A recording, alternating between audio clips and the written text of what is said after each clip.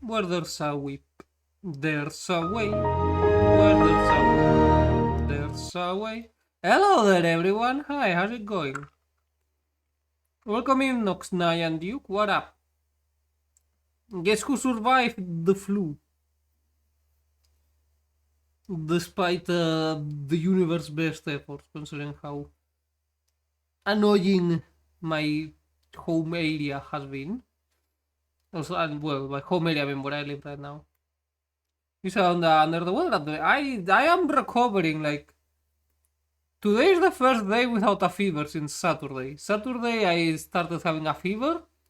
Between the Saturday and Sunday night, I had a fever so high I was actually hallucinating.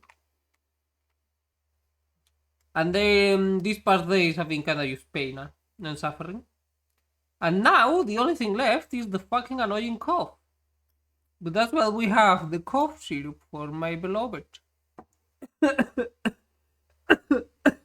It doesn't help much, as you can see. And yeah, I assume my voice sounds even worse than usual, which it's an achievement, I'd say. So I my friend with a resume. Weird turn of events, I know. Life is like that. It's like Forrest Gump said. Chocolate surprise. You should forget how you drink warm tea. You see, I really don't like tea. So I prefer to be given cough syrup. I like that more. Plus, it does have some drugs in it, and you know me. Or like steam orange. Steam oranges. Is that an actual? This is the first time I've ever heard of steaming any fruit at all, let alone oranges. I am quite surprised. Steam oranges with salt. I can't believe it helps, because you know. Otherwise, what would people do? It would like.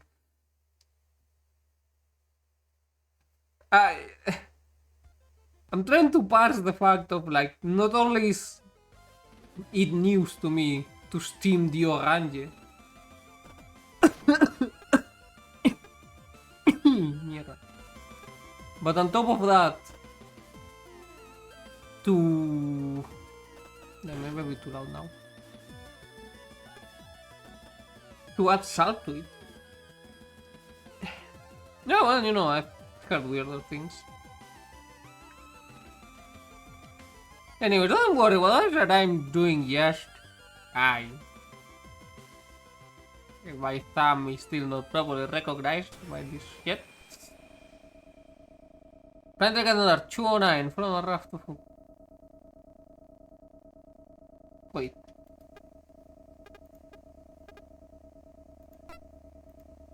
There we go, I forgot that... I am so smart. Anyways, let us continue where we left off. With Lieutenant Quijano. Or Lieutenant Prita Quijano if you wanna use the full name. Well, if you want to use the really full name, it's Prita Quijano Sanchez. What I missed those episodes, well, nothing, I didn't play since I died. Actually, I'm not sure if you were here when I died, just, well, not, it wasn't just, it was Saturday. Like Saturday I was playing, everything was good, and then I started feeling worse and worse and worse, and then the fever hit. We stopped right here. Still quite early last stream. Ow. What was the last thing you saw? As you step into a small room, you suppress the door and tools around immediately. Hey, Lieutenant, did I send you to check up on me? He looks a bit pissed. He looks a bit pissed. Mierda. The prison of Vanessa with Hansen. Well, a lot of shit happened, actually. Did you see the Ailemau? Like, did you see the alien mech? Because if you didn't, I don't know how to tell you this, but there was an alien mech. And a factor of things happened. Just check the VOD, it's short.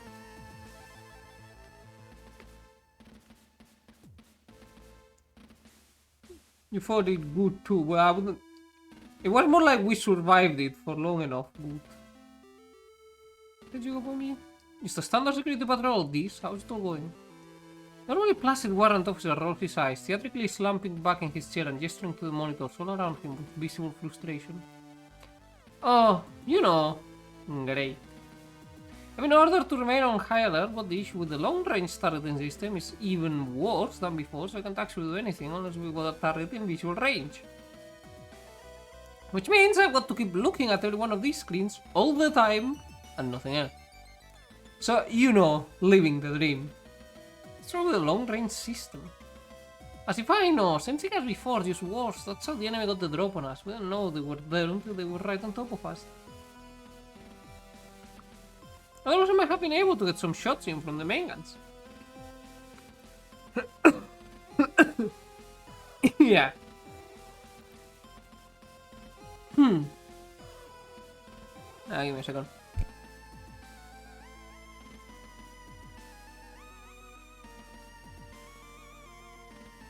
Okay, I'm back. All is good. Don't worry.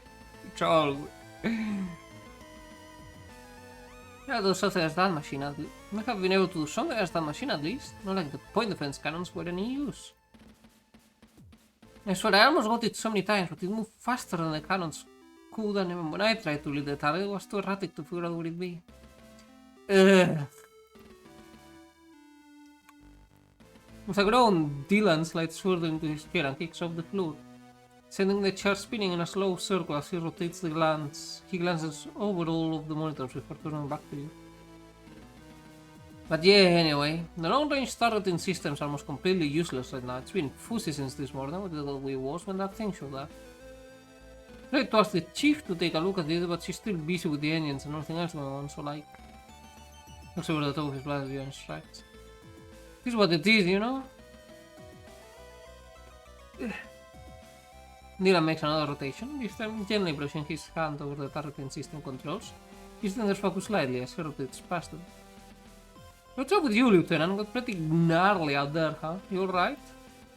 Take a moment to rub your neck. You noticed it was beginning to stiffen and the pain was creeping in around the edges. Hopefully whatever the doctor had given you would hold out for a few more hours. Yeah, not too bad this. Thanks for asking. I'm fine. That's good, yeah. Could see Hansen's Juno through the cameras. Pulled some pretty sick maneuvers. You must have been really hanging on in there. Think back to how you'd been thrown around the cockpit by some of Hansen's stunts. The experience of clinging onto the temporary passenger seat wasn't one you wanted to relieve soon. You're not wrong, things were pretty wild out there. I'm just glad we made it back in one piece. Yeah, I'm sorry I couldn't do most to help you out with the gun dog's weapons, you know. Just everything was way too slow. Smile and wave your hand sadly to dismiss Dylan's concern. Don't worry about it, this. We couldn't do much against it either. I don't think there's anything on board that would have taken that thing out. Yeah, you might be right, huh? Something happened to the two of you and you're about to make your excuse to leave before Dylan leaps forward in his seat, looking you dead in the eyes and speaks in a hushed tone. So like, what is that thing, Lieutenant? What happened on the O'Brien? Is it Martian? Terran? What's the deal? Have you got to the pilot yet? Press your hands on your hips before shifting your weight onto one foot and crossing your arms instead. As exhaling deeply, you break the eye contact and look around the room at the monitors, finally looking back to Dylan, who sits there staring at you expectantly. Honestly, this, I've got no idea. But I noticed that it blew the O'Brien to pieces and then came for the gun dog, and nothing we've got seems to have been able to scratch it. Dylan lets it outside, making his position obvious. Great, okay. Well, thanks anyway, ma'am. Guess I better get back to these monitors in case another one comes looking for his friend. Sure, check in on you later, this. Dylan turns back to the walls of monitors and you watch him begin to idly plot the controls. Adjusting and shifting views on those some screens and altering the focus on others. Oh, this? Yes, Lieutenant? How can you not listen to your music? A loud groan lands back in his chair and stares at the ceiling for a moment before looking back to you. I'm on high alert, and because the long-range system's out, that means that we're on visual range targeting only, so I don't get any early warnings or detection notices. I got to even look out the entire time, so I can put on and take it easy. It's killing me. I see. What good is it even gonna do if I see another one of these things? The unstock weapons couldn't keep up with the one that's made itself at home right inside the ship. I mean, do we even know it's out of commission for real? You grit your teeth. You'd like to give Dylan some reassurance, but you were having similar thoughts yourself. I want the chief to fix it so I can get back to my music. I feel like I have to sit here in silence for much longer. I'm going to go nuts. Well, if I get the chance, I'll bring it up with her, alright?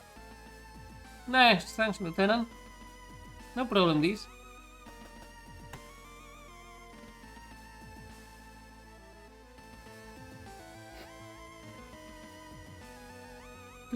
Same on mass. Yeah, this is a bit. Very difficult controls for very few, but I was really had these arms full here during the fight. Yeah, watching him switch with all this point in the defense system was really something to watch. I guess the resistor will really input some patterns. Yeah, it's the same.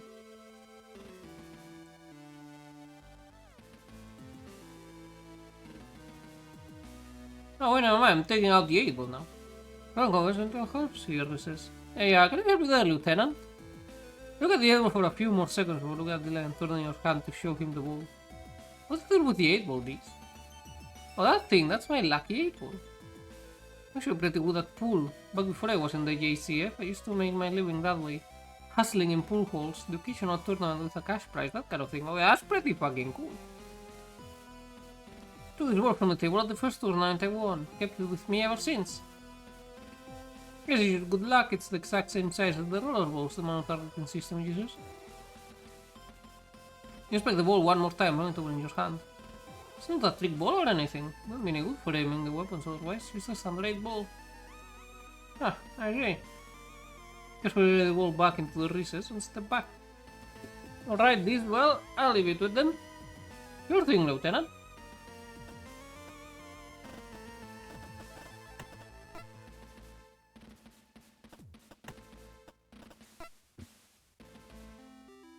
Let's go talk with Haru. Although Haru was keeping the answer right now, you thought that with things the way they were both on board ship, we got to check in with everyone. Well, I sit next to the pilot who gives you a flicker of recognition for continuing to slowly pick at their pancakes. And Sen Romney, how are you doing? Better than you after that landing, Kihano. I don't think I'll be seeing you out of the sick bay so soon. Yeah, well, I was lucky that. Is Hansen out too? Oh no, he's still being seen by the doctor. When I left, he was taking him into the surgery wing, something about artificial ossification? Damn, how did you manage to go and break something that seriously was you up and about without a scratch? Well, next time you see him, make sure to give him the thanks he deserves for getting you out of that situation alive. If it wasn't for his piloting, we should ship to space dust right now. Oh, you fucking canny. Roll your eyes and cross your arms. No. We thought of actually thanking Hansen for something. Yeah, let him know. Here's the return their attention to their pancakes, continuing the meal and interrupting it with the occasional sip of coffee. Sit there for a little bit longer, but as the silence drags on, you decide you've probably got as much conversation out of Haru as you're going to. You put your chair back and stand up. You to walk away, you hear the sound of Haru's chair as it scoots along the floor, causing you to turn back. Seriously, Lieutenant, make sure you tell him. You look at Haru for a moment and mentally shrug as you turn away again. For the first time, Ensign, don't worry.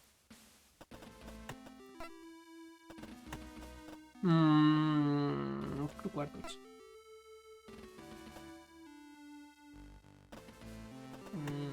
My quarters. Oh wait, never mind, I'm still doing the... Fuck. My rounds. Right, yo. I am so good at my job, aren't I?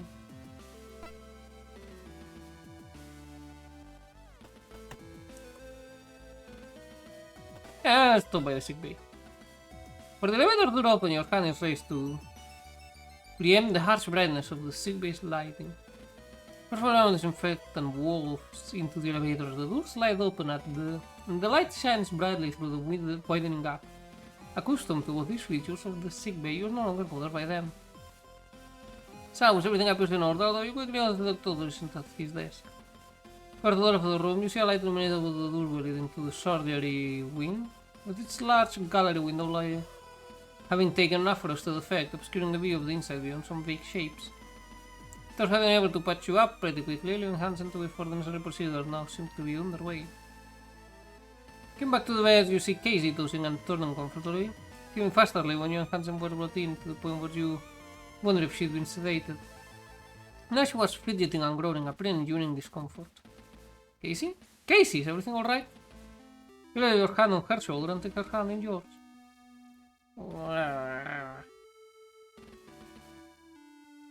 Casey, can you hear me? What's wrong? Oh, it's you, Brita. How was the mission? Did everything? Yeah! She lets out a scream. Casey janks her head. Oh, need to scratch my head.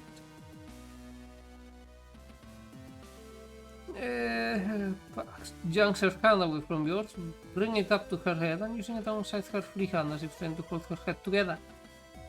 Yeah, Casey, hi. I think Casey's not in the mood for a high right now. I'm not overtaking my pain. Casey thrashes on the bed.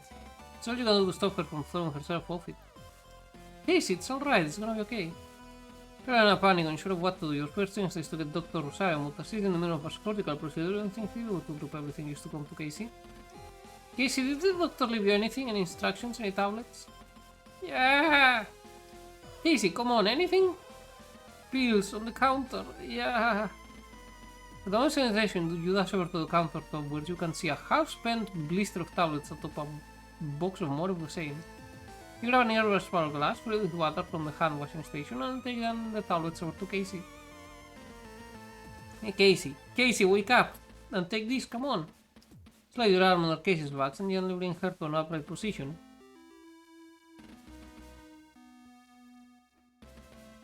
Well, I'll introduce my body paracetamol then. Well, how do you think I'm currently standing here? Amongst you people.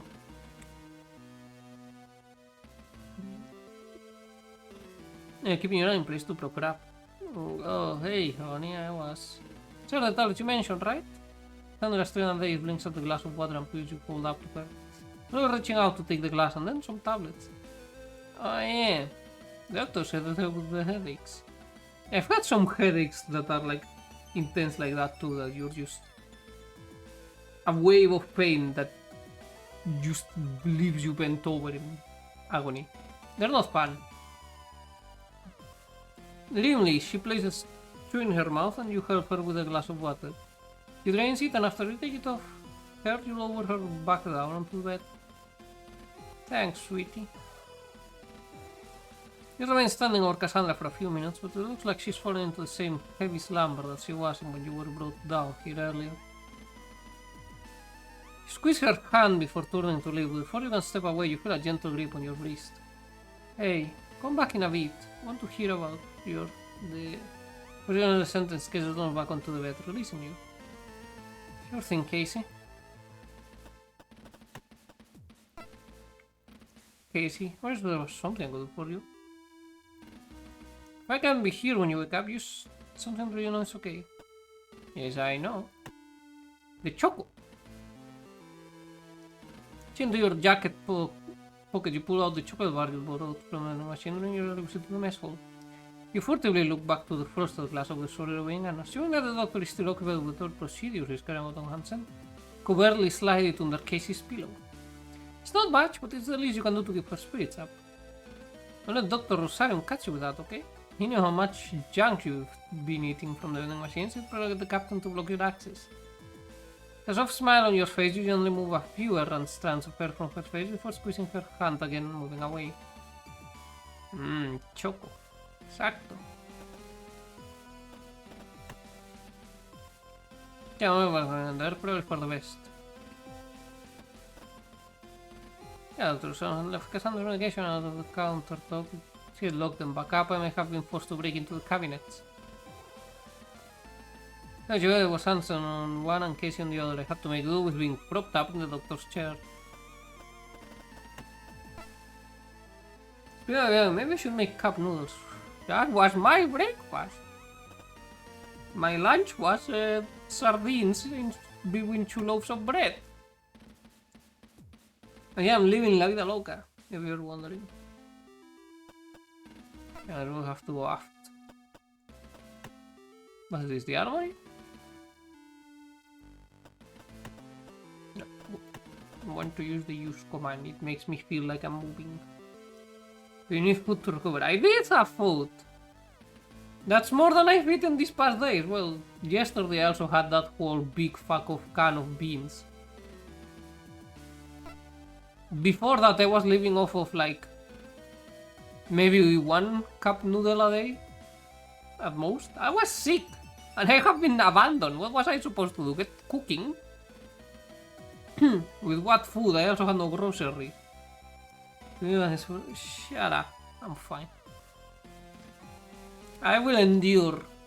You pass to the students of that thoroughfare and head into the thriving lives of the engineering department.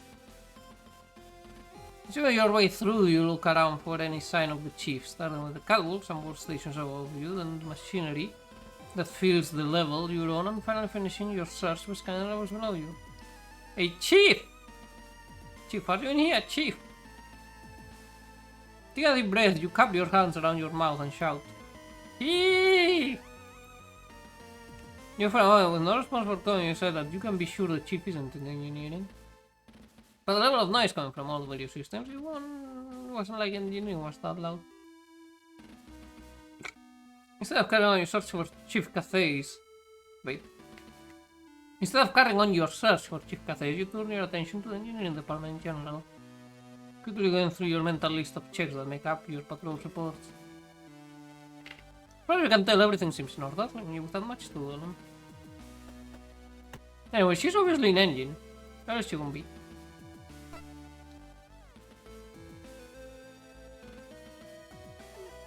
The doors to the engine room slide open in front of you.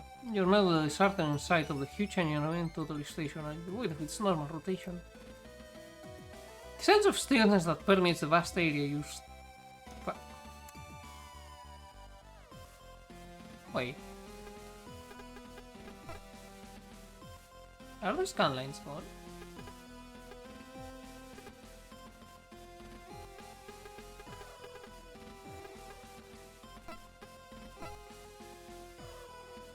No, they're on, they're on.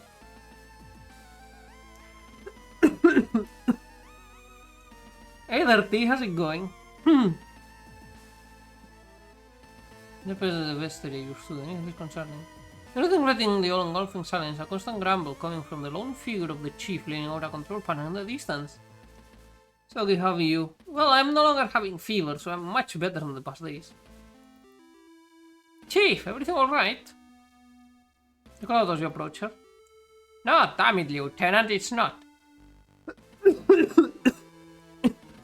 Only the cough remains, but you know.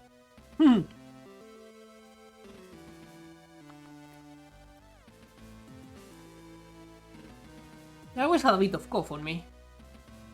Yeah, don't worry, it's fine. It will go away sooner or later.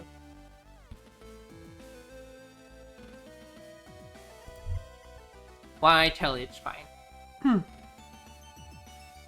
You don't think I'm happy about the chief's curt response, but also that you don't need to pester her in order to drag her attention away from what she's doing. No? No! If I know better, I'd call it sabotage, but no one else on this ship has the know-how to do that kind of thing. So I don't look like an idiot who can get the NPEs back online. Wow, Chief, hold on, sabotage? Obviously, me too, but thanks. Problem is usually when I have a cold or similar, the cough tends to linger for a long while. So my lungs and my throat especially, they're really easily irritated and they stay that way for long. It's not sabotage, Lieutenant. Like I said, no one on this ship would know how to do this kind of thing. It will have hardware issues, and I've never sent the software to a full reset on the startup process before, so if it's something I'm missing like an idiot, then... Chief, what's going on? Yeah. I went through the entire startup process and was just about to fire up the NPEs when that machine crashed into the hangar and I have to go and secure it.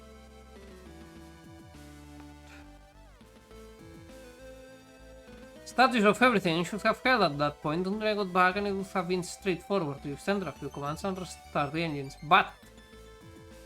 Chief lashes out with her boots, striking the bottom of the casing of the control panel she'd been working on. Whole process has been reset and all my calibrations and checks have been wiped. Have to start from the very beginning. So the NPE is online. I can't even get the ship moving. Let alone get the HFDD started.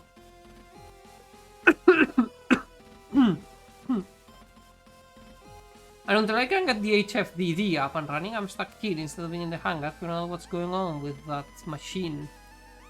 It's killing me. And every second I waste screwing out the engines is another second we're adrift out in the boonies with God knows what in our hangar. Ugh. Chief tries the base of the control panel again before leaning on it and beginning to key in commands. Even the preset functions I've installed have been wiped out. It's basically at shipyard status. This is ridiculous. First I'm going to have to. Is there anything I can do to help? Ha! No! Oh. Nothing personal, Lieutenant, but no. There's absolutely nothing you can do to help in this case. Well, thanks for offering. No problem, I guess. But even though responding, the Chief has turned her attention back to the screen full of diagnostics and settings and has begun keying in commands, pausing to take note of some nearby readouts and then inputting more information. You have a mental note to fill the captain in on the status of the engine startup process and decide to leave the Chief to it, since there's apparently nothing else for you here. I'll start with her again. Hey Chief, but the machine in the hangar. What about it? What do you reckon it is? Where do you think it came from? Mars, Earth? Damn good question, Quijano. I got absolutely no idea. Never seen armored weapons or a propulsion system like that. I've read speculative proposals about that kind of tech, but we're decades away from the fundamentals of it. I mean, peacetime, but all the big governments are doing everything they can to develop their weapon systems and sure they're not caught out again.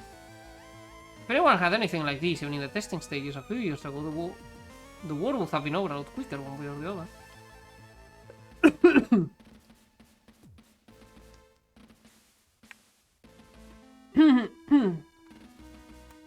Ah. Whoop caps. Can't believe that Duke would scream in the pretty chat. So rude. Even if there was Martian or Terran, doesn't make any sense to test it in the JCF's backyard. If it's ours, then why would they send us in without letting us know? So there's nothing in the case where it came from or what it's for? I can tell you what it is, Lieutenant, that's for sure. The machine is nothing but a weapon. Beyond that, you're able to put out some answers to these questions. If I wasn't stuck here starting these engines from scratch, would you distracting me from Lieutenant, so get out of here? Yes, Chief.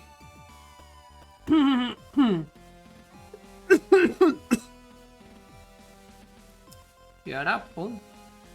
It is a gay. Actually, I'm bisexual.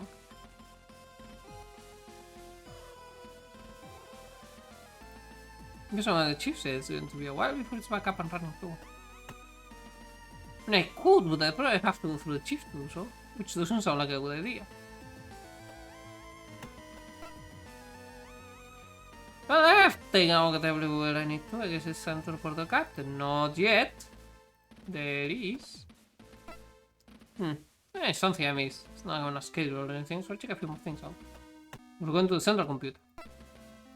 I want to pause outside the door leading into the small room containing the interface for the ship's central computer. So looking much like any other door on the ship, made distinct only by the stencil panel, stating that what lies within is the ship's mainframe. I can feel the weight of the significance of what lies behind it. It had only been a few hours ago that you desperately hooked up the portable terminal and used the last of its batteries to open the door, allowing you to make your way inside and reactivate the computer and put it the gun dock.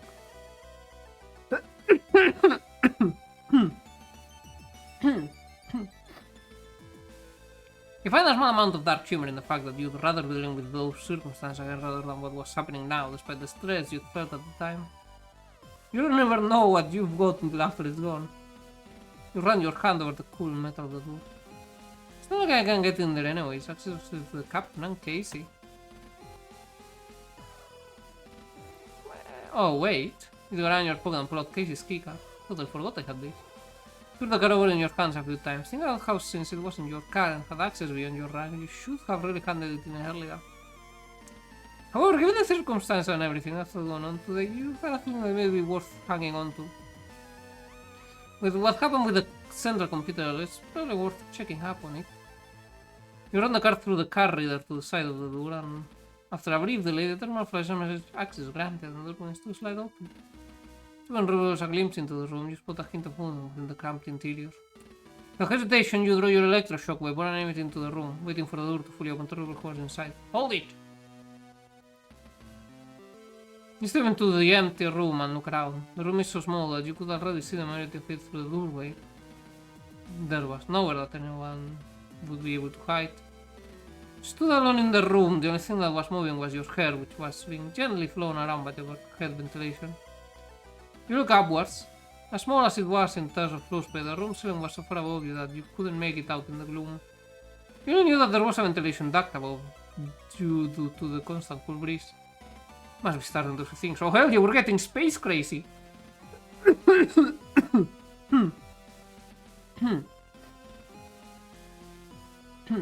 Nah. You say to yourself, holstering your weapon and pinching the bridge of your nose with your thumb and forefinger. For a brief moment, you look around the room one more time. Not seeing anything unusual, you shrug and step back into the engineering department. Well, everything seemed okay in there. Still slight slightly toward the way and head back towards the engineering department's main walkway.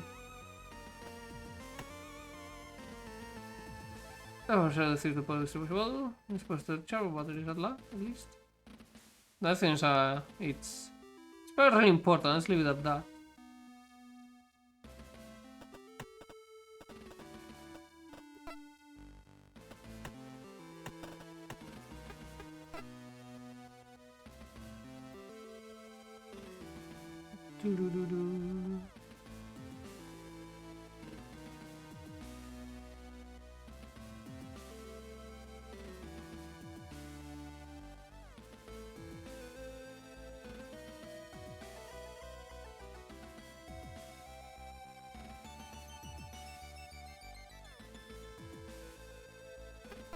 Well, everything has been checked, methinks. I think. Hold up. To segue to the armory, I haven't. But I am paranoid enough to check everything now. At a glance, I don't trust it. So they should be having have affected armor at the distance. A bit too than if it had, you need the captain's authority to touch the armory anyway. The only person on the ship allowed in here. The foot cylinders have electroshock rounds right now, which is more than enough, I don't need anything else. There's no iron paranoia from that machine arming at serious. I don't know worth me spending my time wandering around one of these. Nah, that's scheiße. And that gets it going. Man. Alright, I think so. I don't know. That wasn't... Wait, what the fuck? Passed through here. This definitely wasn't like that when I came through here, no? Head over to the entrance of the entrance doorway and... Holding on to the sides, leaning to the space, first looking up and then up. We have a fucking alien, I knew it! Fuckers. Still working, alright. Into the space only up and downwards. That extends into the gloom in both directions, although you can only see up to a certain distance, you can't see anything unusual and you don't hear anything either. So you move to pick up the panel, pressing no, what are you doing? A bit of trial and error, but eventually you get the panel attached again. Give it a few knocks for good measure. Should do for now. We're checking the sick bay.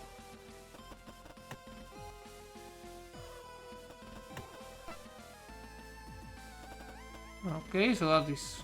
she's still fine there. Refurbished. Nothing out of the ordinary here. So let's go check in the bridge. Actually,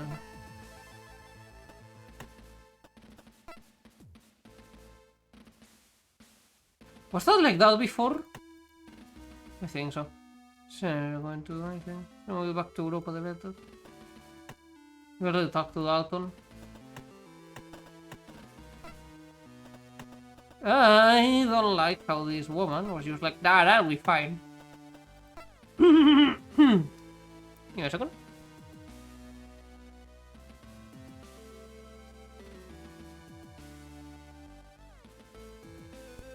Much better. Step off the elevator and enter the bridge to the sound of a drill beeping coming from the control panel. Through the panel, typing hurriedly on the keyboard is Vanessa. She looks over to you with a start before turning back to the keyboard and quickly entering more commands. After a few seconds of typing, she aggressively hits the enter key, which silences the beeping and turns quickly to you, looking slightly flushed. What do you want, Lieutenant Quijano? At this point, you no longer have the energy to mask your exasperation and let out a sigh as you pinch the bridge of your nose with your thumb and forefinger. Carrying out a standard patrol, Lieutenant Lord, making sure everything's in order, following the battle. Is everything okay up here? You lean slightly to try to see what was being displayed on the screen above the panel Vanessa had just been using, which was now stood in front of. Stepping sideways to block your view, Vanessa reaches back to the keyboard without turning around and does a quick series of button presses that shift the displays to something else. She was watching porn. Of course you're on patrol. I suspect that you wouldn't be here to give your post-mission report like you're supposed to. It'd be too much to expect the Gandox hero, the Dacian Lieutenant Quijano, to actually follow protocol for once. But then I asked how I had to remind you of the procedure when the power went out. I suppose you might not be willfully ignorant of how you're supposed to act. Well, you're just plain ignorant instead. You're a familiar rising tide of anger within you, a feeling that for most of your career has been limited to encounters with Hansen, but was now becoming much more common with every conversation you had with Vanessa. You know you're supposed to report to the mission overseer immediately after you're dismissed from sickbay for the briefing, right? In your mind inside you had to check in on the breach, and Lieutenant Lord was swiftly leaving you. Yes, Lieutenant, thank you. I am aware of the procedure, but I'm under direct orders from the captain to begin a constant patrol. Besides, I would have assumed that someone as capable as yourself would have been able to get the general picture of what had happened on the O'Brien without needing to tell you. Or was the battle outside the ship and the giant machine currently in our hangars not obvious enough? Since I had picked up on the barb in your query, she wasn't acknowledging it. Captain's orders, huh? Well, those are worth. Holy shit, let me execute her already! She's clearly plotting a mutiny. When Vanessa's general aggression was used, a personality efficiency, her increasingly open hostility to the ship's command structure was beginning to stand out to you as something more than just unmanaged anger issues. You have a mental note to bring it up with the captain. Yes, we are finally telling on her mutiny. She's getting court-martialed. Finally. Lucky for you, Lieutenant. I'm more than capable enough to pick up your slack, and I've already gone through the communication logs, the UNOS flight data. So in the process of reviewing the O'Brien's black box information, I'm actually pretty impressed. I assume you've been playing the hero because a certain someone was involved, but even I'll admit that it must have taken guts to it for Hansen to get back to the Juno. Or was it that you knew you didn't stand a chance if you tried to pull that Juno on your own? You rolled your eyes. You've been surprised that Vanessa was giving you something that was coming close to a compliment, but of course you have to be second guess in the very next breath. I'll do anything to be in the fighting squad of Vanessa. Like, I'll do whatever needs to be done, I'll do it. Just so I can use a full auto machine gun on her. Look, Lord. And another thing, Jesus Christ, shut the fuck up, woman. I want to hand it to your quick thinking skill when it comes to commanding ensign crews during that battle. With your decision to get Cadet Grange involved, things might have turned out very different for the Gandox. Still, it's always easier to just sit back and tell people what to do than to actually do it yourself, right? All this pressure, that's literally all you do. You have to step back at Vanessa, but your exception wins out against your anger and just follow your words. Well, Lord, I'm glad that you put your talents to good use and managed to get the assessment done without me. I got orders to carry out, so if you don't mind, I'll be leaving. Oh, not at all, Lieutenant. No, if whatever creature is lurking inside the ship right now first goes and kill Vanessa, I will consider them a hero. We will celebrate them as a hero before spacing them out for being filthy sinners. And to keep it from your important work. Keep it up, I'm sure going into your duty will be rewarded very soon. Willing to put up with Vanessa's consistent contempt for much longer, you mumble a vague goodbye and turn back towards the elevators. Yeah, here now, she's Vanessa in charge. But she spends as much time as she can in this chair. So she's acting pretty well. Hey, I wonder what she was doing at that station. The blast shutters would have been down in the water, but against that thing I don't see them being much use. See what she was doing, but I don't think the potential owners were doing it with her around. The others coming around would lost a lot of sensors compared to do, so we'll be relying on our eyes until the chief gets it fixed. So we're fucked basically. But the machine gun, can I go with her on a date? No, she just gets... She's going straight into the fucking killing fields. My distaste for Vanessa cannot be put into words. Won't you just not have another conversation with Vanessa right now? Lieutenant Lord? Haven't noticed any strange activity recently, have you? Like what, Lieutenant? Like, contagion losing power on the backup systems? I lost contact with the ship that we were supposed to run away with. Lieutenant. Well, sudden attack by a completely unknown machine. Lord, could I... Or how about... Lord, give me a chance to talk for 2 seconds, you self-absorbed bitch. I will kill her with my bare hands. Now you listen to me, Lieutenant. No, there's a chance to launch into an artillery, instead you stalk over her. Found the panel for the maintenance crawlway in the central hub on the floor. I'm just checking that nothing out of the ordinary has happened. Oh, is that all? Please your face in your palm. I'm wearied by the amount of effort you have to put in just to have a simple conversation with this bastard.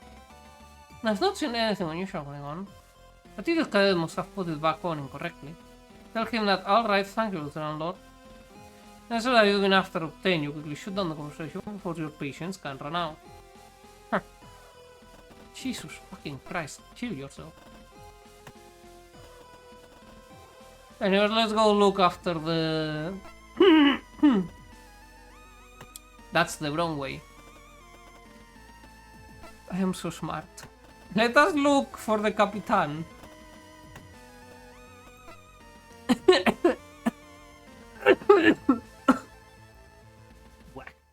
He's cute, her super size act. I can pretend to be on her side for one day. I'm not sure you can. This woman is made out of acid. Vitriolic acid at that.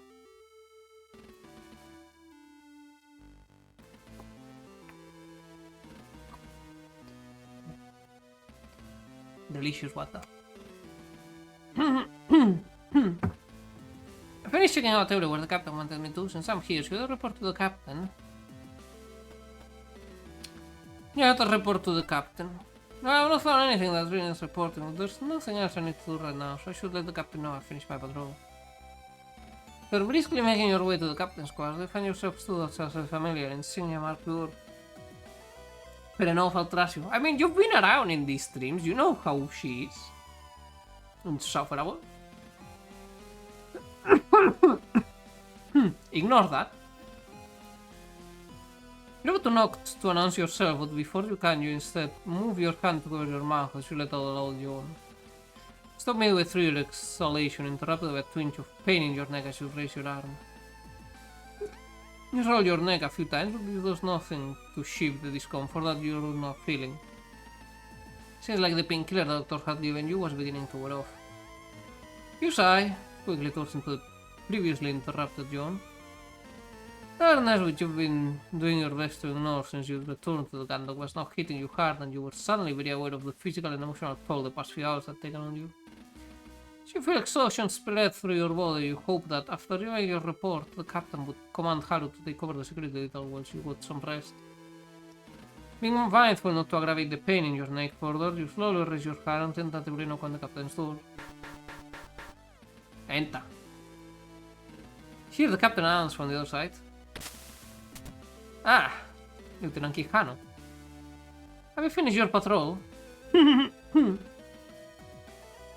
shut your eyes briefly and drawing a deep breath, mastering the energy to engage with the captain. Yes, ma'am. And? You let the breathe slowly. Conversations with the captain could be exhausting, and to how little effort you seem to put into them, and right now you feel the very real need to conserve your energy. Having visited Fire Control, the breach, and the engine room, aside from the existing issues with the long-range communication system sensors and NPs, there's nothing new to report. Lies! With the exception of a few minor technical issues that appear to be the result of our battle with that craft, I can't find anything untoward or immediately. Clearly the fucking panel was missing. Am I the only one here paranoid enough in this ship to notice? There's an intruder I've been able to observe. Yes, there is! See, everything's in order. Place your duel to stifle Ion. As you catch a glimpse of the captain's bed in the annex that serves as her bedroom, you find yourself desperately craving your standard issue bank. The patrol route, at least. Yes. Good to hear. The order is to stifle Ion and the captain to dismiss you. In that case, Lieutenant, you act slightly, awaiting the order to finish for the day and pass the torch to someone else. We need to head to the sick bay and get an update on Ensign Crew's status. Tense up again, the prospect of immediate rest now pulled out from under you. Ensign Cruz, ma'am? Yes, Lieutenant. When April spoken to Dr. Samu, he advised that the procedure should have finished some time ago and Ensign Cruz should be ready to resume duty shortly after. I need to brief Ensign Cruz on his new responsibilities, but I'm yet to hear anything from the doctor.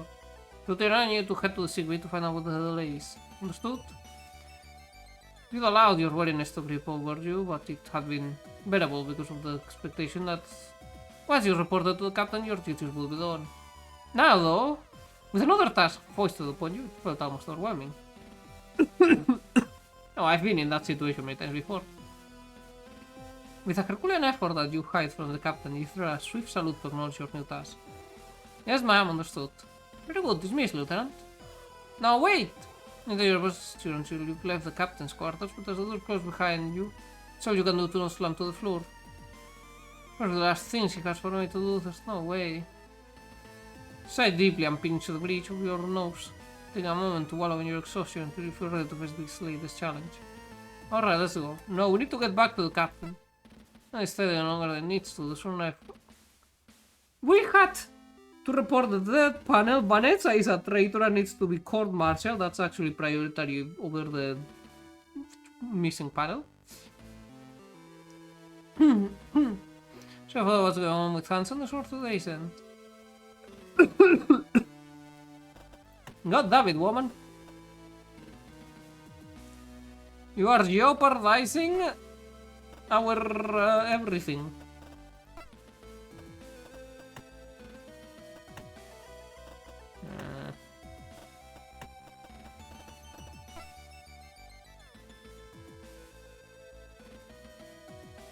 I don't know why that scared me.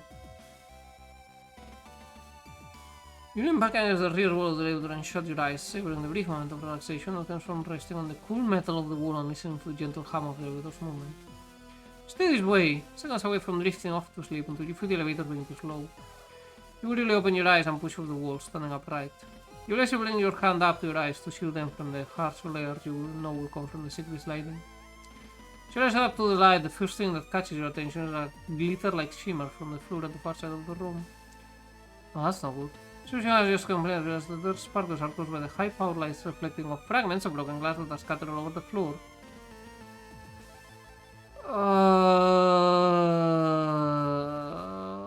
That's not good.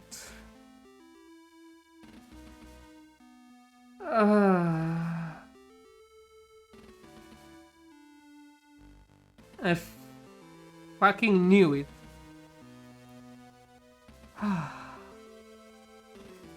So you fall asleep in the elevator like gets fucked.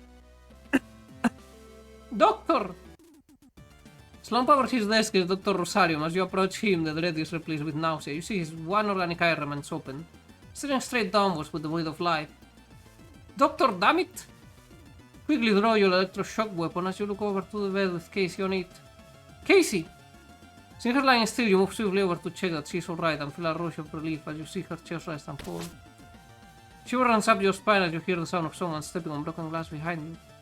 Hold your breath, wait for a single second, and then swing around, bringing your gun to below where you hear the noise coming from. Swing your arm out, it's immediately intercepted, stopping its arc before you can aim it at where the noise behind you had come from. As you have time to there's a fist flying towards you, striking you square on the chin. Nothing you can do but stagger backwards. Within a second, you're unconscious. No, Casey! Hey there, Vaporwave Axolotl. How's it going? You come just as shit is hitting the fan for like the third time in one day. The gun dog is not having a good life. Let's just put it that way. Who hit you time to start? I have no idea. They better not do anything to Casey. Wait, what did I miss today? Well, not today as in this stream, but like today as in game day.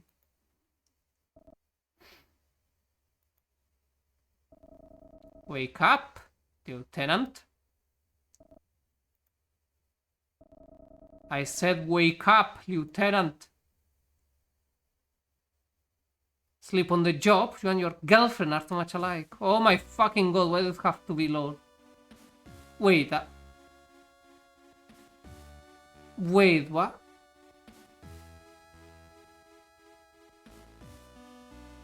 Where's the doctor? Lord, what? I was going to think that you decided to copy a Lieutenant Commander and play Sleeping Beauty for the rest of the mission. Casey, is she?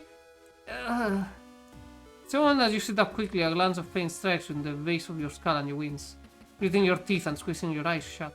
I wouldn't make any sudden movements if I were you. I found you knocked flat out on the floor of the sick bay. Yeah, the way you fell, you must have taken a serious blow. Shame, it's not even what a doctor to do with that kind of thing anymore. Oh. Move more slowly, this time you bring yourself upright and maneuver so that you're sitting on the edge of your... Why am I in my back? Where is Casey? Of your bang, you keep your head bowed as you tentatively feel the back of it where you've hit the floor. Dr. Osarium, he's... dead. You don't have a good look at him, but someone pulled his plug. Kind of funny when... Okay, Lieutenant Lord, that's enough. Without Commander Queen, is she? What, you want to know more about the doctor and you're already planning your investigation? Shouldn't you be asking me if there's any information that help you find the... Turn to look Vanessa straight in the eyes, your face a stern expression of disapproval. Just tell me how Commander Queen is doing, Lord. She's unscathed, Lieutenant. As always, she somehow managed to come out of things absolutely fine. We move her to her quarters for the time being, to be persecuted. Good, okay.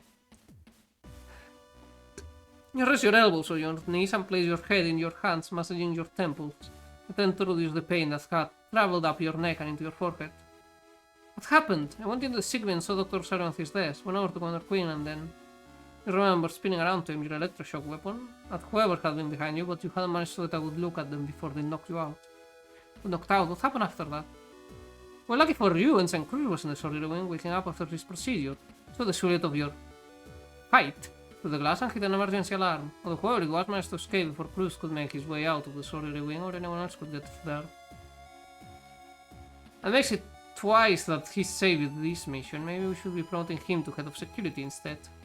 You roll your eyes at the thought while screaming internally. Having Hansen to thank for his role was becoming an uncomfortably common occurrence. So what's the current situation then, do we know? You got to stand up, the same pain from your tools, and you sit back down, wincing and rubbing your neck. Fortunately, Lieutenant, no, we don't know anything. Your head of security taking a nap, and everyone on high alert at the station, so we don't much to have the chance to investigate. But don't you worry, Lieutenant Quijano. We've got Ensign Cruz and Romney taking care of security operations until you recover. Whole ship's on lockdown at the moment. Clearance is restricted purely to necessary duty areas for each crew member, and access can only be granted from within the room if someone else wants to enter. So the captain's happy for you to take your time to recover. Captain Bartormir doesn't want me back on duty immediately. Why are you here? Lieutenant, we're crewmates. Can't I stop by to check in on your recovery? Woman, you... I want to bash your head into this here monitor. Like, you just ram it in.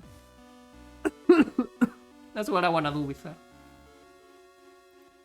Shoot Vanessa's stern expression, raising your eyebrow but staying silent. Oh, fine, Lieutenant. I want you to understand the full stakes of what's happening right now.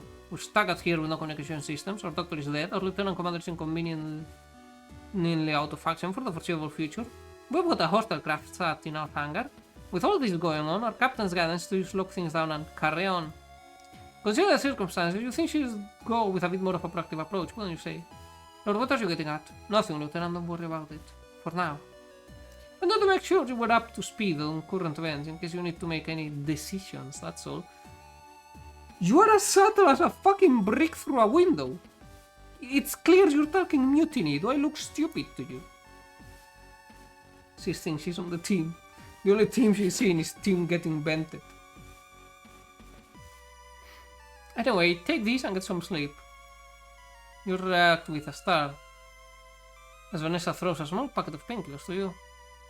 Catch it and turn it over in your hands. You notice the box is slightly crumpled and pull a small fragment of glass out from where it had been lodged in between the box's stacks. We'll be needing you, Lieutenant, soon. Go from the packet just as Vanessa tours to leave the room. Without saying anything else, she exits your room and steps into the corridor beyond, with the door hissing shut behind her soon after. Once Vanessa is gone, you take the opportunity to look over the packet again before placing it down next to you on your bank.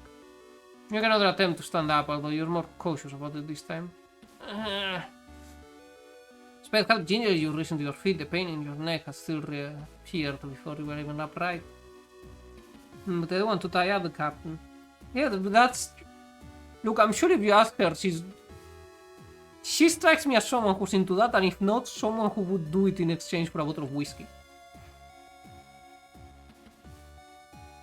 So you have options without resorting to mutiny.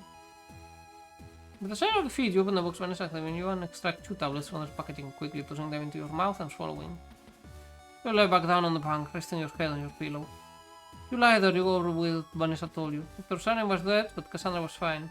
Hoover had been responsible, had been apprehended, and the whole ship was on high alert. You need to think over who the assailant could be. You couldn't think of motivation for a single crew member to attack the doctor. Although now that you think about it, the disarray in the sick bay was very similar to what you saw on the O'Brien. What's what happened there happening here? Yes, it is! Yes, it is! Yes, it is happening!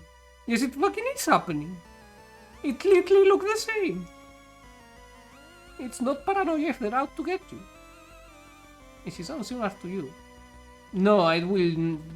You cannot bribe me with just a bottle of whiskey. I'm not that desperate yet.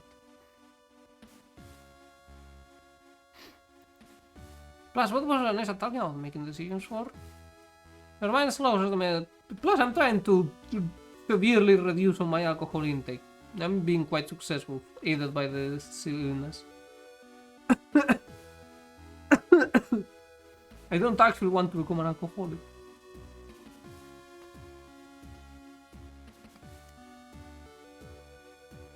Mind slows the medication and your thoughts lazily drift from one subject to another. Although you do your best to keep thinking about the dramatic shift in circumstances, you feel yourself beginning to slip out of consciousness and back into the exhausted slumber that Vanessa had interrupted. The last thing you remember before drifting off to sleep is that as soon as you were awake, you knew the first thing you'd be doing was visiting Cassandra. April 24th, Planetary Gander 214. Tisha's kiss speed, that's fair and respectable. Close but not quite. I'd say she's cuter. After recovering from the attack, Lieutenant Quijano awakens in their quarters for 24 hours later to the sergeant to receive any instructions. Now pending orders, they decide to check in with Lieutenant Commander Quinn to see if they have recovered from their affliction. Juvian Space, Lieutenant Quijano's quarters, Juvian Patrol Ship, JFS Gandok. I'm pissing myself. You have Juvian interlocking your fingers will impact, not your back and your neck. Surely there are remnants of tension in your body, you sigh. Thankfully, it seemed that some bed rest was all that you needed to shift the accumulated aches and pains that you gained over the course of yesterday. Some sleep, coupled with a shower and a change of uniform, had left you feeling like a completely new person, almost as if nothing had happened at all. Although despite how regretted you felt, there was no way you could ignore what had happened. Okay, you know what, I need to piss. Be right back.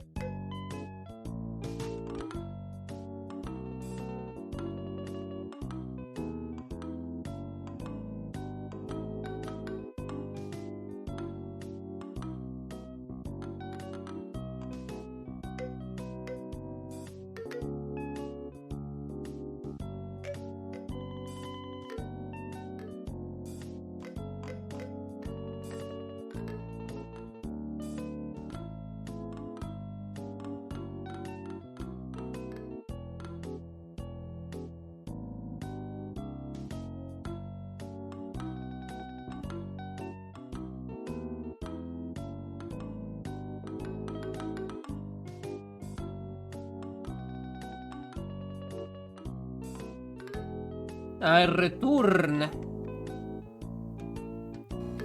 Ay. Hi. Dankekano, you have no clearance to from this matter. Excuse me, I have all the clearance I want. Balo, I see you still cannot talk normally without announcements. No, you don't. You are not even an ensign. You are a cadet.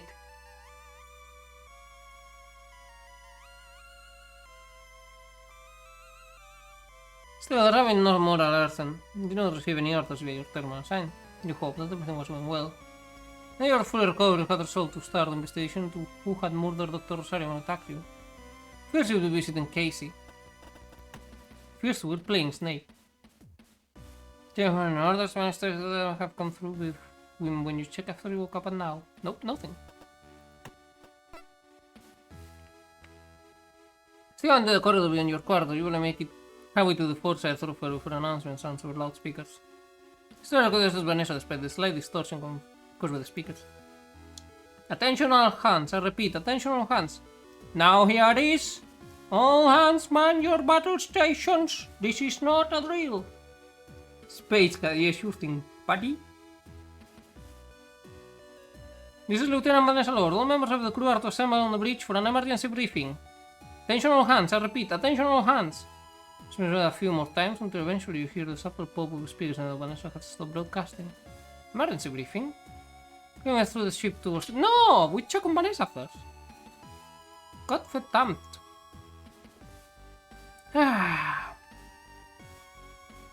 You ran your keycard for a reader and wait a little longer than usual. You can only assume that whoever is on the bridge is taking a few seconds to authenticate your ID and grant you permission to enter. Soon enough, the door opens and you step inside. You stand around the elevator, listen to the dull whir of its motor. You wonder why the captain had called this meeting. You go out with a plan to apprehend the attacker. No, it's obviously a mutiny, you got the moron! Why am I commanding an idiot? Okay, that's it. Draws gun and pulls it inside your mouth. You will respect my authority. You have no authority and no gun. There's a plan to apprehend the attacker. A thorough hands on course on plot whilst you've been resting. But something worse happened that the whole crew needed to be made aware of. A short way the doors slide open, you step out onto the bridge. When you expect to see the captain, you start to see Vanessa, sitting in the captain's chair and flanked by Harold Hansen. Uncle Hannon, glad to see you're so enthusiastic. Please wait there until the rest of the crew join us. Stay us about, Vanessa. Where's the captain? Address that once everyone is here, Lieutenant. There's no time for screwing around. What's going on? Take it easy, Lieutenant. Then Rodney swaggers up to you, placing their hand on your shoulder before moving around behind you. Colonel Lord just needs you to be patient and wait for a few minutes until the big announcement. What's your shivers? You feel something blast thrust into the small of your back. You're confident of that, unlike Cassandra's prank when you first came on board, this isn't a pen. You will listen to what Ensign Rodney tells you, Lieutenant. They like to be in charge, and don't take kindly to people who try to get on top of them. Ah, so you're admitting you're a bottom. Good to know. You feel the blunt object slide around your back to your side as Haru steps around you, keeping their arm draped over your shoulders. Crew should know. He's speaking from experience. I am not that slow, friend. You glance down and see that protruding out from underneath the jacket that the Rao is carrying is the muzzle of a large handgun. Not an electroshock gun like yours, with a lethal weapon. Vanessa, what the hell are you? She told you to wait, ma'am. You want to step forward towards Vanessa, but Haru emphasizes the point by thrusting the gun deeper into your side. You quickly stop, letting them draw you back to where you stood. There we go, good choice, Lieutenant. Just let me look after you and we'll both have a good time. Before you can respond, there's a small electronic cheer that sounds from the captain's chair. I've been saying this forever, but the game didn't let me tell the captain. Why? I could have had her court-martial, I could have had her executed. And I would have been happy, I don't care what happens next, I just want her dead. I travel down to the control panel and does a quick series of commands. You hear the whir of the elevator and after a few seconds the door opens, revealing Dalton, who nervously steps onto the bridge. I heard the announcement and That's good, Cadet. Thank you for being so prompt. Do me a favor and stand over there by the lieutenant, would you? Yes, ma'am, will do. As Cadet makes his way over to your side, you look at Lieutenant Lord, staring at her with silent fury. As you guys as a response is a sly grin. As much as you'd love to whip that look from her face, you know that Hansen will be on top of you the moment you try to disarm Haru. You can rely on Dalton to remain calm in that kind of situation either. There was a good chance that he would get caught in any crossfire. Instead, you just remain silent. You're feeling better, Lieutenant. I was really worried when I heard that would happen to you in the sickbay. Thanks, Dalton. Her smeared looking increasingly sinister, Vanessa shakes her head at you, causing you to stop your spells mid-thought. Ma'am? You haven't had much time to resent Vanessa's subtle malice when you hear the same electronic chirrup as earlier. That should be the chief.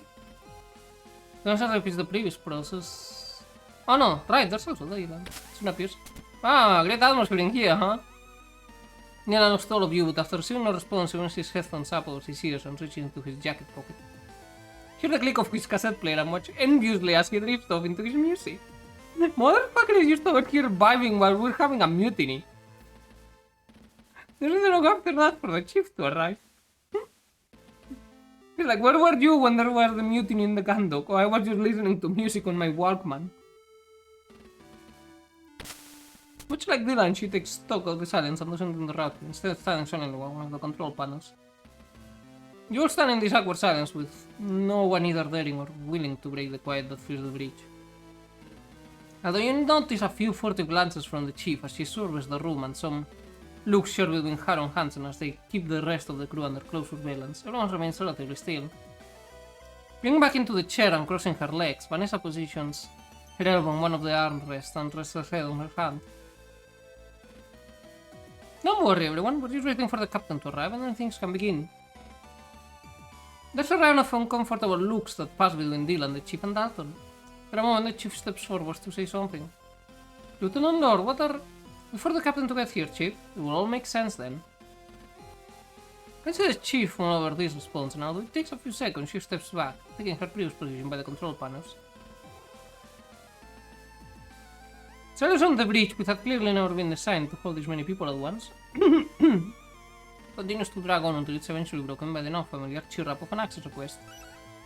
And here she is now. Lieutenant Lord, what are you doing calling an unauthorized all hands? And what are you doing in the captain's seat? Holy shit, she's angry. She's fucking livid.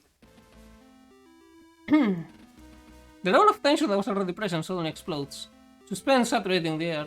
You feel the hairs of the back of your neck stand up as the realization of what Vanessa's planning hits you. What do you mean it hits you? What do you mean it... You could see it coming from a fucking light year away.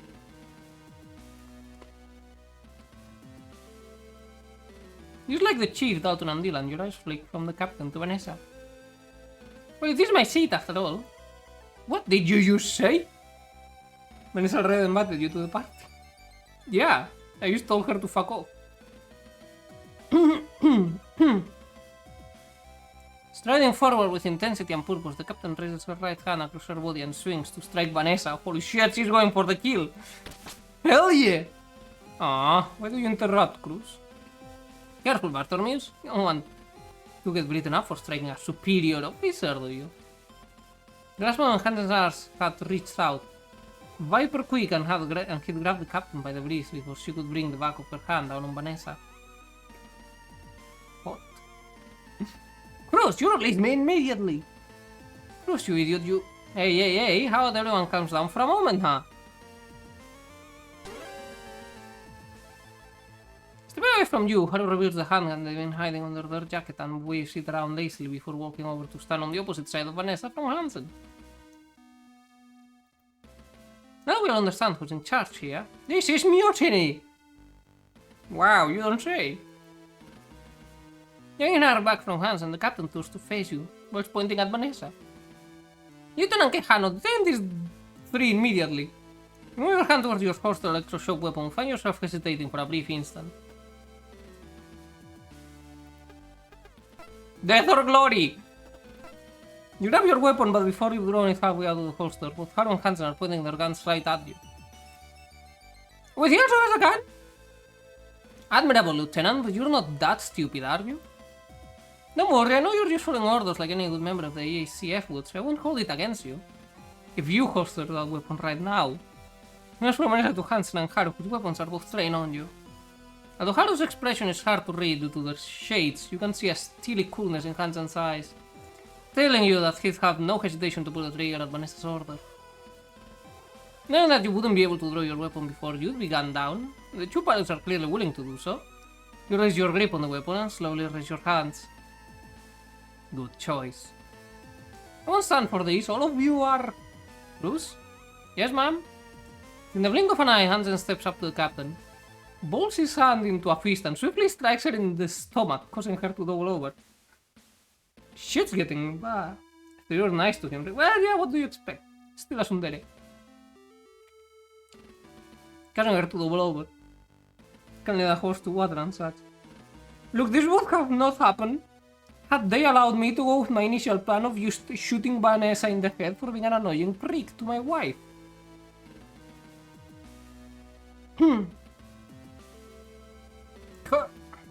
Cruz. Slow down, Lieutenant. Captain staggers backward, clutching at her stomach before falling to her knees, retching in pain. Stepping towards the captain, Hansen cracks his knuckles. Fuck. Cruz, that's enough. Damn it, Cruz, stop. That'll be no offense in Cruz. I'm sure she's willing to listen now. Does anyone else have any other objections?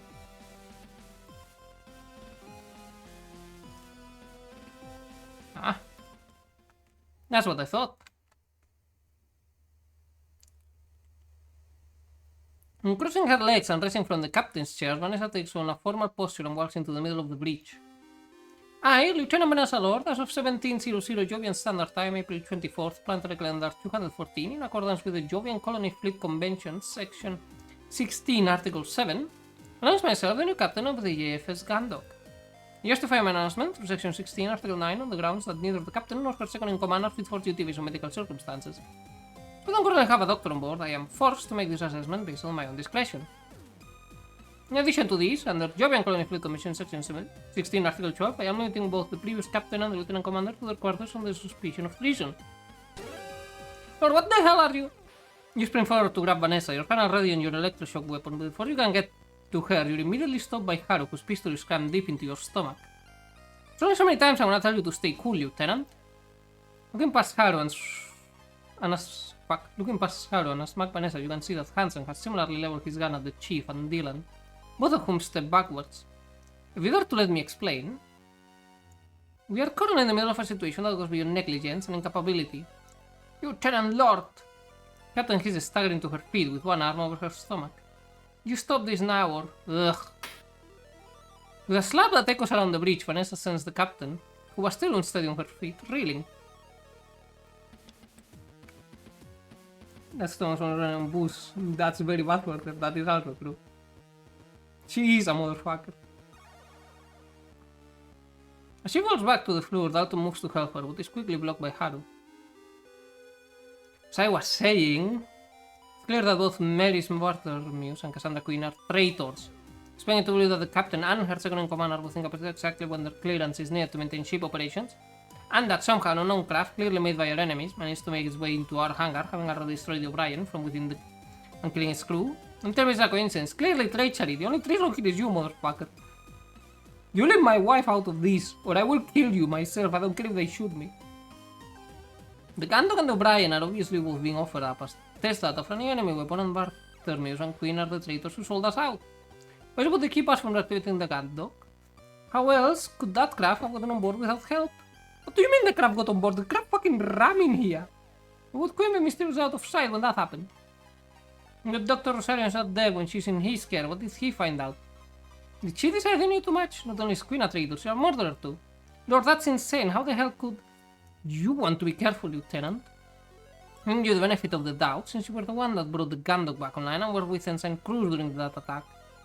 But your close association with Lieutenant Commander Quinn means that I've had my eyes on you for a while and I'm by no means confident you've nothing to do with this. After all, Ensign Cruz didn't see anyone else in the sick bay after Doctor's murder except for John Quinn. How could I have... Ugh. Very suspicious. Still, for now, it seems like I can trust you. You cannot trust me. I will kill you at the first chance. I will not hesitate. I don't care if you send me to the penal battalion.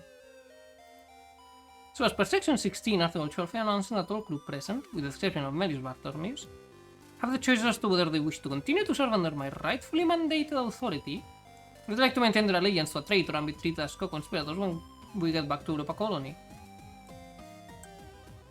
An agonizing silence, hold up. I can see where the wind blows.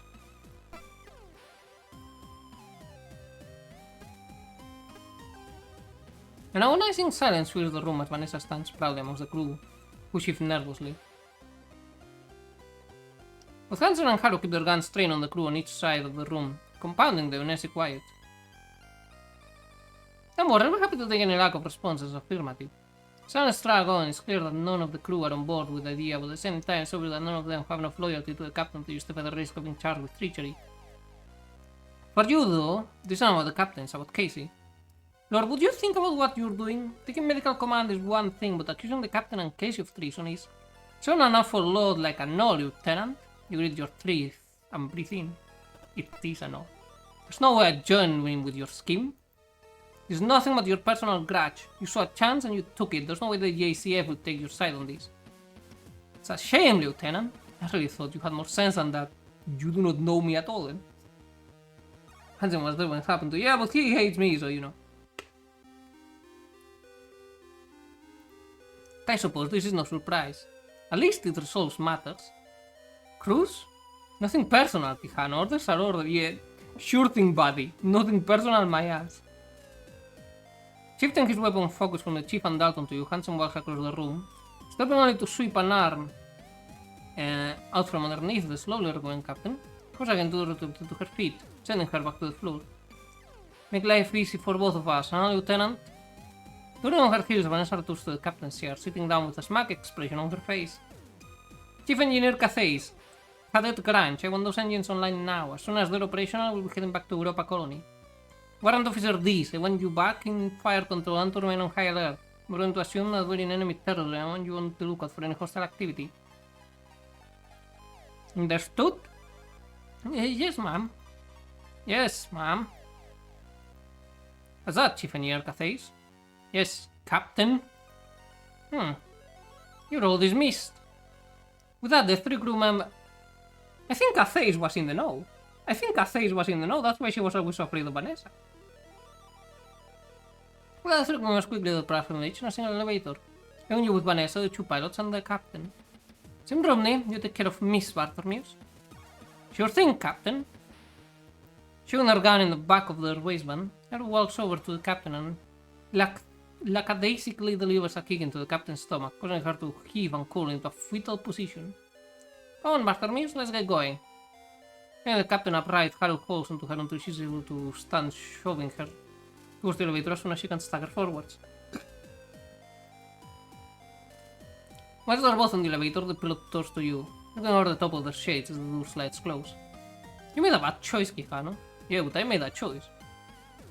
As soon as the doors of the elevator containing Haru and the captain are closed, I'm not a fucking traitor like you opportunistic rats. I will die by my choice, goddammit.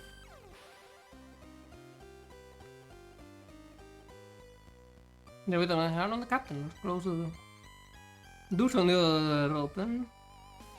And you feel the muzzle of Hansen's gun as it thrusts into your back. One more thing.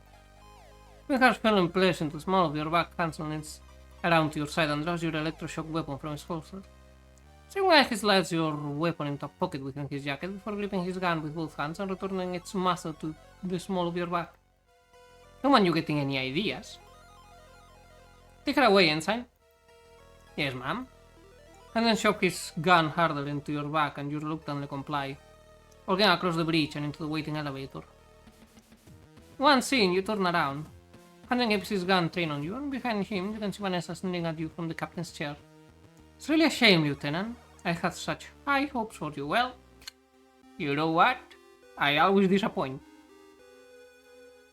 For you to tell Vanessa what you'd hoped for her, the doors slide close and you're left in silence with Hansen. Once you arrive in the central half, you're unceremoniously shunted at gunpoint through the ship towards your quarters. Once outside, Hansen gestures towards the terminal at the side of the door. Understanding instructions, you take out your keycard, run it through the reader, and enter your security code.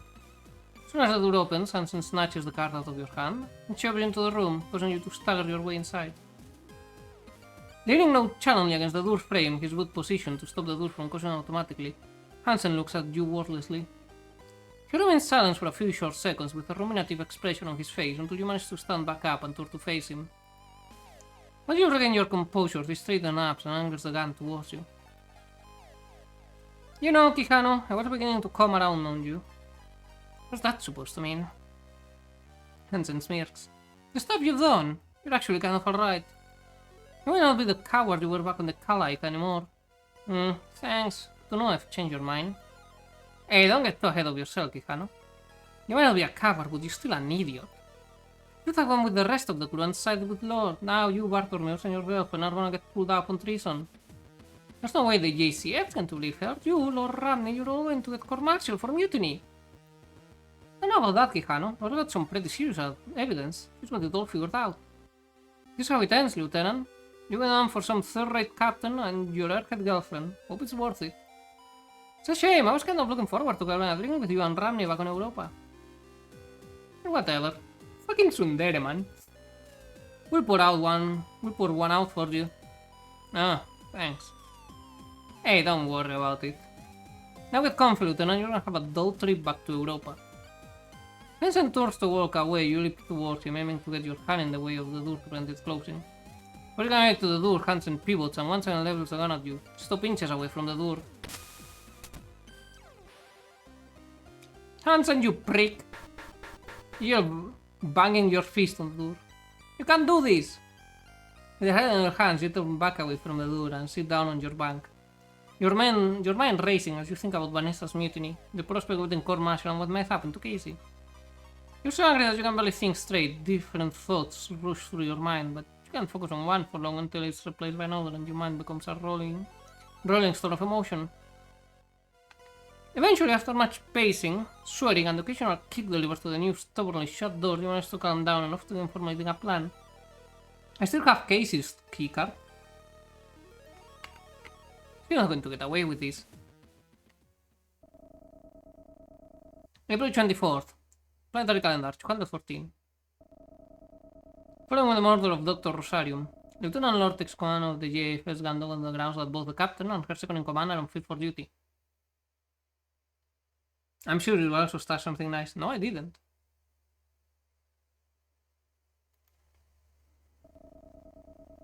As her first act, Captain Lord has Maris Bartholomew and Lieutenant Commander Quinn confined to their quarters on suspicion of treason. The ship security officer, Lieutenant Quijano, is also confined to her quarters after refusing to follow the new chain of command. Given space, Lieutenant Quijano's quarters, Given patrol ship JFS Gandog. Prison. Well, it sucks not to be a forward thinker. Well, I was a forward thinker. The game just didn't let me shoot the fucker in the face. You wince and draw your hand back from the wall panel next to your bank. After spending half an hour unsuccessfully trying to find the catch to remove the panel, all you managed to do was snap your nail on an edge and tear it. With a loud exhalation, you move your heads up. You move from your bed to the computer terminal on the other side of the room.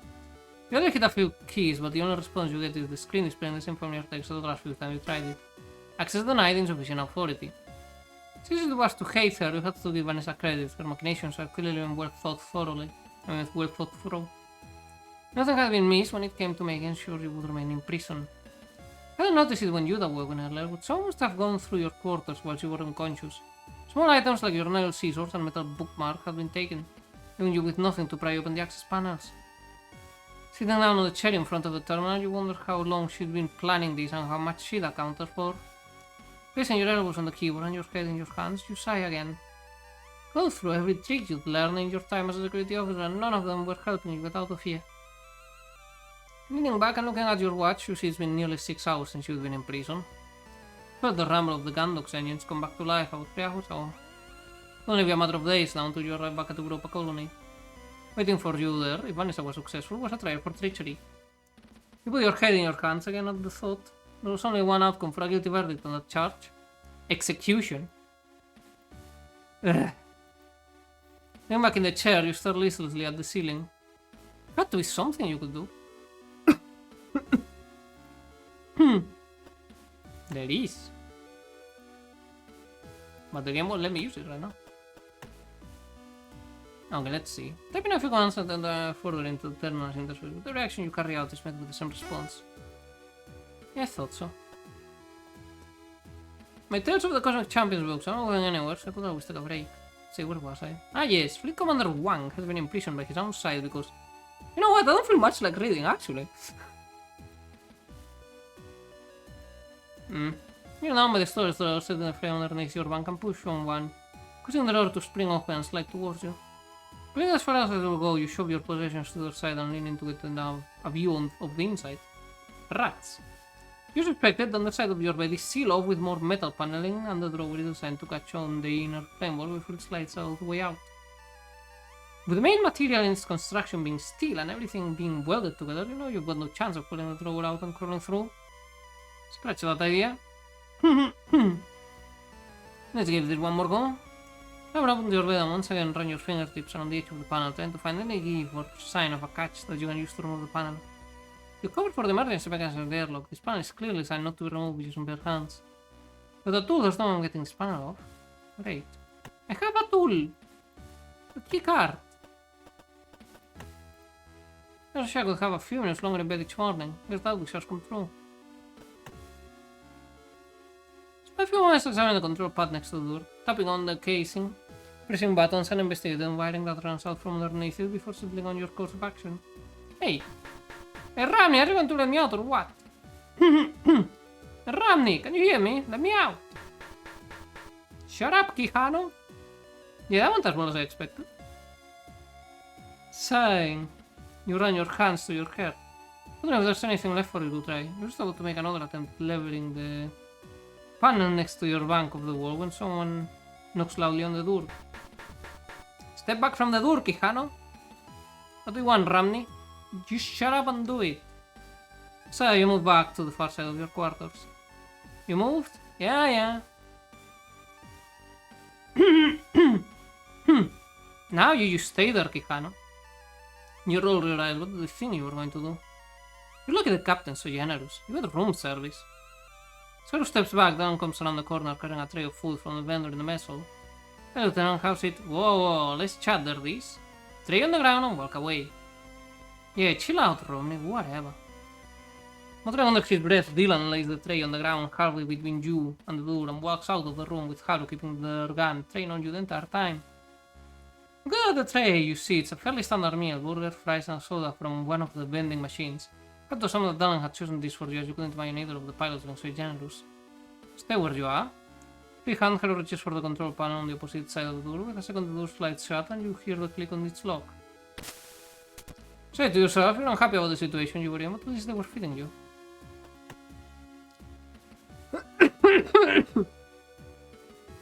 Take the meal tray over to the terminal and sit down on the chair, balancing your food on the keyboard in order to use it as a makeshift table. This person was feeding you. You've been starting to worry that you'd be left locked in your quarters and tired journey back to Europa alone with no one bothering to check on you. Yeah, but what about Casey though? After picking at a few fries, you raise the burger to your mouth and bite down. Ah, what the hell? Place the burger back on the tray and run your tongue over your teeth. You've bitten down on something hard.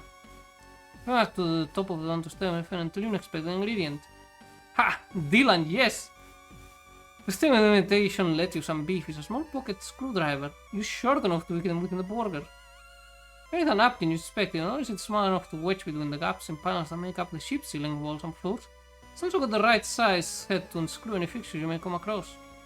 Oh, this is perfect, you whisper to yourself. You watch. Oh, look at the tiny screwdriver. Adorable. But what I mean is, we're in prison, but I think you were already there when that happened. Step up to put it to use, but your stomach immediately rose in protest. Okay, first things first, I guess. Put the screwdriver in your pocket and pick the burger back up, quickly devouring both it and the fries. Alright, now it's time.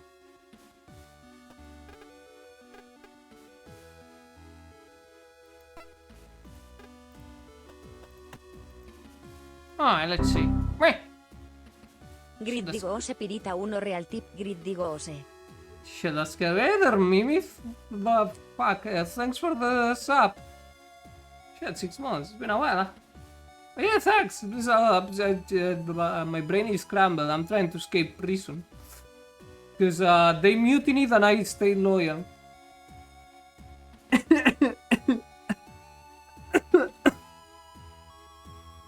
Anyways, how's it going? Hi. You're from your friend Russian building a panel the rest of the wall. So I discovered on your last inspect there was no independent with all your friends. Papa.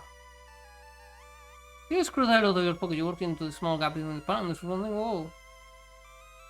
You need to be loyal, but not loyal enough to warn the captain. Yeah, that was so annoying. It's like, first of all, there was that one panel missing, so that's probably the Ailemau that did the fuck up in the gun dock. Second of all, I mean in the O'Brien. Second of all, Vanessa has been threatening mutiny for like 3 straight days. Third of all, I want to check on my wife. Number 1 victory royale. Yes, although we both to get down, get down, just wiped out Tomato Town.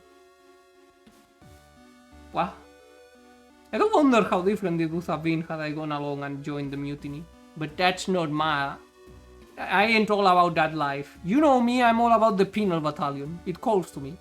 I can help it. You're getting a small gap between the panels or running wall. You're right along this part thing for a few inches until you feel it catch onto something. First of all, you hear the sound of a latch undoing. That's fun.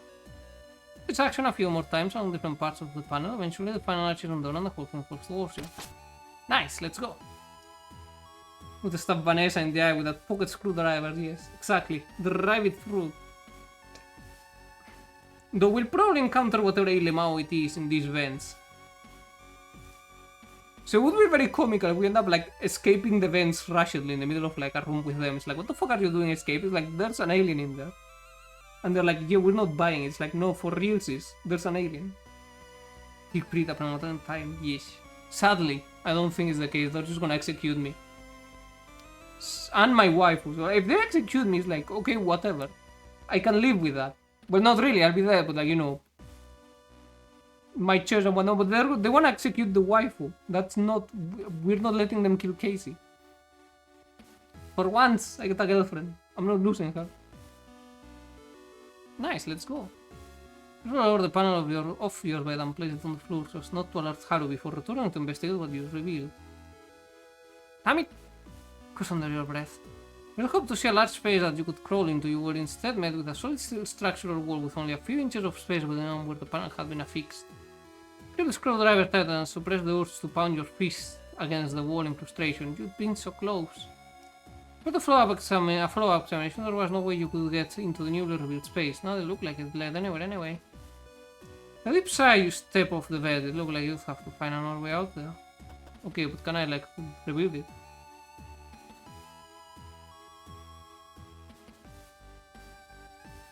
Okay, I know these scrolls are over the ship. Yes, they are right here. And I think that's the only one actually. Whack! Ignore that. That didn't happen. See how this case's knowledge of illicit ship-based activities is. Who am I kidding? Knowing her, if there's a way to break a rule without getting caught, she knows it. Expect the floor panel below you find where it meets another panel and kneeling down to run your hands over where the surface orgasm and the chew. Is that my favorite PD I see? How many PDs do you know? Outriders are all welcome. Aye. Take the slide it into the gap in the seams in the floor panels. Allowing to slide it along the seam and it's only a few seconds before you feel it catch on something. Use one, I see. Using your knowledge of how the catches work from, well, the wall, from where you are wrong, because I am sick and this is the closest I have to dying of sickness model. From the wall panel you remove, you're easily able to undo each one of you. Run into... Oh, there any more water, hold on.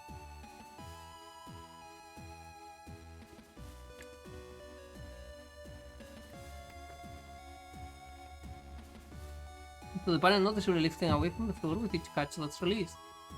A few minutes of work and do the last catch. Despite its unwieldy size, you're able to shift the panel out of its original position without creating much noise. During a 3-foot drop down into a small tunnel disappears into darkness in both directions. Wiping the sweat from your brow, you dust off your hands as you look over the passageway you've revealed. Well, time to go in. You stand out the entrance that you've just revealed. You look around your quarters one more time. See, is there anything else I need to do in here? Please, get going. Once I go, there's no coming back. You are a decision for a while, spending some time peering into the darkness of the crawlway. Eventually you said to stay in your quarters for just a little longer. You know why, but something about committing to the decision makes you hesitate. Not yet. Need to check if there's anything else I can do.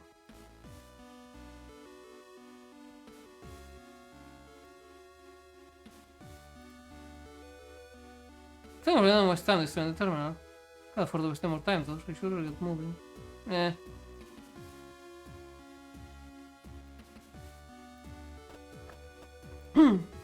Time to move! Did you know the fall of the Roman Empire was kinda sus? Alright, I was reading. Listen to the darkness that lies ahead of you. After a few moments of thought, your mind is made up. It's time to go. Prepare for your escape. You return the panel that you removed from the wall to its original position, making sure that all the catches are reconnected to the mounting points. Oh, yeah, okay, she did good. Fuck. Then you prepare to descend for the floor pans, laying into a position where you'll be able to replace it once you're in the crawlway. Once it's in place, you lower yourself down into the space underneath the floor, kneel down and slowly drag the panel over the opening above you. It takes you a few attempts to get into the correct position, to the correct position, but eventually you have it and all the mounts slide neatly back into the catches that had secured it in place. I may have recovered from the fever, but I'm still very sluggish in the brain. I'm not properly out of the flu zone yet. But I need to know what happens in the story of the gun dog, or I will not sleep calmly anymore. Brain slow, reading slower, exactly. 1 second.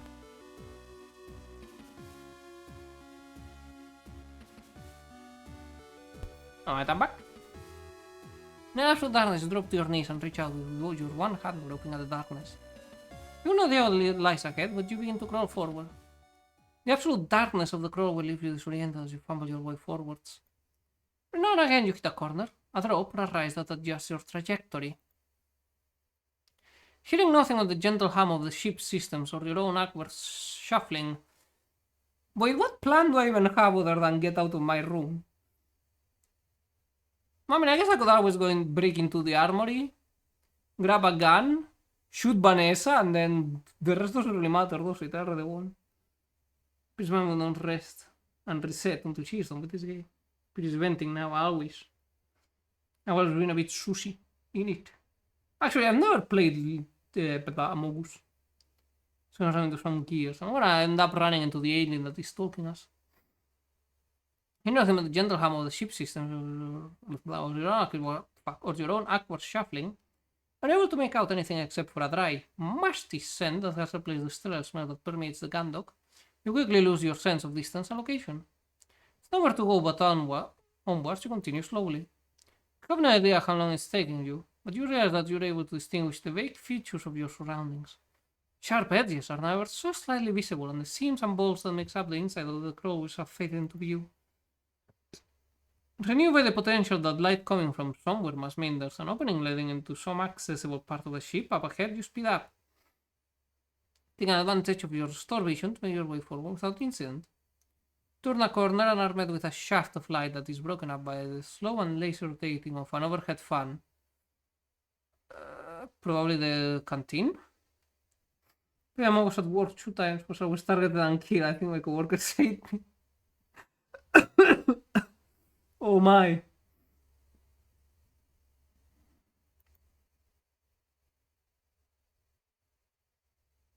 Where the fuck am I? Finally. Squinting over the light, you also see that your singular path is now divided with new routes branching off in different directions. But with no indications of where they might head. What the fuck is any of this? Shit, I should have been paying more attention because I did see these numbers. Damn it! E probably is engineering. Oh, fuck. Where they might head.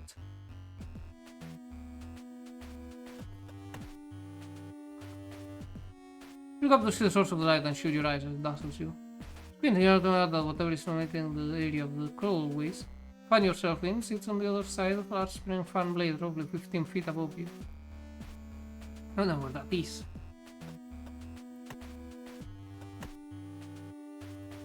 So you can level with the crawlway that lunges off to your left, you notice almost imperceptible sounds echoing off in the distance. Hold your breath and angle your ear towards the darkness that they come from and focus, trying to identify them. There is some time to be able to distinguish the fan sounds properly from the general thrum of the Gandok's systems, but as you concentrate you realize that you can make out the whir of motors, the sound of metal colliding with metal and tools being used. That's the hangar then, H741. Just to go to engineering, which brings us to this white leads to the hangar. Then this is engineering, because it goes the opposite way. Yeah, one of the other fan. Slight with constant vibration, running our hand on the panel and you feel the occasional pulse of a more powerful regular vibration. I think the ship that gets a vibration like that, probably it's this scroll will leads. That's the engines then.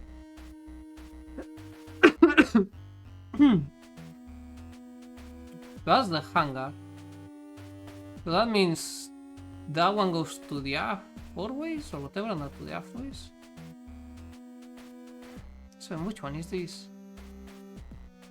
When the car stretches out in front of you and do your best to make out anything that might negatively lead to. Therefore you can make an dispute that the movement of air or smell that could indicate where it leads. So much as it seems, you can't ignore it. You have to take every opportunity if you're going to freak easy. No noise at all. Hangar makes noise.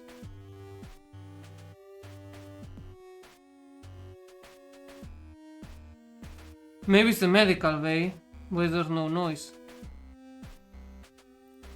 So you approach the crow with a stretch out ahead of you, your nose twitches. Last time you crawling away from your quarters, all you smell has been a stale mass, not unpleasant but a clear indicator of this. Crawlways were not used regularly and certainly weren't as well ventilated as the rest of the ship. Now though you could get a slick hint of something new, but also familiar. Post to sniff the air, trying to sniff light hints of fragrance that drift your way. When you feel the breath, you pick up notes of something sweet, but also with a slight burning tang, topped up by a chemical tinge. You know where this leads. Okay, that must be...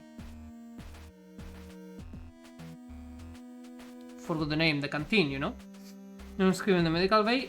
The doctor is fucking dead.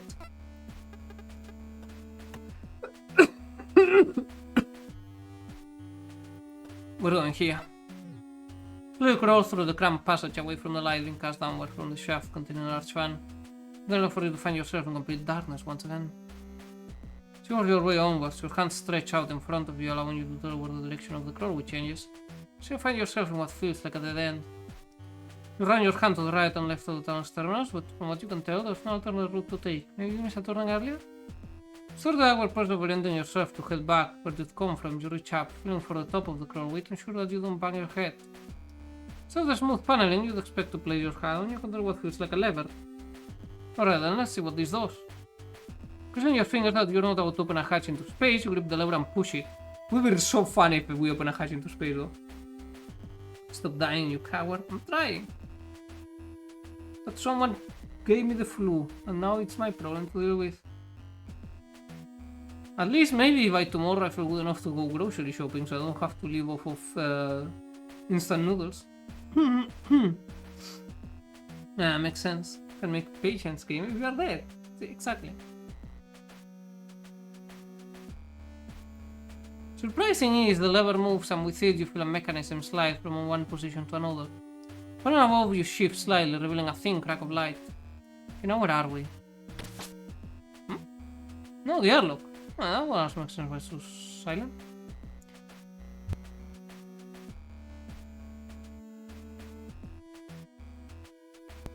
Nebula. Joder, para ir tu turno online. And some water.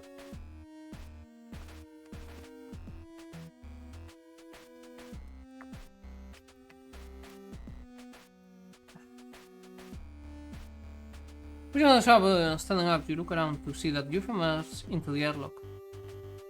Clamber out of the tunnel, lowering the hatch behind you, but not closing it entirely. The airlock, huh? You muse. Not exactly the most useful place to be, but it's better than being locked up. So you stand on emergency survival suits, the roof for survival space, but don't do much against Hansen and Harry's guns. Should have known that there were crawlways linking the airlock to the hangar when the power went off. It would have been a lot simpler going through them to get to the hangar rather than going out into space. Those passages are like a maze. 10 to 4 my way around and the whole ship was with power. That's how we got lost for sure. So when they found until the ship was reclaimed and its new crew started complaining about the bad smell. Ah, man.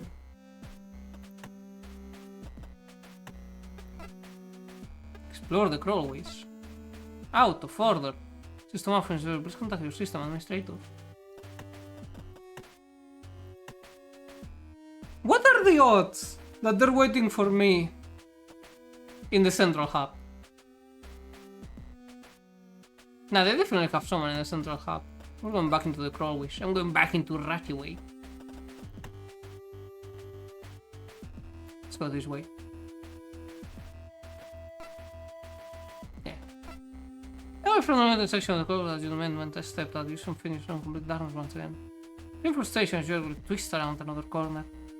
Snaking tunnel on the lack of any way to meaningfully track how far you've traveled, compounding your lack of awareness of where you might be on the ship. Regardless, you continue to slowly shuffle your way forward, hoping that wherever you might end up will be somewhere that could, in some way, be helpful in your efforts to prove Cassandra's innocence and deal with Vanessa, Hansen, and Haru. As you round another corner, you notice that the smell from earlier is much stronger now, descending in to sting your nose and the back of your throat with every breath you take. But to be near by now, let's say. You run your hand along the ceiling of the crawlway and, sure enough, passes over what you recognize by touch to be a catch that screws up in place. It takes some amount of fumbling to unclip it in the dark. You eventually succeed, going on to repeat the process with all the others as you find them. As the final catch is released, you position yourself near one of the panel's edges and raise it slightly, looking around to confirm your location. Aha! So I was wrong, it wasn't the canteen, it was instead the other place with foul smells. Zero, they're waiting for you in the test chamber. Order. Wait, Zero? What? I'm confused. Oh, Busman, yeah. The rat way is always the correct way. We're ratting it up. I'm always confused. Who isn't? Hey, they have the captain locked up in here too. Well, she better shut up then. Captain's quarters. When you're positioned, they say Captain Bartolomeus. I thought the only best not to alarm her and ensure not to make any noise that might alert whoever is standing guard outside. Slowly slide the panel just far enough to allow you to climb out of the tunnel into the room. Ugh. You let your hand back in disgust and flick it away from you and realize that you've placed it in a puddle of liquid after the shock of the sensation subsides. God fucking damn it, Captain. Get out of your hand, you take a tentative sniff. Should guess, it's the same smell that you'd notice in the crawlway. Burning sensations that fill your nostrils remind you more of acetone than of a beverage, but it's the unmistakable aroma of the captain's whiskey of choice. You shift position from... Did I see a fucking movement in my house?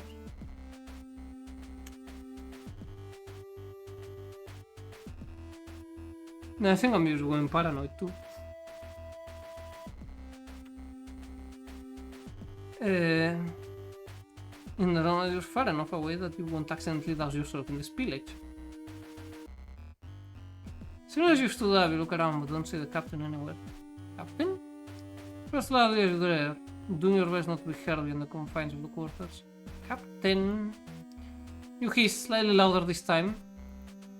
No response forthcoming, you sigh and move away from the open panel and further into the captain's quarters. Captain, where are you? Now, finding yourself in an unpleasantly familiar situation, you head over to the annex of the right-hand side of the room and lean in through the doorway to look at the bed. Captain? Oh hey, she's out of her uniform. You try, pinching the bridge of, well, at least partially. Pinching the bridge of your nose with your thumb and forefinger. Yes, I shouldn't be surprised. Not expecting much, you head over to the captain and crouch down by the bed. Laying your head on her shoulder and give her a few gentle shoves. I see Zelda is very interested. Must have been the wind. Although you went to push her harder, you still don't receive a response. Ah, Captain, come on! At point you're almost shaking her, but she still doesn't steer. Oh, that's how it is, huh? Typically, as you stand up and look down on the captain. Although their scrubbing system is not working, you can still make out the powerful musk of the whiskey. Time to try somewhere else. Sit up and soon. Dead to the wall.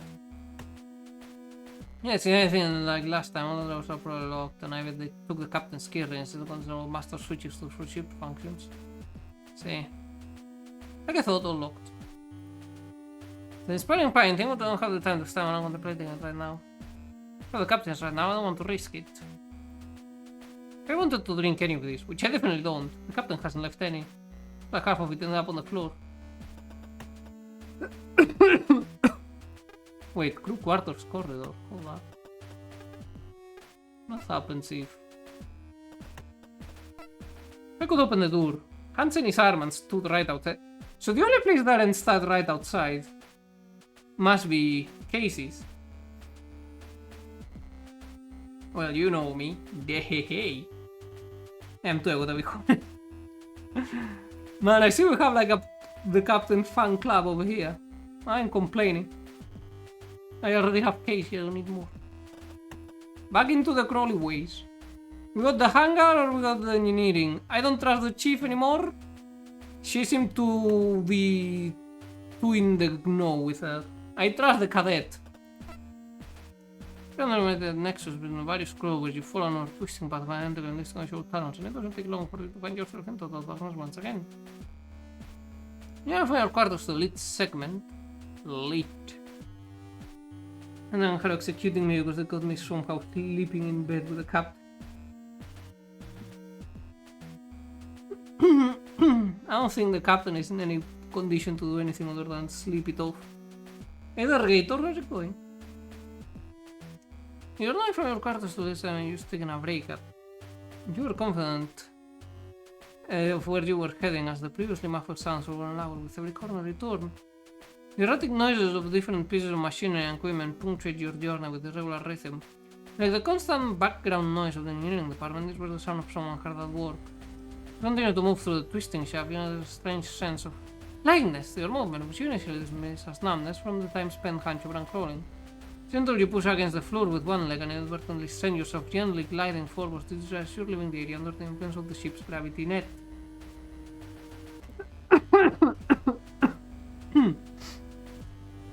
Ah, my throaty. You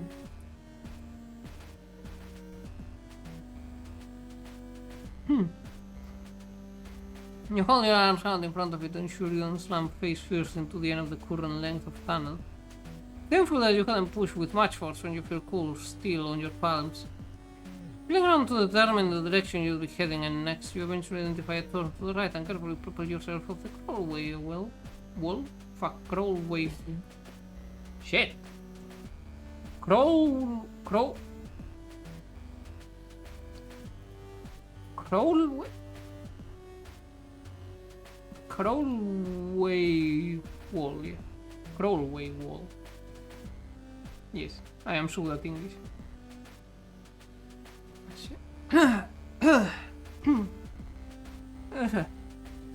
Soon enough, you messed up to this method moment, propelling yourself by pushing off the tunnel walls or pulling yourself along the occasional pipe or protrusion. You turn a corner and for the first time since you started on this path, you see a faint glow of light. Looking towards it, you realize that it's the outline of a hatch built into one of the walls. Now the sounds are almost as loud as if you were in the room with the machinery. You can clearly got the dull thrum of a gantry crane moving from one end of its rail to the other, interrupted by the roll sounds of an impact driver. You make your way over to the hatch, you grasp its painfully made the handle and twist. As you feel the mechanism disengage, you slowly push it open and peer through the gap. You expect the noises had guided you to the hangar, which take you time to carefully survey, looking out for Hansen, however, any other member of the crew that you don't want to run into. Aside from Dalton, who was hard at work on Hansen's unit, completely unaware of your presence, you don't see anyone. Alright, let's go. So, Gators now? Put some Gatorade. Oh. So to clean the pool seemed to work pretty good, so I'm good. Yeah, that's nice. Just have extra strains. Oh, silence going on. We'll just try to move. It's kind of far to there though, which did cover in phone like this. Maybe worth taking a look later. But I need to right now know what usually would be. There's some this machine to do that strain machine with all the phone we don't need to. It's not really a lot for me to do with it right now.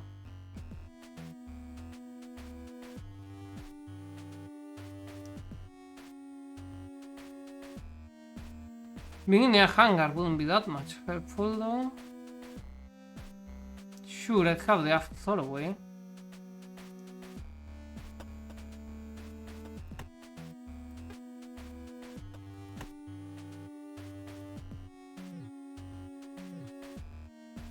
No, the foresight thought away I would be in.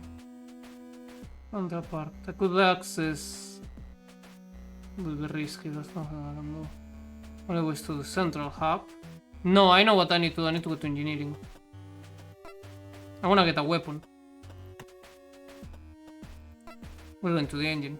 Have no idea where this path would lead you. Resume your journey through the ship's crawlway, steadily heading away from the light and towards more darkness. I need to get armed. Make a time. No. We're shooty time. I'm getting into the crawlways, then crawling through the little panel thingy into the bridge, and I'm putting at least 3 bullets in the temple of that shit they took away my car. I threw it away. You had to have a gat stash. No, I was thinking of getting into the armory. There must be a way. This public for the item for the darkness.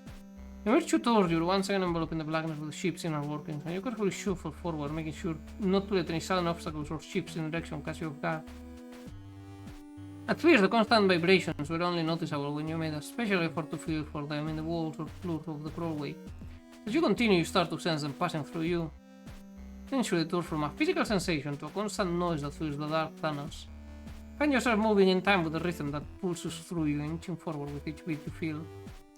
For every length of crawlway that you clear, the sensation grows stronger and stronger, leaving you to wonder how the engines haven't shaken the ship apart yet. It's not long before you eventually turn another corner and met with a shock of illumination. Shapes of life all around you from the grating above, all the more visible due to the cloud of dust you've kicked up on your travels. Moving forward and looking up through the grating, you recognize no machine and that you're near the entrance to the engineering department. Tentatively test the grating above by pushing against it with your forearm. You find that it lifts away freely with no need to fasten any screw bolts or fastenings. A welcome relief from the catches and clasps you have to deal with so far. Sit onto your back so that you can better manipulate the grating without creating any noise. You've only just begun to push it upwards when it slams back down in place with a loud clang. You quickly release the grating and with no time to swivel onto your front to crawl away, start shuffling back towards the dark crawlways. If you can't get out of there, you see the soles of a pair of boots step over you, clanking against the steel grille of the flooring above. Fancy meeting you here, Lieutenant Quijano. Well shit, I think we've been found. With a terrifyingly effortless ease, the chief squats down and pulls up the grating with one hand. With the other, she grabs you by the collar and yanks you out of the crawlway, roughly depositing you on the floor before replacing the grating. You got permission from the captain to be out and about? Oh man! You know what's the best part? I need to piss. Be right back.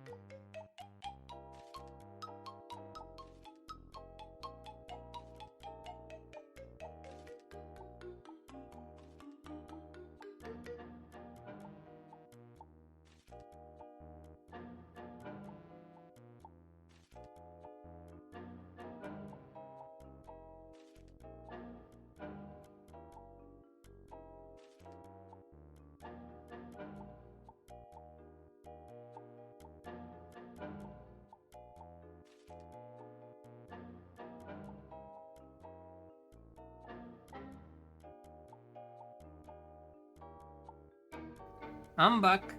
No, not replacing atoms. That is a pathway to darkness.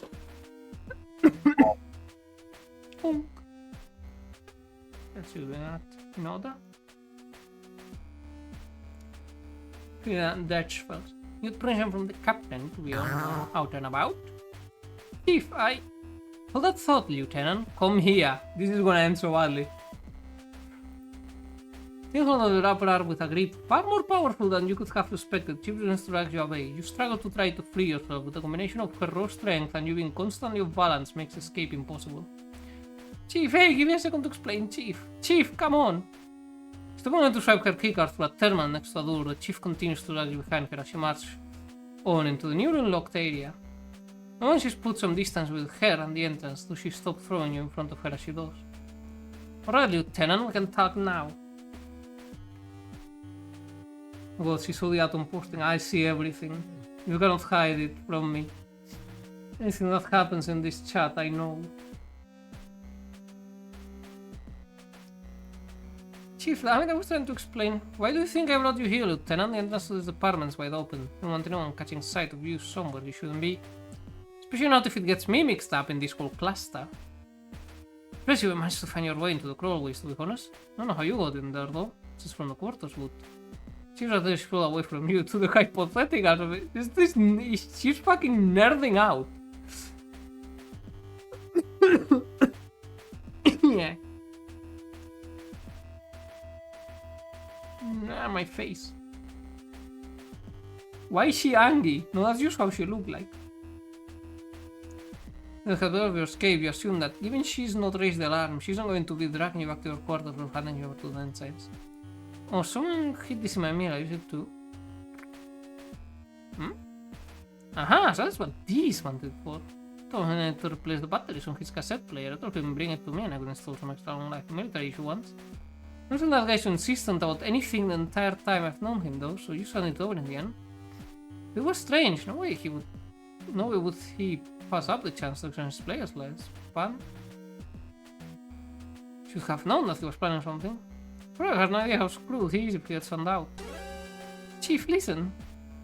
Take it easy, Lieutenant. I don't want to throw you in front of the new captain of her goons. Honestly, I don't have the guts you got making it this far. If you got a brain to go with them, though. What's your plan? When to try and raid the armory? Yeah, actually, yeah, that was my plan. Yeah, I was hoping I was a better shot. I had to sabotage it by yourself sometime. Because you listen to me, Lieutenant. I swear to God, if you screw with anything in here, I don't care if it's to do with lore, I'll... Chief! No one to mess with anything, I promise. Good to know, I got a job here and that's to keep the ship running, no matter who's at the helm, and if you get between me and the smooth operation of this vessel, those Spanish will be half as creative as mine. What you would, she got me was like, your plan was raid the armory and start blasting. Yes, that's literally it. I've played a lot of shooters, that's what my brain goes. As long as I can strafe run and bunny hop, I'm probably okay. Yeah.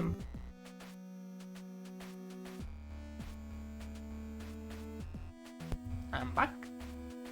Ignore the movement in the model that was just glitching out. Trust me, I wasn't coughing my lungs out, I wouldn't never. Well, so Tiana, what's your plan? Bartholomew and Queen are locked up, Lord's taking control of the ship, and the crew's not got enough skin in the game to push back. Let's hear it. Take a second to assess the Chief's demeanor. You could see she was stressed out by the situation, but you made of her she wasn't the sort of person who'd hand you over to Vanessa as soon as you were done explaining your plan. Alright, well, the way I figure everyone's along with Lord because they've got more to lose than gain if they stick up for the captain. Her accusations, they kind of stack up if you don't look too closely. Captain Bartholomew and Commander Quinn were out of action when the gun dog went offline and Quinn is the immediate suspect in the Doctor's murder. But I know there's no way Quinn could have done it, there's no way she'd have done any of it. And if the captain wasn't around, I don't think that was on purpose, not with how I saw her. We can disprove those accusations with evidence, we can show the rest of the crew it will be... With evidence we can show the rest of the crew with them getting charged as traitors to this mutiny. Once we do that, they'll side with us or Vanessa easily. Even the ensigns have more sense than to stick with her. You might have a point there, as it is, Lord taking one could be seen by the EFC as a reasonable course of action, even what her actions are based on. How do you plan on proving her wrong, Lieutenant? A bullet through the temple, you see. If your head cannot stop bullet, you are guilty. It's sound logic. Sound logic. If you could stop bullet, then you're not guilty. Arms. Arms indeed. Look, it's kinda like witch trial. If you throw her in the water and she drowns, not a witch, goes to heaven. If she floats, made of wood, witch, burn her. It's that easy. It's that easy. Can find this exactly. How could you? How could? Remember, this is why I'm your dictator. I know best. There's some good evidence to buy her argument. Well, still not stronger than planned, bro, but you hadn't really had the time to consider the specifics. You need to focus on eating your way around the ship and finding out what you could access.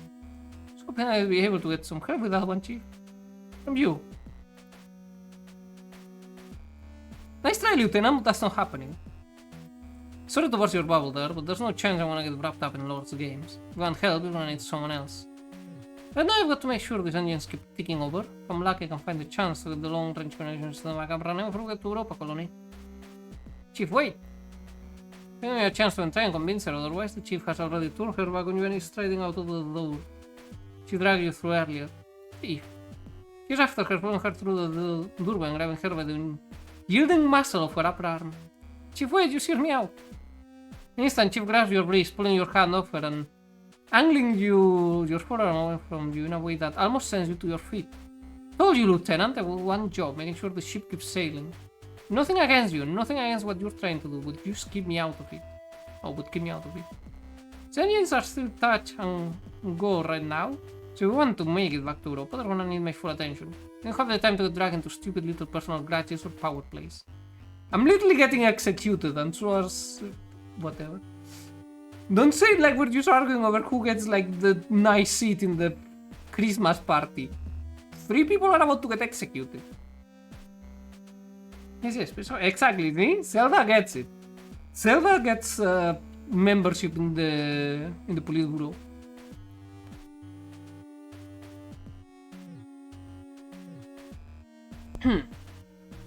Yeah, I didn't mute the thingy. She already reached with you back quickly. The pain from the awkward angle had been held at shooting up through your forearm. I like Lord as much as you do. I'd love to see her get taken down a peg or two. I'd love to take her down myself. The Chief took her heels and straight away towards the engine room. She's after her. Calling out to her to give you another chance to explain, but your pleas have no effect. You're being completely ignored. Eventually she arrives at the entrance to one of the engine rooms, and before you can stop her, steps through and closes behind her. When you're stuck on the opposite side. Damn it, Chief, I need your help. You can do something out of the help recently. Do that to her one more time, I'm sure she'll come around.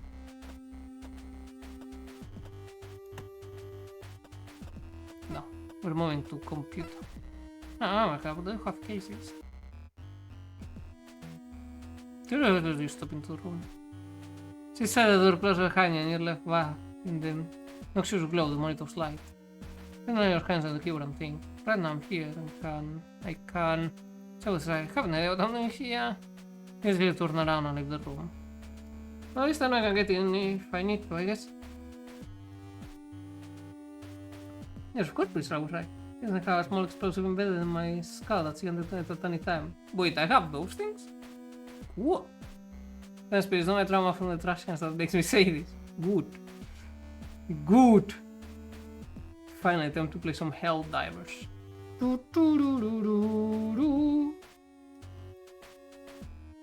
Okay, let's try talking one more time. Sure, don't have no sort of the nerve machine, it's not to mention it was the background command engine, you probably do it quietly. Still smug at how Vanessa had handed you the means to get around your imprisonment. Swipe the car through the terminal next to the door and step into the engine room. So the vast size of this area doesn't take you long to spot the Chief stood there over a large control panel. Alright, let's try again. I'm surprised at how quickly the Chief had dismissed you when you asked her for help, although you assumed she might take a little bit of convincing. You weren't ready for her to completely your request like that. She pressured you to take a few deep breaths, slowing your breathing as you feel your apprehension grow. You knew by how forceful her rhythm had been that this wouldn't be easy, but at the same time, you also knew that you needed to at least try and convince her to help you. So Chief assistance, carrying out your plan would be much more difficult. Near the control panel that she stood at you. What is my plan? Oh, she doesn't remember the explosive. Yeah, these things happen. I have a lot of my plate, Lily. One final long exhalation under yourself up to your full height. Your attempt at appearing confident more in order to convince yourself than achieve. Specialist versus reflux or track and range within parameters. Now action energy releases.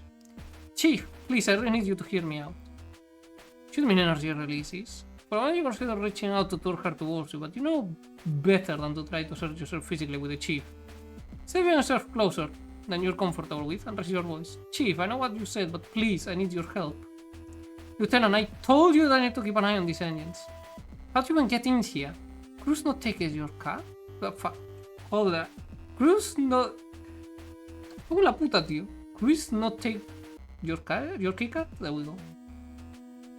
How did that take me so many attempts to read? Not to give points for tenacity. I don't think there's any ducks or clones lying here since... Chief, that doesn't matter right now. No, you don't want to get mixed up in this, but I need your help. I know what I need to do, but I can do it alone. I need you, Chief. Chief's a little outside that clearly communicates your exasperation and your persistence. Clench your teeth and take a deep breath before continuing. If you push your luck too far, you know that at the very least you'll probably get physically thrown out of the room and the lock will be manually overridden.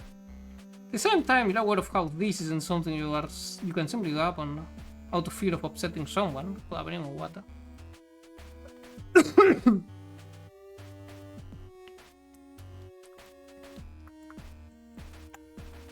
I save all you motherfuckers from dying. This is how you repay me. Traitors. You're damn right I don't want to get involved, Lieutenant. I got a ship to get back to Europa and it doesn't matter who's on the bridge when it gets there, just that it gets there. Now whatever happened to these engines during that blackout isn't making that job easy. For the last time, Quijano, get out of my way and do what you've got to do would leave me out of it. Or do I need to get you out of the way myself? Single step, the Chief is right in front of you, looming over you, her bulk filling your field of vision.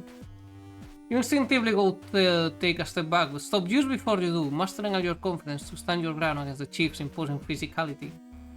Clearing your shoulders and widening your stance, you do your best to assert yourself. Chief, I want to get the Gandok back to Europa just as much as you do. But you know it's not about the ship, it's about the people on board. What good is getting us all back to Europa if half the crew is going to be put on trial for something that they didn't do? What's the point in making sure the engines are working if the ship could be ripped apart by some enemy machine all because our pilots are playing security guard and there's no one to stop it? You don't look after the ship for its own sake, you look after the ship because of the crew, Chief. You know that. Kick her in the... For a moment you feel a flutter of relief within your chest, but you focus not wanting them too far ahead of yourself. The Chief is coming around to you, but you've not convinced her yet.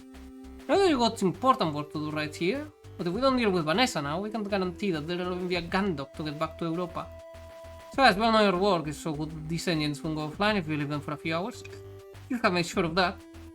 If I had better options, I wouldn't be asking you, Chief, but I need you, please.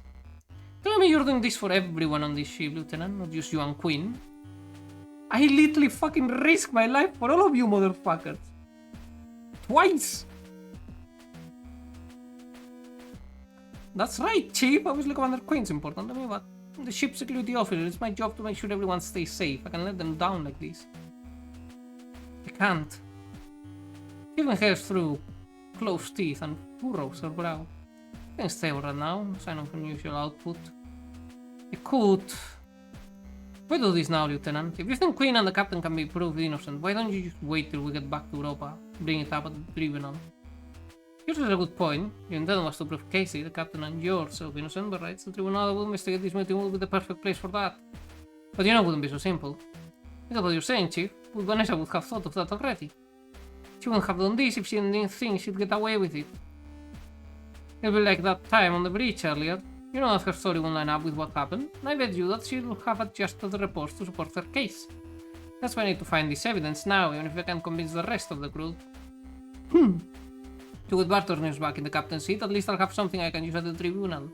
The longer we wait, the more chance that evidence gets adjusted or deleted. The Chief taking her time to consider points, you know you're onto something. And if she doesn't, you think they listen to someone who's been set up as a traitor? When it's a story even seems like it holds water, they'll probably just let me off. But we don't... But we don't need to let it get that far. Sure, if we can show the rest of the crew that Vanessa's story will fall apart as soon as we get to Europa, they'll refuse to serve under her. And when Hansen and Harry won't stand up for her, if they know it'll be their necks on the line. Everyone on side will stand a chance in that thing, if that thing reactivates, otherwise we might never make it back. You make some good points, Lieutenant. I make off. Never gonna strike when the chief fucks up, I can smell it. You know, it's so funny though. Sounds like a you, bro. Yes, your other response is giddy. You need to temper with pragmatism. You can be sure you've convinced the chief yet. Are you sure you want to be doing this? What? Of course, I'm literally getting executed. It's locked up now. No one's gonna blame security for standing up for the captain, especially after everything you've done. Certain you wanna be sticking your neck out like this. I wouldn't be here if I wasn't cheap. I feel that way now, Quijano. But step away for a second and give it some thought. Sometimes, when you're trying to fix something, the real solution isn't obvious till you take some time to think it over. Maybe other options, you know? I want you to make sure you're serious about doing this, Lieutenant. You're serious, you know that. Part of you want to tell the chief that's here and now. Give me a second.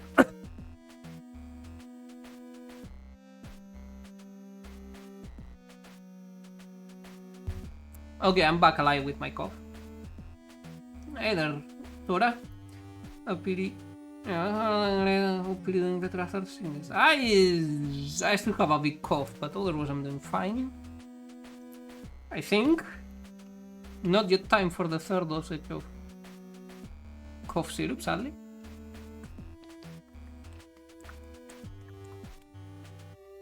That one comes at night. Doesn't help all that much, but at the same time, the first few days I was coughing so much that my ribs hurt.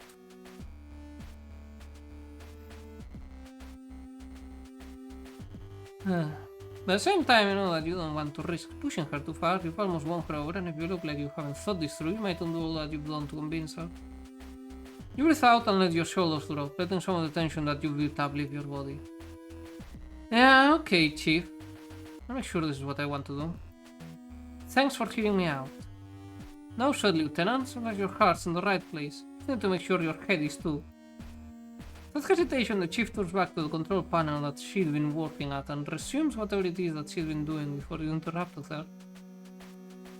Neither were the options, but couldn't any of them be as good as getting the chief to help you out? Have to give that some thought. Let's go back into the crawlways. So let's go back into the computer. We could fucking check the things. Something, I don't know.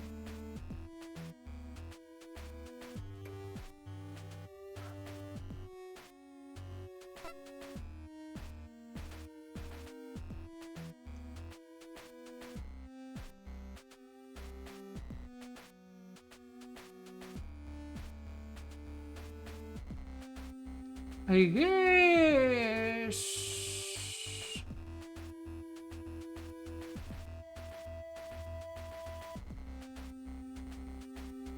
I'm surprised there aren't any CCTV cameras around.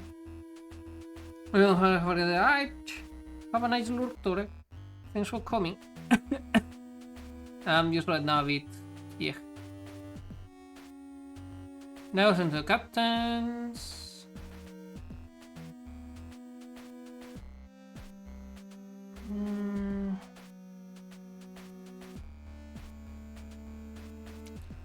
I guess we could talk with the cadet.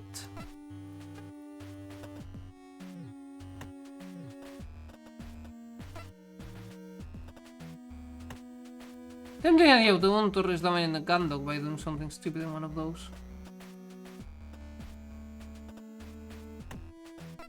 We'll do another quick scan of the hangar to ensure that it's still just you and the cadet were around before getting off a nearby wall towards Dalton. I think he's completely absorbing his work, and it isn't until you lay your hand on his shoulder he has any idea there's someone in the hangar with him. Chief, I was just finishing off the fan of the coupling of the new belt nozzles to the direction. Started Dalton swivels to face you. The look of terror on his face instantly replaced with one of pure confusion. It's you, Lieutenant? Wait, What are you doing out of your quarters? Supposed to be locked up until we get back to Europa. They said you're a traitor. Is this a breakout? You've come to take me out? It's part of your conspiracy? Oh no, help, help. His panic Dalton shoves you away from him, then turns to scrambles away from whatever purges him on the armor frame surface. Once out of your reach, he goes of the machine. Fortunately for you, he doesn't make solid contact. He's just catching it at an awkward angle, which sends him drifting away slowly despite his breathing and thrashing. Camera expensive, no? For that. You know what? That's fair.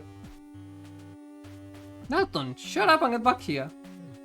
Raise yourself after him and manage to grab his ankle, anchoring yourself to the front of the Juno with your free hand before he's too far away. There's no protest and best attempts to free himself. You drag the cadet back towards the Juno. Help, help, I'm gonna be kicked. You're gonna still thrash around. It takes most of your strength to pin Dalton to the armor frame, a challenge that is made all the more difficult by the lack of gravity. Swing your legs to brace yourself on a nearby safety rail. You pin him with one arm and cover his mouth with the other. Make sure that he's not going anywhere, alerting anyone. Dalton, please calm down. I'm not here to hurt you. I'm here to... Cadet, get a hold of yourself. I'm not here to hurt you. That's right. Just take it easy. I want to let go of you, okay? I just want to talk. Comprehensively, you slowly raise your grip on Dalton and remove your hand from his mouth. It's locked into microgravity, remaining in place. But Lieutenant, you shouldn't be out here. They said that you were a co-conspirator with Commander Queen and the Captain, that you had to be... Who said that, Dalton? I mean, Captain Lord and the ensign said... Do you really believe them? Well, that's, I mean... what she said. You sigh with exasperation, holding up both of your hands to stop Dalton before he spirals back into an anxious ramble. If I was a traitor to this ship, do you think I'd have done everything I've done to make sure everyone has stayed safe? Like getting the power back online? Securing that machine? Look, I'm sorry I'm scared, you cadet. This is really important. Lieutenant Lord is lying about everything. Captain Bartolmeus and Commander Queen have nothing to do with what's been happening, and there's no way that Queen could have killed your doctor. I'm here, I need your help too. Hey! Jens and Ram's call echoed across the hangar. Fortunately, you are behind the Juno and can be seen from the entrance. The other two of these, you shunt Dalton towards them. Seeing him as a distraction, you slip into the Juno's open cockpit and out of sight. For a moment you consider closing the hatch, but you realize that there's no way Harry would miss that happening, and with Dalton floating towards them, it instantly gets suspicious. Instead, you get as far back into the cockpit as you can and freeze. Wow, geez, kid, be careful. What are you doing for doing like that? What's with the screaming? Something happening here? Oh, I was just, Wow, what's going on here, huh? Damn it, that came too quick to mute. Holding your breath and staying as still as possible, your grip tightens onto the back of the seat. What you can do is hope that Dalton doesn't give you away. Well, it was because Kate, spit it out. Is there something wrong with the AF? Oh, no, there's nothing wrong, nothing. It's all fine, it's just... Seriously, what have you done? Do I need to check it out? Hold your breath and grit your teeth. The sound of what you had to presume was Harry knocking on the frame's armor rings through the cockpit. It was nothing. I just got the impact driver cut on my jumpsuit and then it started going because I accidentally hit the trigger. Everything started bunching up and I couldn't stop it because... Right, kid. Okay, take it easy. Yes, Ensign. You're good? Yes, Ensign, thank you. I got it off by... Okay, cool, got it. Just, like, stay calm next time, alright? Yes, Ensign, I will, sorry. Alright, well, if that's it. Yes, Ensign, it is. Nothing to worry about. Take it easy, kid. You're still with a tense silence, doing your best not to move. Trying as hard as you can not to even breathe. As far as you could tell, Haru had left, but you have no way of knowing for sure. Remaining emotionless, you stay hidden in the cockpit until... Lieutenant? Safe to come out now. Feel a little guilty for your paranoia, but wanting to make sure you're ready for anything, you assume Ensign Romney is waiting in ambush and spring out of the cockpit. Aha! Fortunately, you're met with a still hangar and a freightful cadet garage. Sorry about that, Lieutenant. I didn't mean to get you in trouble. I just... You have to make certain that you're alone with Dalton. Once again, it's a few seconds before you respond. Hey, don't worry about it, Cadet. Thanks for calling for me, though.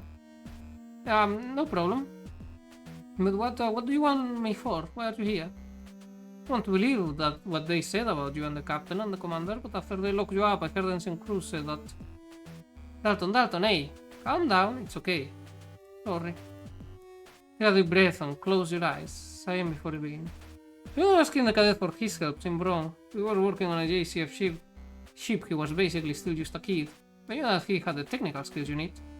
Here's for your help, Dalton. I can get control of the ship back from Lieutenant Lord, and both the Captain and Commander Quinn are going to get executed as traitors. Can't do it alone. I need the help of someone who knows all the systems on the ship, and that's you. You want my help? That's right. You know your way around the ship almost as well as the chief. You could really help me out here, correct? I should talk Dalton begins to fidget with his globes. Glancing around nervously as he does. I've just got to do something over there quickly. Once again, you reach out to grab him, but this time Dalton managed to evade you. His feet firmly plant on the Juno, and he propels himself towards the opposite side of the hangar. Put him hands on with the remaining storage crates. Damn it, Dalton. Give me a second.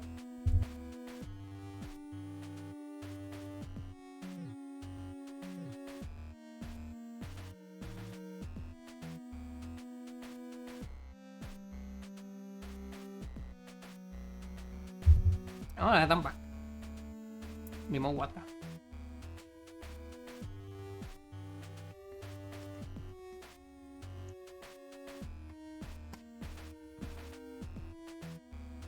Damn my fucking luck that I had to catch the fucking flu. Working at a supermarket should be a fucking health risk, hazard, whatever. You launch yourself from the armor frame towards the far side of the hangar, stopping yourself in the first storage crate you arrive at. You glance over the mess of containers, but unable to spot the young engineer, quickly but quietly being moving from crate to crate, looking for any sign of the kite amongst the disorganization. You pass by an conspicuous cluster of containers, you hear the rustle of a jumpsuit and the sharp intake of breath. Wasn't turn your attention to some crates opposite to where you heard the noise come from. You know a few seconds of fake investigation before launching yourself towards the nook that Dalton had hidden himself in. What? Dalton, please calm down. I just want to talk to you, okay? Dalton. Okay. Promise, Cadet. I wouldn't be here if I didn't need your help. Right now, with Lieutenant Lord in charge of the ship, we're all in a huge amount of danger. It's not just the commander and captain, it's all of us. We don't know what's going on with this. It's a strange craft thing. We don't know if it's actually deactivated, we'll still be in danger. How are we going to deal with it if half our crew is locked up and the other half is on guard duty? I need a little bit of your help. I can prove Commander Quinn innocent. That's one major blow towards justification for this mutiny. For that we can prove the captain innocent too. From there, no one on board will side with Lord. They'll now beat them up for execution as traitors. I can do this alone. So I need you. I know the chief told you a lot already. Help me get this done before we get anywhere near Europa. Well, thank you, but Dalton. Yeah, your hand on his shoulder. Please. Well, Why do you want me, Lieutenant? I mean, are you sure? I'm just a cadet. I don't really know that much of anything. Sure, it's my help you want. Like, I just mean that you think about it is all. That's okay. Dalton. You know what? I'm starting to think is...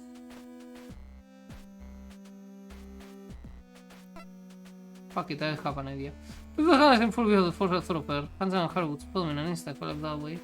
Still to the crawlways for now. Shit. I'm not gonna make my way to... I cannot make my way to the fucking...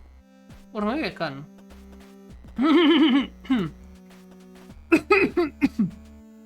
Nah, give me a second.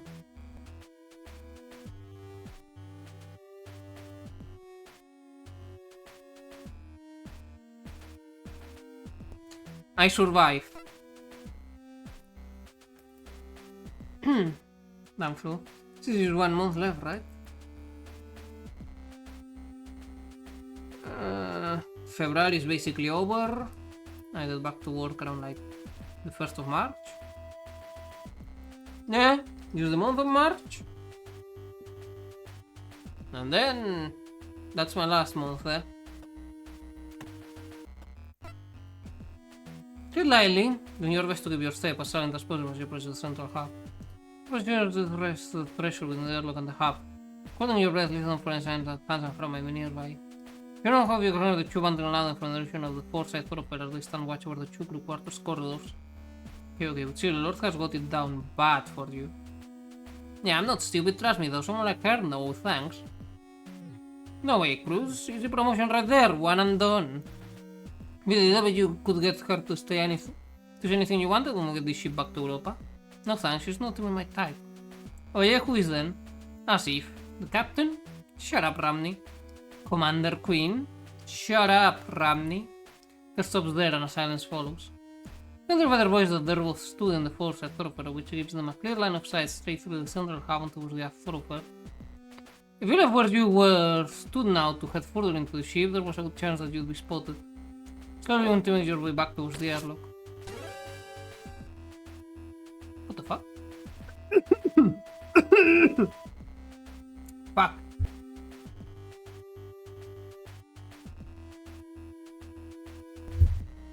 No, alright, I'm back. Looking back over your shoulder, you see that the panel covering the ladder leading to the bridge has come loose again, dropping from its mounts onto the floor. Hey, what was that? Man, I don't know, sound or something in the hub. Stay here, I check it out. You swallow your breath as you try to move as silently as possible back towards the airlock as quickly as you can. Once you open the hatch leading, you pull open the hatch leading into the crawlway and drop down inside, quickly putting the shutdown on top of you. At least you attempt to. Try to pull the hatch all the way close, you find it catching on something before it shuts. Each time forces the mechanism makes a scrapping noise, which you realize is loud enough to be heard from the hub. Hey, someone there? It's instantly apparent to you that the crawlway runs under the route from the central half to the airlock as you hear Hansen's footfall going through the crawlway, growing continuously closer. Some finally if you yank the hatch with all of your strength to pull it shut, swinging the lever onto its original position as you do so. Sit still in darkness, holding your breath. Piece of junk ship falling apart. Thunder Hansen's steps have completely faded away into exhaling in relief. You remain in the darkness for a few minutes, waiting until all signs of activity from the center have disappeared, and you tentatively re-emerge into the airlock. Stay away from the central hub for the time being.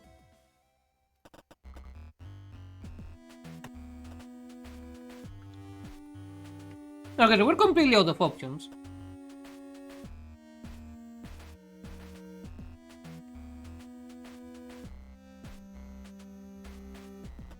Maybe the captain again?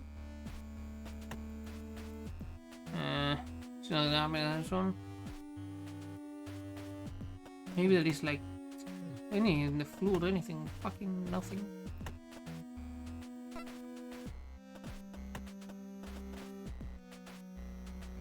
I think the chief is our best bet.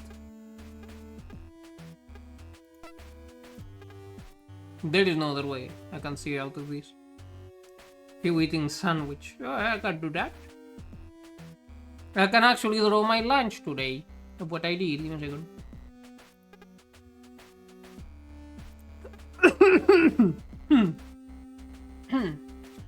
Man. My fucking throat. Mental fell asleep, what I missed. I almost got caught in the most stupid way possible. Anyways. Here we are.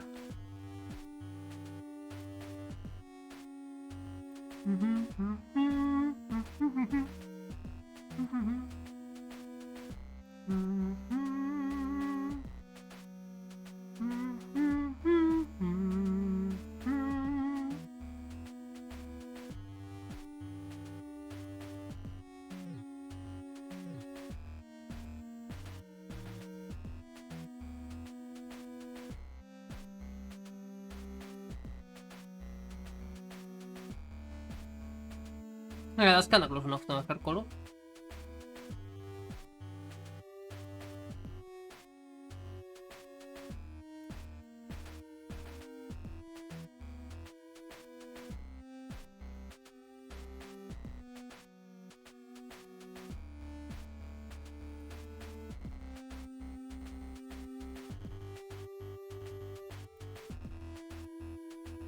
That's supposed to be the ponytail.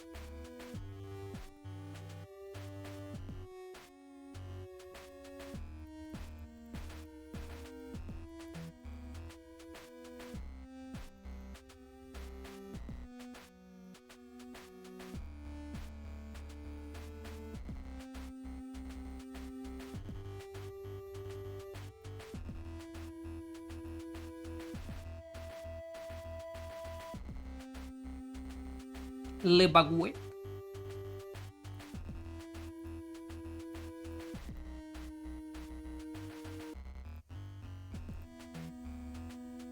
With le sardine in it. They were actually like small canned sardines, but this is the best you're getting, I'm afraid.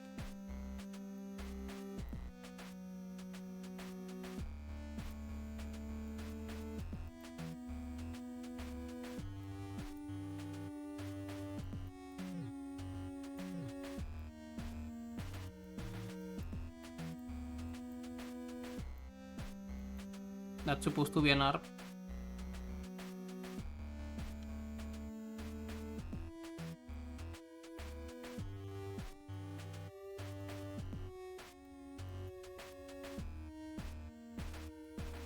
And that's closer to... I am such an artist, aren't I?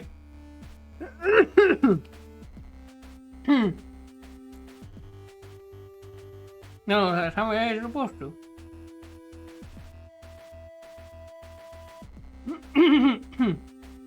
I never did I miss any messages? I don't think so.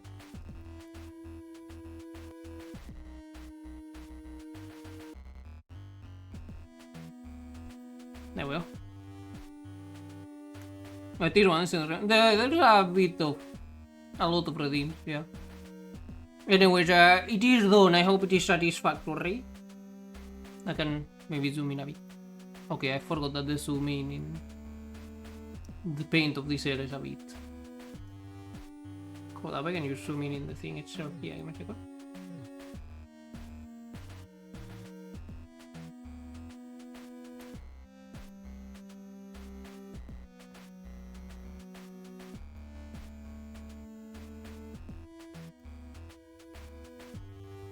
They will hopefully it is up to Fallout standard.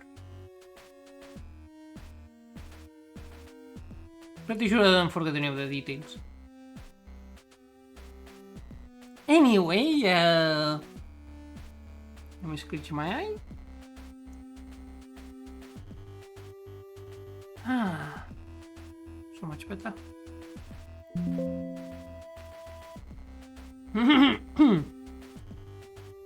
And done.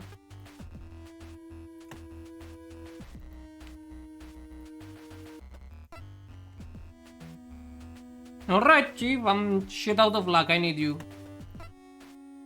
The next time I'm going to think this over, the Chief and move on to a different section of the engineering. The engine room and start working on a control panel with not intently staring at the selection of gauge and dials. Reactions, I mean, you see, eh? Chief, I've thought it over. Lieutenant! Are you gonna be certain? Yes. Chief, I am. Know what you said, but I can risk it. I can risk Vanessa getting out with this. I can risk the crew. I'm gonna do it. Well, you got a lot of spunk, Lieutenant, I'll give you that. Things running fine here, so I guess it's you and me now. Where to then, Quijano? You're buoyant with elation at the Chief's word. With her on your side, there was next to nothing on the ship that would stop you. So I wanted to show that the captain and commander weren't intentionally absent when the blackout happened. We need to prove Commander Quinn had nothing to do with killing the doctor, so we'll also probably go to sick bay, yeah, good idea. We went there, we'll be able to... Yeah, that's right, Chief. To get there, I need to get through the crawlways, of course. I have you thrown another thought away when you're supposed to be locked up, even if... She don't get it done before, the Chief had clearly already switched her focus on problem solving from the ship's and your predicament. Like, I think I'm feeling sleepy, I should go to shower and good night. Have a good shower and sleep, Duke, and thanks for coming. Hopefully you enjoy. Even if a good quarter of it is just me coughing. I try to mute it as much as possible, but sometimes it just comes way too quickly. But I don't know, came with her predisposition for getting carried away in analysis of that problem from every perspective. Chief, the crawlways. Huh? Right, the crawls are, Lieutenant. So the ship's construction, the crawl system doesn't extend to the engine blocks. It's because of how the Swift class. So just like lecturing you, the Chief cuts towards the entrance that leads back into the engineering room. In the detailed breakdown of the nature of the disconnect between the ship's hull and its HFDD engines. You get a sigh of acceptance and follow her. He didn't really want to become an expert on the idiosyncratic construction of the Swift class, but it was a small price to pay for saving the entire ship. Because the fundamental framework is actually from intercluster small load transport. During the war, they didn't allow for you to both arrive at the spot in the engineering department where the chief had first hoisted you out from the crawlway you'd arrived in. This is that the hold is that the whenever the chief pulls up the grating and tosses it to you, almost knocking you back over a guardrail. This class could theoretically be the easiest class in the fleet to grade if there's any further advancements as hurry to enter the crawlway and replace the grating above you as the chief disappears into the darkness, continuing to rattle off more about the ship's engines than you could ever hope to remember. With the grate secured, you quickly shuffle towards the ongoing spiel. The Lucio facts your guide in the darkness. The Lucio facts your guide in the darkness back into the vault of the ship. I guess it should be guide you in the darkness. Making your way through the corridors as quickly as you can, you still find it difficult to keep up with the chief, who moves through the cramped confines of the tunnels with surprising swiftness. She's fucking huge, how? There are multiple times where you have to get her attention so that she'll slow down and not leave you stranded in the pitch dark network of passages. But your constant reminders, as soon as you reach her, the chief will often race ahead, leaving you desperately shuffling to keep up. You find it hard to move at speed due to the limited room the crawlways offer, which made the chief's pace all the more impressive considering her height and build. Eventually, you reach a familiar dominated area. Sweat dripping down your brow, you call out. Chief, stop! What's that, Lieutenant? A few hundred meters of crawlway to get through if you want to reach the sickbay. Time for slacking. Or you can you do your best to catch your breath. Okay, yes, Chief, I want to reach the sickbay. Your breathing slower and you feel more capable of talking. You lower your palm, allowing you to pivot from your hands and knees to a sitting position. Bang against the wall behind you, releasing the cool chill of the steel. We need to go over the plan before we get there. If you show up in the central hub and the ensign sees us, it'll all be over. You're right that there aren't any crawlways leading directly to the block that the sickbay is built into, so we need to use the elevators. Means that in terms of access, Chief sighs that back and forth as she begins to go over different variables in her mind, and after a moment, she shifts from the crawling position she'd been in to sitting cross-legged on the floor. You get a deep sigh of relief as her attention is completely taken by the logistics of accessing the sickbay without being seen. She continues to mutter to herself. You undo the top button on your uniform shirt and flap the fabric near your collar back and forth to cool yourself. Neither trying to keep pace with the chief's unnaturally fast movements through the crawlways. You finally had time to think and you two turn your thoughts towards the next step in your plan. It's not difficult to figure out, but now was the time to do it before you headed anywhere else.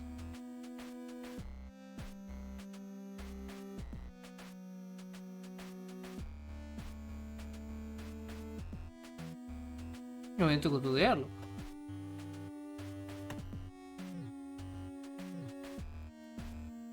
Let's figure what I'm going to do before I go anywhere. Oh wait, I guess we talk first. Spend some time kneading the muscles in your legs and the balls of your hands to work out the tension that had accumulated as you crawl through the tunnels. She works your way from one leg to the other, listening to the chief's mutterings as she considers different ways in which you'll be able to access the sickbay. You're relieved that she's putting so much thought into it, but from what you can tell, she's only thinking about how you'll get in, not what you'll do when you get there. A few more minutes, but in the case of the chief will go up on this puzzle herself, interrupt. Hey Chief, well, Lieutenant Quijano, will be able to access that area, so that brings us back to... Chief, hey! Lieutenant, I'm trying to figure out how to get us into the sickbay, give me a moment. Chief, I know we're going to need to get to the sickbay to pull Queen and the captain, you know, but right now we need to figure out what we'll do when we get in there. Right now any part of the ship that isn't the crawlways or my quarters is risky for me to be in. So I don't want to spend any longer outside of them than I have to. I'd rather we discuss the plan now than leave it until we get there. That makes sense. So what are you thinking, Lieutenant? What evidence are you after in the sickbay? Well, do you remember how Lord used to her meet you in the breach earlier? That rat? Oh, she finally speaks freely. It was shame that Queen and Bartolomé were both out of action on purpose when the ship had that blackout. I say it would benefit you traitors to be stuck on a dead ship, but she must have some way to twist the facts. Exactly, to deal with that accusation we need to...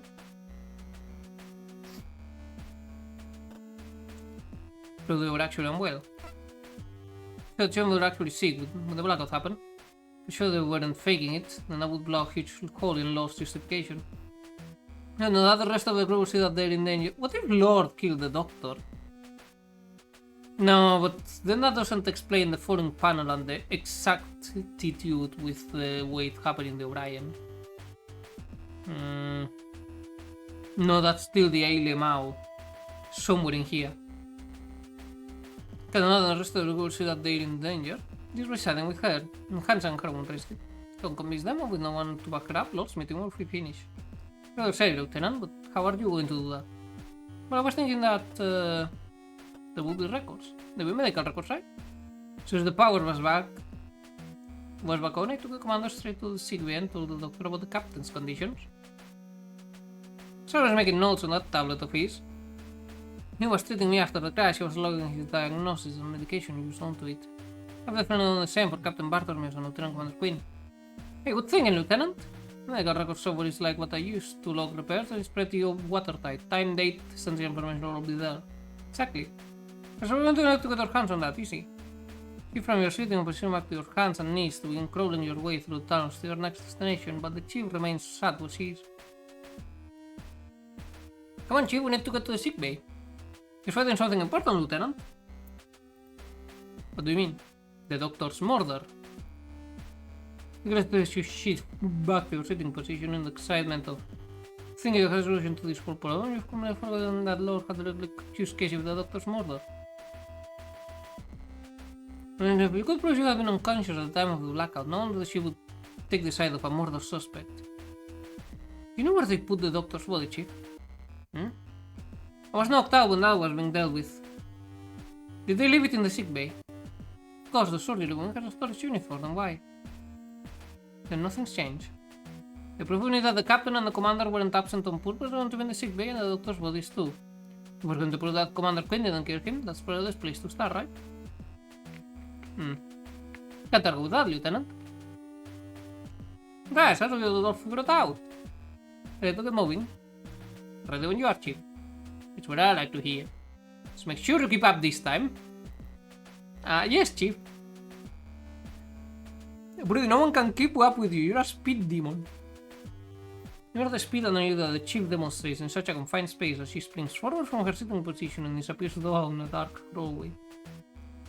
On the other hand, of course, how awkward it is as you arrange yourself back into a crawling position and head after her. Although she only has a few seconds left on you, it only takes that long for her to disappear from sight, leaving you scrambling to catch up, following her exclusively by the sound of her boots and jumpsuits puffing against the tunnel floor. First you're just about able to keep pace, and panting and covered in a fresh film of sweat, you catch up with her just as she opens a hatch in the tunnel ceiling. The Chief bolts out of this new exit, but you're a bit more careful, listening out for any other voices before approaching the hole slowly, peeking out in case there's anyone else in the airlock. The fact that the coast is clear, you gleam out and shut the hatch behind you. Yes.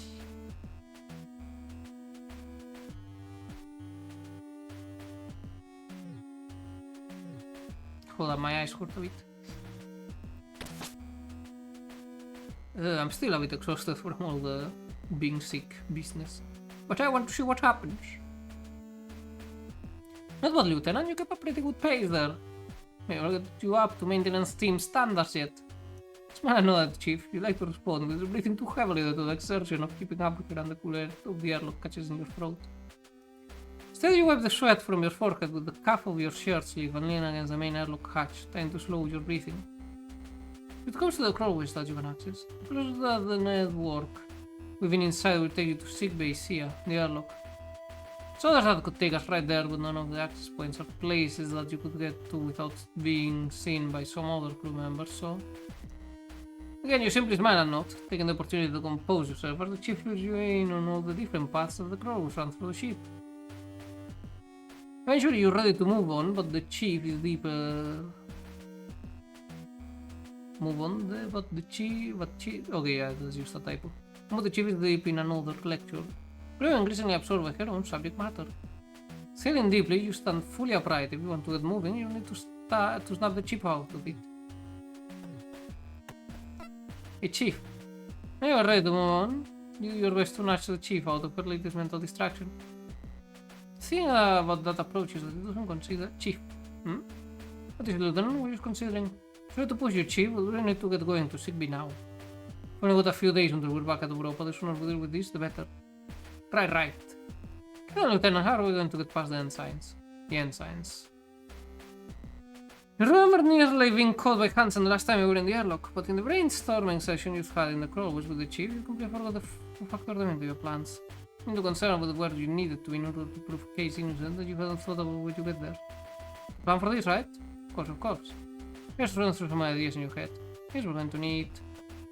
Distraction. To figure out some way to get them away from the flow of ideally for a while. So good thinking, Lieutenant. It's got to be easier to get them out of the way than it is for us to try and sneak past them or take them out. But I can't really think of anything we can do from here. What about it, Lieutenant? I've got just the thing. Use the here and watch for the right moment. You'll know it when you see it.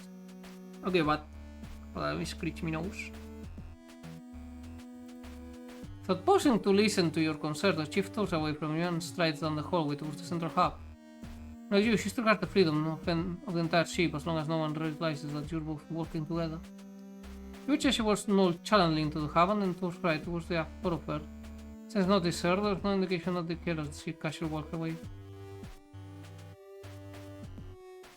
Take a deep breath and crouch down by the corner of the airlock's exit. You don't want to miss the chief signal, whatever it may be. Before you can even start to wonder what the chief will do, your question is answered. What is she? Oh hell, you with the alarm. In the precision, you see the chief storm back into the central hub and yell at the Chuans and system towards the engineering department. And science, I need you in engineering right now! You make out the response, but the chief's reply is loud and clear. Don't get moving, there'll be no one left to guard now. Get down there! It doesn't take much to convince the ensigns. You see them sprint past the chief and towards the engineering department. As they're out of sight, the chief looks to you and shoots you a quick wink before turning to follow them. Get straight to the engines, crews. Those cores need to be realigned now! As the chief is out of sight, you are down the corridor towards the central hub. Check both thoroughfares and, not seeing anyone, run over to the elevators. Come on. Quickly tap the button, thankful that, due to its emergency nature, the sick bay doesn't need you to swipe your keycard to access it. Instead of simply using a bioscanner for whoever enters. Alright, let's go. The door begins to open, you immediately slip through the gap, hitting the door close button as soon as you're inside. Save relief, leaning back against the cool metal wall and feel yourself begin to move downwards. There was no way the chief would have purposely created a real problem in the engineering department, so whatever she had lined up for the incident was probably pointless, busy work. Still had done the trick, and as long as it kept them occupied, it didn't matter what she'd done. The elevator rate of the descent begins to slow. You step forward and shield your eyes before the doors open and expose you to the hustle of the sick bay lights. Now you finally got here, you could begin. You march slowly and silently in the sick bay, scanning the room, as soon as your eyes have adjusted to the light. First glance, you don't see any sign of the attacker who knocked you out the last time you were here, but you're careful to check behind the doctor's desk as well as other blind spots within the room. When you're confident there's no one else in here with you, your shoulders drop and you release the tension that you've been carrying. With any of his threats, you take your time going over the room. Everything was as you'd remember it being. No one had even gone to the effort of cleaning up the shattered glass that covered the floor in front of the medicine cabinets. Take a small amount of solace in that fact. If you were lucky, it meant that everything else in the room had been left alone too, including evidence that might have proved Casey or the captain. Okay, where to begin? Okay, I need to pee, so that's where I begin. Be right back. Alright, Gator, welcome back. Just in time for me to piss. Because I can hold it in, because I drink too much water to avoid coughing.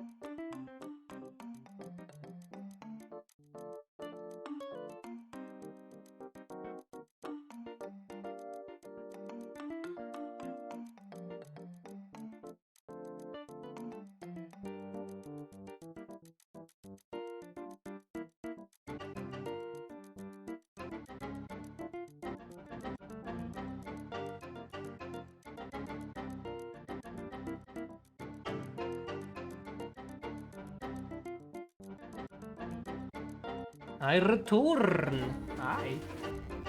Wah. Hola, perito. Ow. Had to reduce myself in the mirror, so to speak. There we go. Anyways, hey there, Gator, welcome back. Well, I think I already said that. Anyways, the sandwich part, well, I think you missed the drawing, sadly. Back from random calls from boss, what I miss. Ah, we're trying to free ourselves, you know, the use.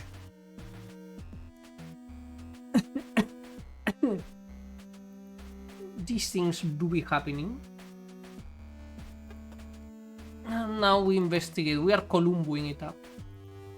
See, it's like on the Brian, the last ones of the guys that stored but had all been smashed with fragments covering the floor. The others stopped disturbing anything, still managed to crunch a few pieces on the floor as you look at the broken edges of the glass that remains on the cabinet door. No blood, no fabric, nothing caught on these shards. Expect to get a better look. Here, something crinkled as you step on it. Not to see what it was, you kneel down to pick it up. Nutri-Shake mix, I tell you it's the same ale amount that did it in O'Brien. I have cheesy potatoes. You put it in your hands and notice it's completely empty. It's like what happened on O'Brien. It wasn't Casey who killed the doctor and says this is the same thing that happened on O'Brien. Does that mean it's the same killer? Could be whoever's piloting that machine. No sense that anyone's been able to leave it. Why would they kill 2 doctors just over nutritional shakes? It doesn't make any sense. Clean over the emergency vets, you do a quick visual review that doesn't reveal anything unusual. Why did you take some extra time to go over them? Peering into all the little nooks and crannies where the padded top joins the frame. Figures for attention, looking for any unusual mark or damage or sense that someone else might have been around them, aside from Casey and the doctor. A few minutes of searching, you failed to find anything that could prove that someone else was here when the doctor was murdered. In fact, aside from a few cases here on the pillow of the bed she'd been resting on, there was no sign that anyone had used these beds at all. From one final investigation, you go on the beds and notice a familiar purple wrapper. You, the silent boys! When you saw a drop when they took her away. Don't worry, Casey, I'll get this to you soon. There's no obvious evidence that anyone else has been on them aside from Casey. Both Hansen must have been resting on one of these beds at some point, but there's no trace he was ever here. Pick a few scatter boxes and place them on the counter. You each one in turn, but them still completely sealed and with no obvious relationship between them. For blood pressure, those are sleeping pills, some of these are antidepressants. In fact, there's cover that looks like they were all junked out to get to what was behind them, which would be. Pretty by the back floor, you can see is an empty cupboard tray with the product name printed on it. Nutri-Shake Max, nutritional alternative. 10 2-kilogram bags. There we go.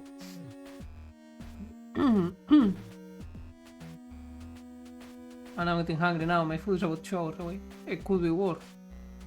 I am almost out of food. Someone wanted shake mix, I'm sure they could have used task. If there are any comments that will come in useful, they'll be in here. Please, from my best bet to find something useful.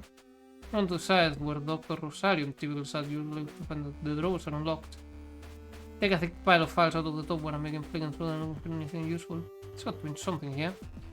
Think there's a huge number of documents within the stack of photos that you've taken, more than you could easily skim through. You means you place them down on the table and try the second drawer. This time a smile crosses your face as you pull out the doctor's datapad. Jackpot! Bears take a note of the screen and placing it back in the drawer. Took the device out of you, inspected, looking for the power button. Find and flick a switch on the back of the datapad, watching the screen slowly as the device comes to life. Sort of a drive within it beginning to spin, letting you know it's still functional. Alright, this will have all the information I need. Your relation is immediately wiped away as you're faced with a login prompt. Oh, come on! This datapad on the desk comes set the pile of files and sit down on the doctor's chair, placing your head in your hands. An expectation doesn't bother with you, but you'd been hoping that at the very least it would have been simple. Fortunately, that doesn't look like it would be the case.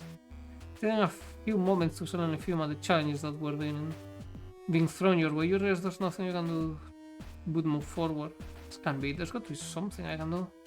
No solution, you stand up, looking around the sick bay. You've come this far, you're not going to give up yet.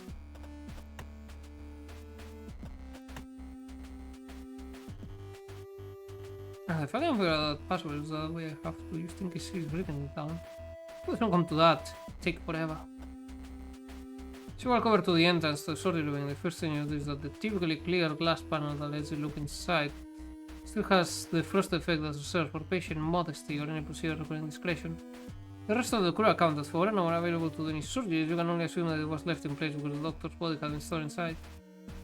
Running your hands back through your hair, you pace from one side of the room to the other. As far as you could tell, there was no obvious proof that Casey had been the doctor's murderer. You didn't find any proof to the contrary either. You say you won't be able to find anything, and there was every chance that once you'd left sickbay, the ensigns would have returned to their positions outside of the crew quarters. Had you risked it all for nothing? Before you can dwell on that thought, you hear the elevator whirring into life, letting you know that within the next few seconds someone will be entering the room. Time to spare your side too. You look around the room in desperation for somewhere to conceal yourself so that you can either stay unnoticed by whoever enters or get the drop on them if necessary.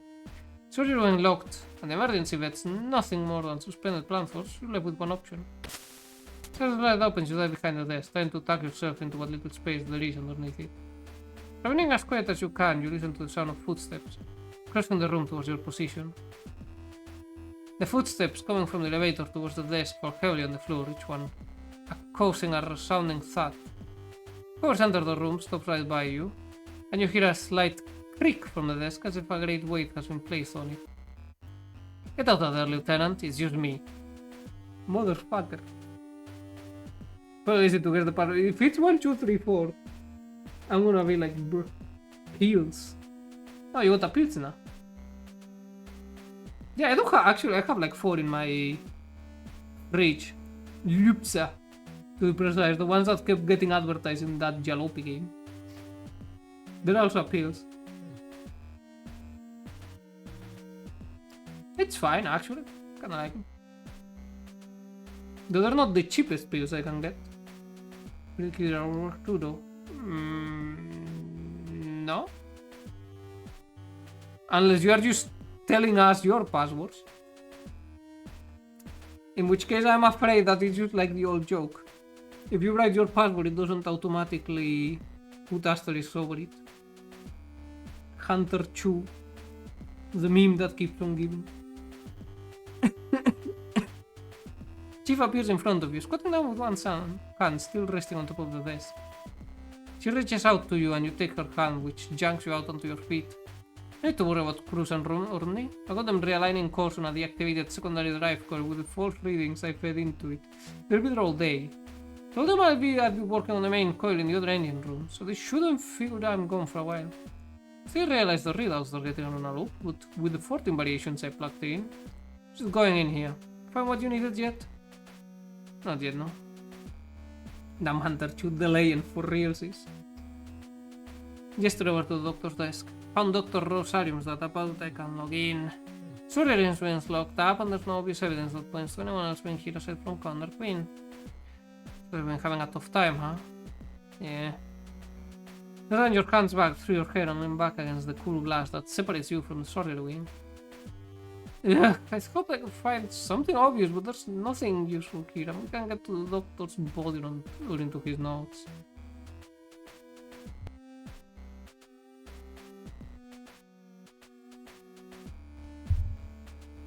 Hold up. There we go. Need to readjust a few things.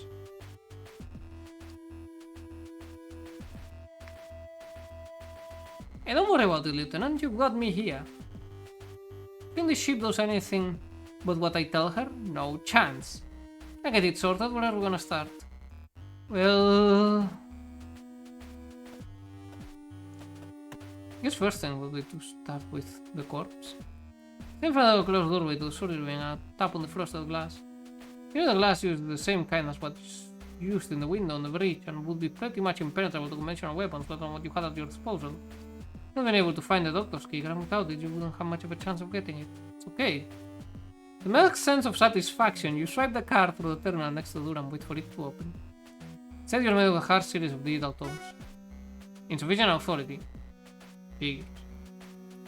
You just linger on the terminal for a few more seconds as you think about everything you've gone through in the past few days involving bypassing these devices, or the doors attached to them entirely. You didn't bring the PST, did you, Chief? Nope, but it wouldn't be much good to us. haven't found Rosalium's card, and we can get that door open with anyone else's. Only he had authority. Squeeze your eyes shut and pinch the bridge of your nose. Yes, if they've left him in there, they must have taken his car on the way out.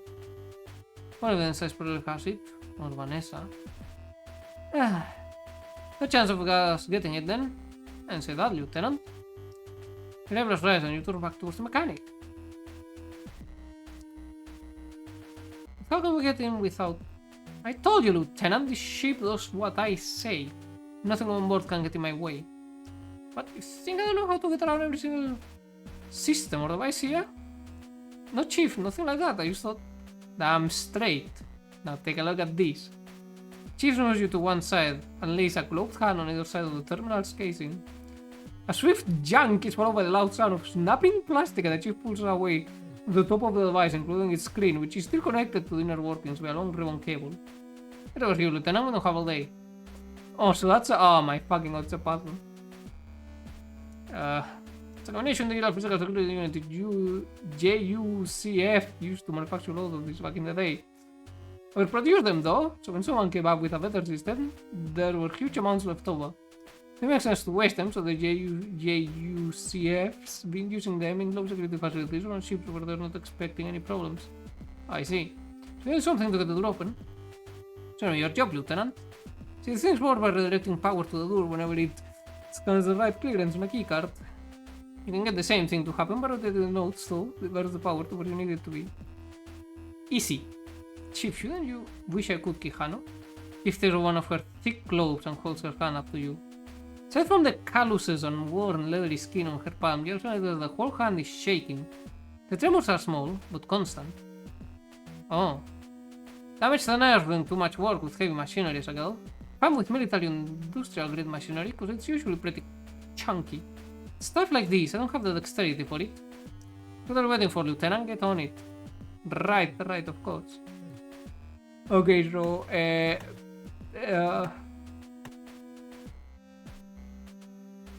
Mierda. Okay, no need to panic.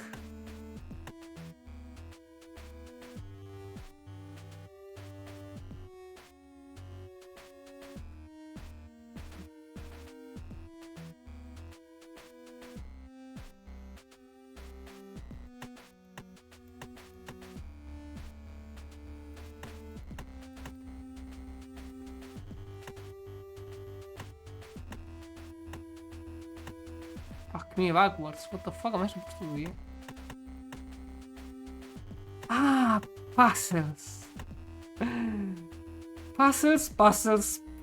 I don't tell you people how much I hate puzzles because I'm terrible at them. Have I? Because I feel like I should. There we go. Harder than I see that, but it's not me who will do this. Puzzles are pretty damn basic info. You click as the locking mechanism is engaged and the door slides open. Ha! Yes! There you go, Lieutenant. Easy, right? Yeah, sure. Yeah, easy. Something like that. Step back from the terminal, a waft of cold air from the now open doorway hits you and chill runs up your spine. You pensively eye the entryway, taking a few steps to your right to get a better look inside. As you'd expect, that you can see the doctor's body lying on an operating table. I'm the fucking fruit fly piece off already. But again, although this time not from the cold air that was. I've been trying to get that fucker for 4 days now. He keeps evading me. It's very rude. You saw it right after? Liar. Yeah, I got lucky. There's only so much trial and error you can do if you follow the thingy. It was an easy one. But again, although this time from the cold air that was leaching into the climate control ward for the main sick bay. You're right, Lieutenant. Chief appears beside you, her hand on your shoulder. Yeah, it's fine. We're just thinking about what we have to do next. I got you, Lieutenant. Never nice seeing one of the crew like this. Yeah. The air just outside the door is almost as cold as the room beyond, and the chill continues to spread your... No, as the chill continues to spread, you rub your arms instinctively to warm them. Lucky, sure. Have you heard of damn luck? I have at least 50% of that. I may not have a lot of luck, but I have a lot of damn. You knew that it always planned to get in there to examine his body, but now that it was possible, we gotta do what we gotta do. It is what it is. It is what it is. It is what it is indeed. You repeat. Come on, Lieutenant, let's get to it. You can say for a moment before nodding, which the chief takes as a sign to enter. She walks into the room, the chief becomes a vague silhouette barely visible behind the frosted glass. Get out of view, you clench your fists a few times, then follow her into the room. You never been here before. I think a few opportunities to peek inside when the glass wasn't frosted on the few times you visited the sick bay. They weren't particularly reassuring to look at from the other side of the glass, but your proximity to the automated surgical assistants made them much more intimidating. A series of long, thin, mechanical appendages were suspended from a collection of disc-like objects which themselves were attached to the room's ceiling by various supports, cables and tubing. The room's temperature was so low you could see your own breath, which turned to condensation on certain parts of the machines, glinting with cut light as you move around them. Directly underneath all of this was the body of Dr. Cypher Rosarion. You shuddered as you approached the corpse. As you encountered the bodies of the crew and O'Brien, those weren't people that you'd interacted with, spoken with, people you'd known. Laying here on the table, the lack of vital essence in the doctor was tangible, as sedated as it had been when he was alive. Seeing him like this made your stomach turn.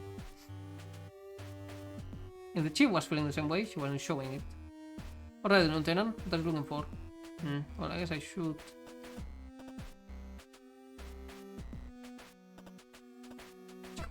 We can figure out how he died, and that may give us an indication of who the killer was. Or at least it can show us that Casey wouldn't have done it. Sure, you're the security officer. So that makes you something like a detective, huh? I guess you can call me Columbo. Wait. I shouldn't have done that. The edges of your mouth involuntarily curl upward slightly as the chief's question reminds you of how Casey had reacted to your position when you first met.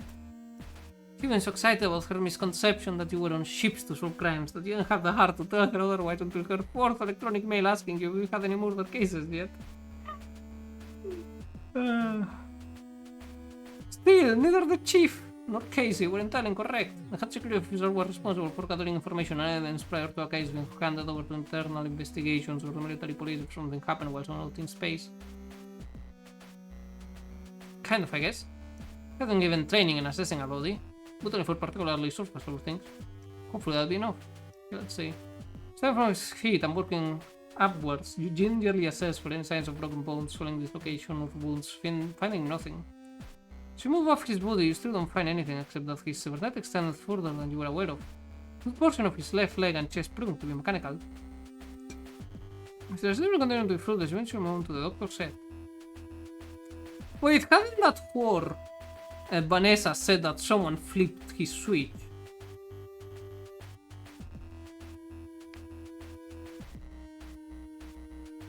Yeah, she said that. How would she know? No, it doesn't make sense that she killed him, though.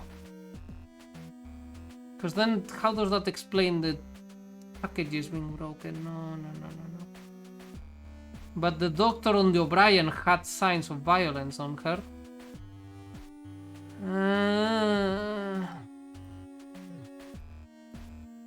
Weird. On his shirt to check for bumps or bruises, you notice something strange on his eyepiece. Chief, look at this. What is it? It's subtle, but look. Still to the edge of the doctor's prosthetic where the device meets the doctor's skin. Signs of singeing and minor burrs run along the edges with the lens of the eye surrounded by a ring of black. Strange. So the devices were loaded. Power cells used in his prosthetic shouldn't produce enough current to shock him even if the situation were. The doctor may have been shocked then. Huh. It was that way, but it shouldn't be possible. An electric shock. You've really on the possibilities. Just like on the O'Brien. What do you think would have caused this?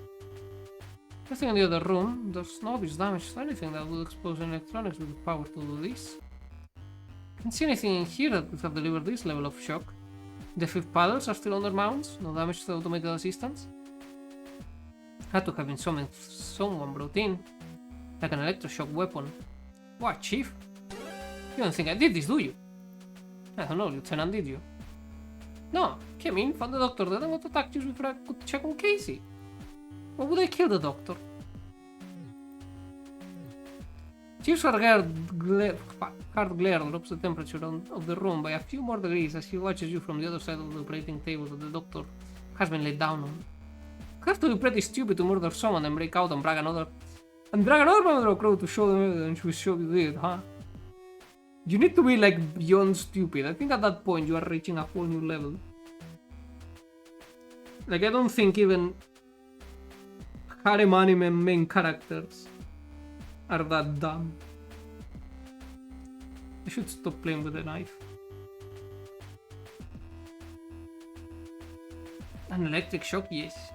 They are not fun. I'm not sure I've ever received any other than very light ones, and I don't wanna. Not the kind of pain I like. Uno reverse cars use. Damn. The chat is escalating.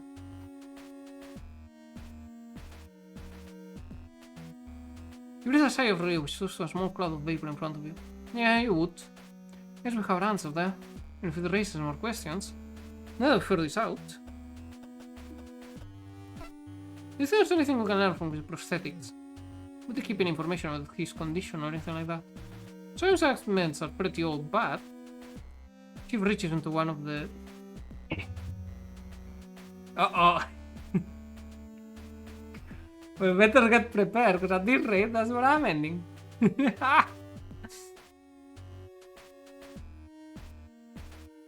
Chief reaches into one of the pockets of her overalls and pulls out a small screwdriver, much smaller than the one Dylan had snuck into your meal. Methodically, she begins to assess the doctor's right arm, following the edges of various panels. She raises the arm, shields easily, finding a series of screws on the underside of his mechanical forearm. I don't have so much japping, my brain keeps freezing. It's good japping though.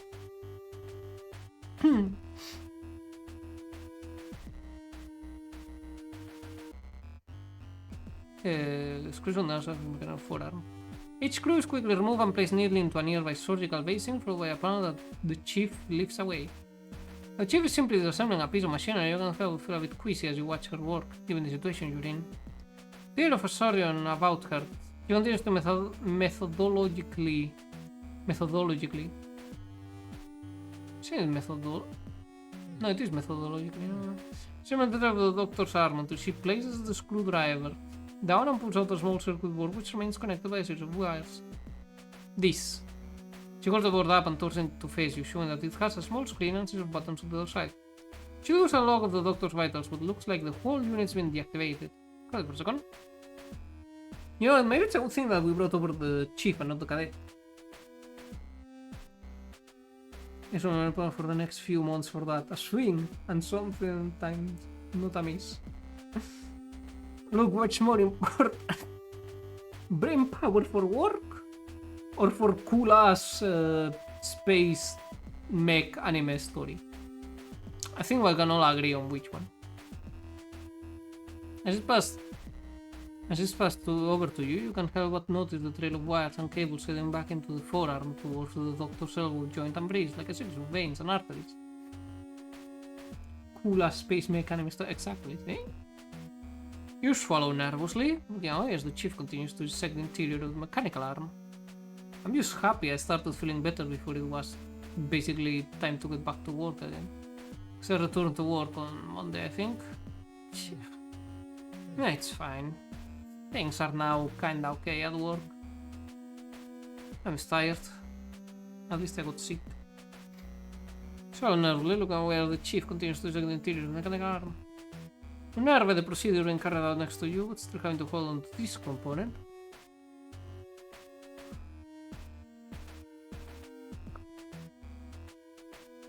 You close your eyes and steady your breathing. Fuck. There. It's a click as she lays a burnout battery in the surgical basin, and you see that a series of wires coming from the doctor's arm are now connected to a fresh looking battery that sits used to his side. So Lieutenant, what does it say?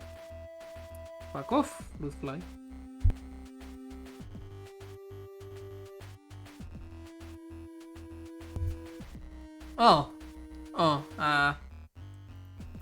You know the screen on the device. All you see are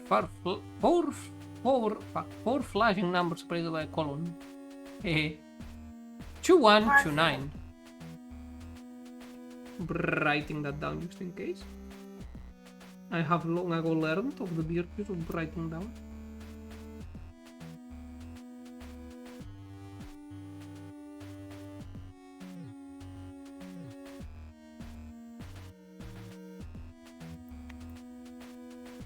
Hey.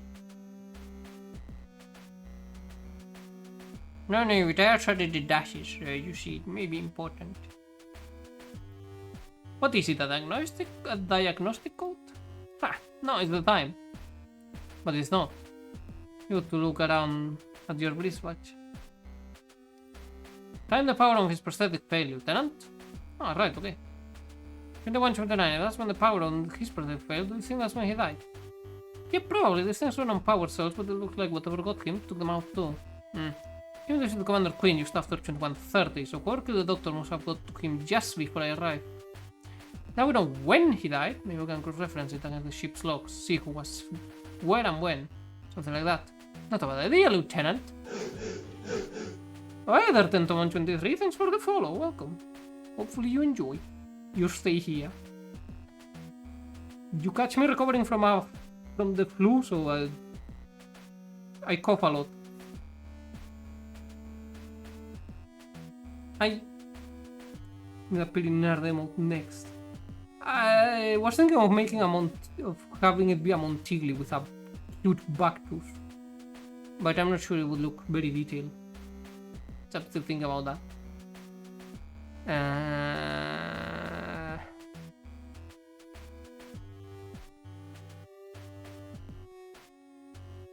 Wait, 10-1-23.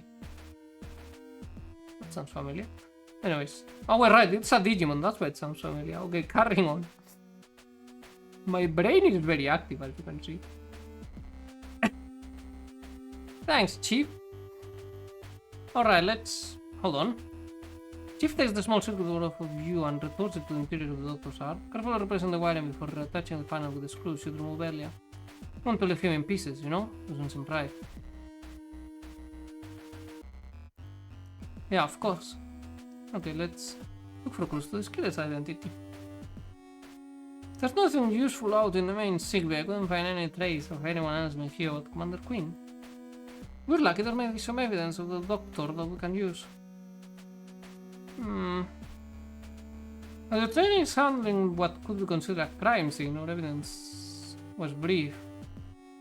You hope that the small amount you've been taught might come in useful. I noticed any obvious signs of bruising on the doctor to indicate he's been grabbed, and there's no signs of any use of a weapon either. Looking at the fingernails in his left arm, and not seeing any signs of skin or blood, you're about to give up when you check his mechanical hand. Chief, look at this. What is it? It's a doctor's mechanical arm, twisting slightly so that she can see the back of his hand. Maybe we should have looked for like evidence of that before we started tampering with the corpse, I'll be fine. When else it takes the arm off you. Knuckle joints on top of fingers, both crumpled. Augments, military raid. Things have hit something hard for this to happen. What have you found, Chief? Take a look. Generally, the Chief extracts something from the joint between the index finger and knuckle and passes it to you. This will take the small fragment off her and hold it between your thumb and forefinger, bring it up to your eye. Like a small metal chip, maybe a piece of whatever he hit. You pass it back. Maybe. Well, there's nothing on the ship made using something like this. Chief pauses or broke forward deeper into its cowl. Except that thing in the hangar. What?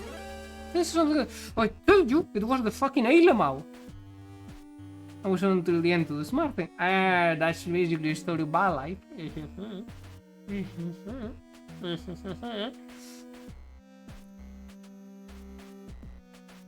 Yeah, my eye.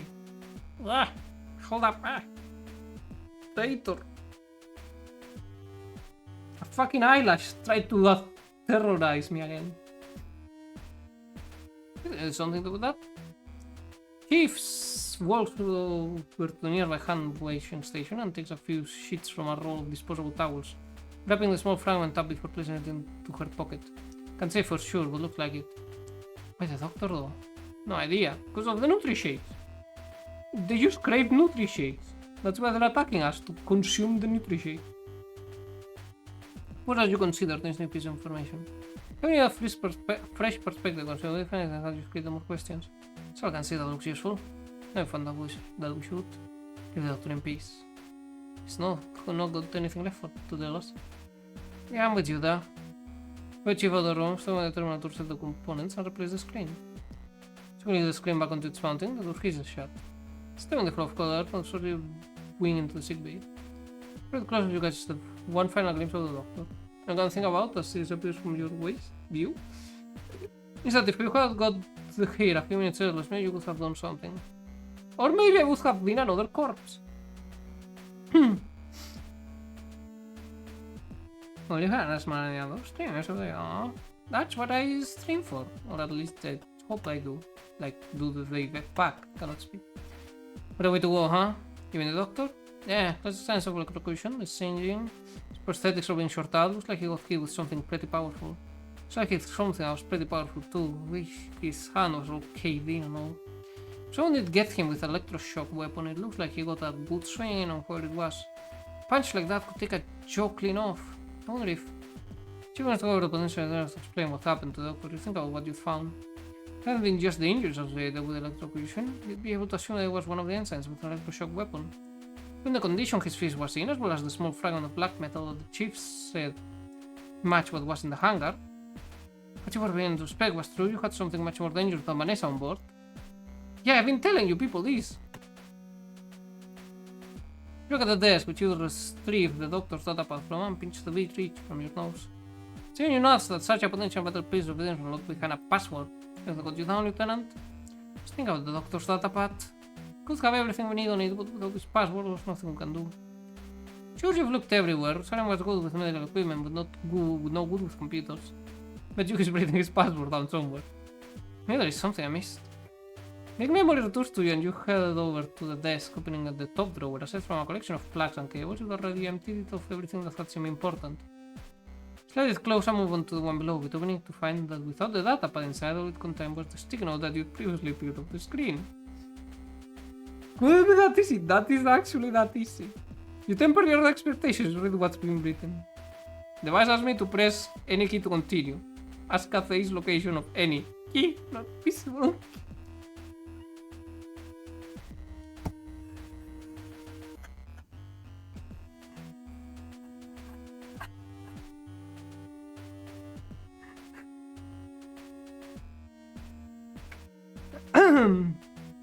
Any key, not visible on keyboard. The doctor cannot be serious. What do you find?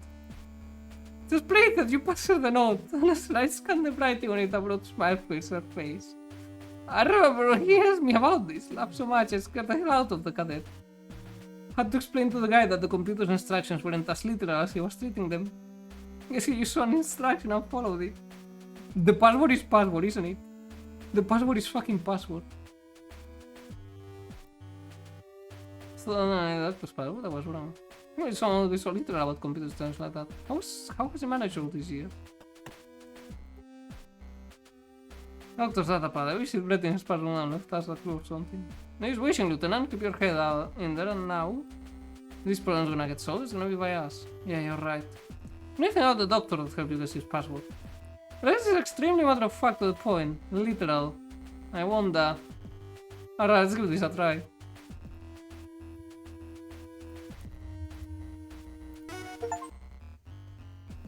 Es que me cago en mi puta vida, macho. Es que me cago en mi puta vida. Es que tenía que ser... Doctor Rosario, you cannot be serious. Blow the ship up. No, we're not blowing the ship up. I am so fucking... I can't. My guy really out here being like... password.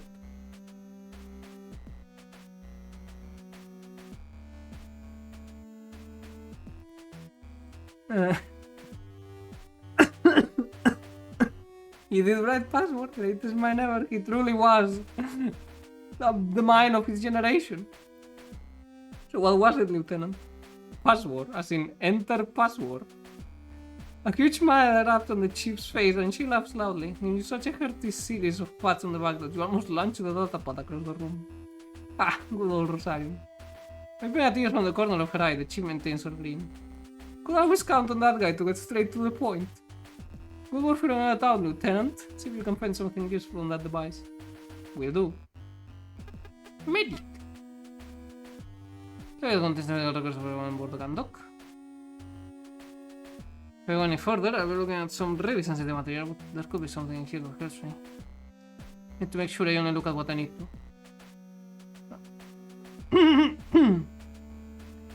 Peso verde o colony, blue type of plus, blah blah blah.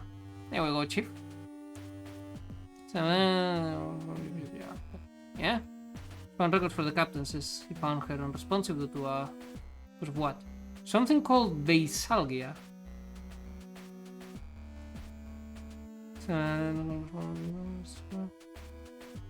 Alcohol-induced Veisalgia. No, diagnose alcoholism.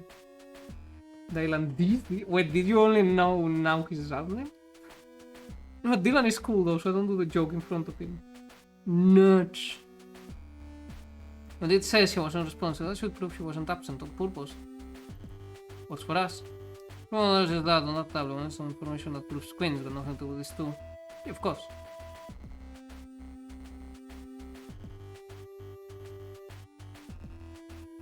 How do I go back? Where is Quinn? No. Hey, I'm not here.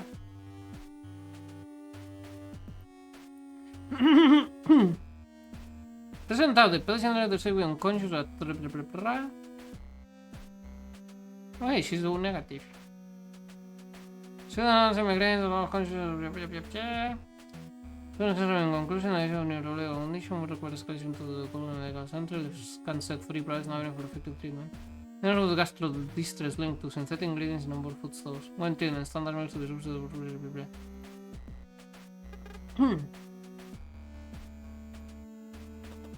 Well, so that for the lieutenant? Oh no, why?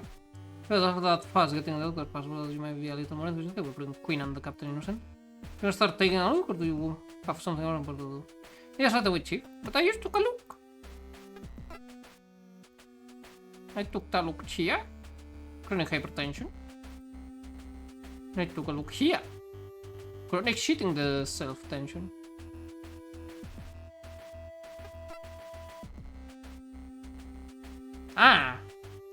There we go. Let's see. Chief, you got something about Commander Quinn?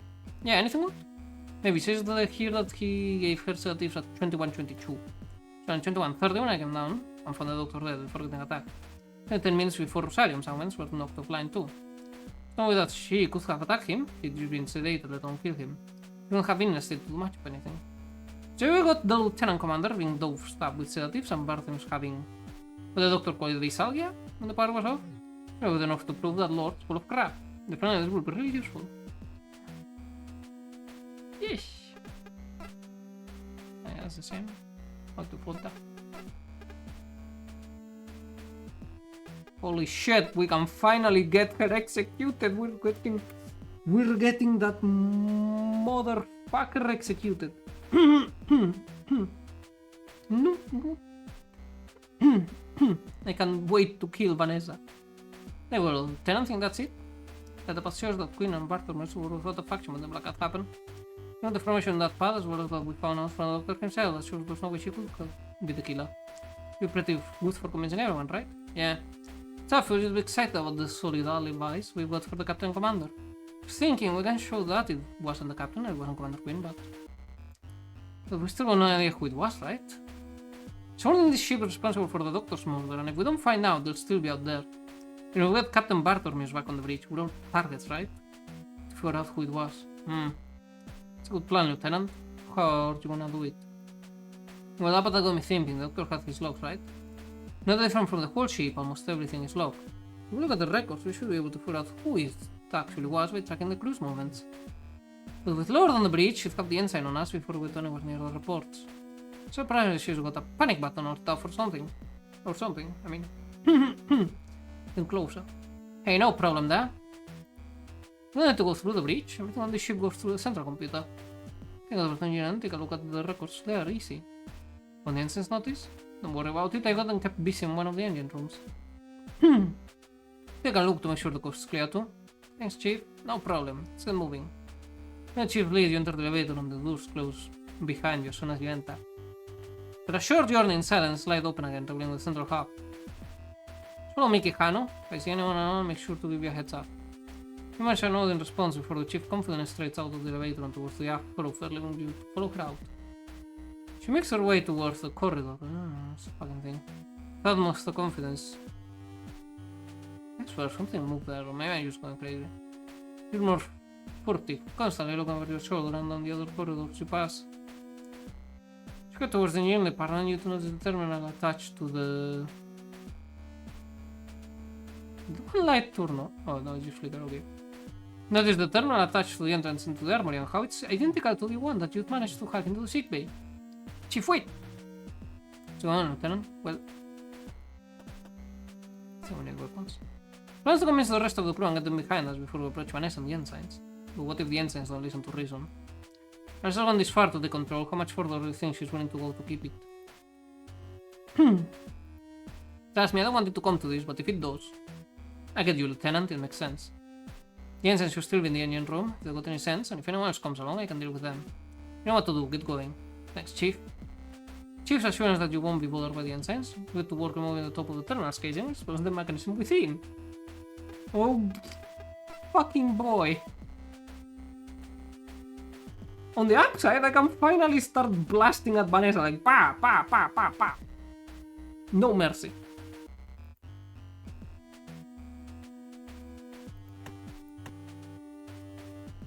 No, man. You know what, first?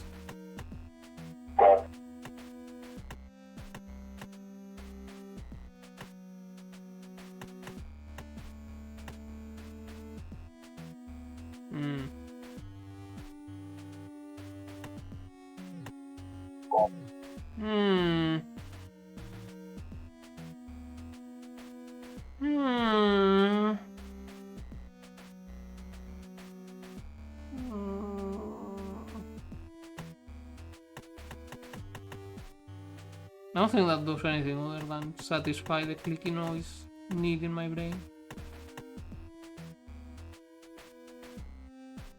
Well, no, literally nothing else I can do with this one.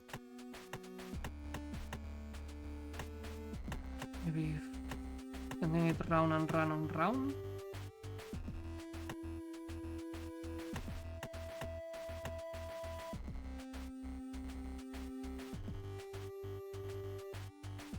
No, that does nothing.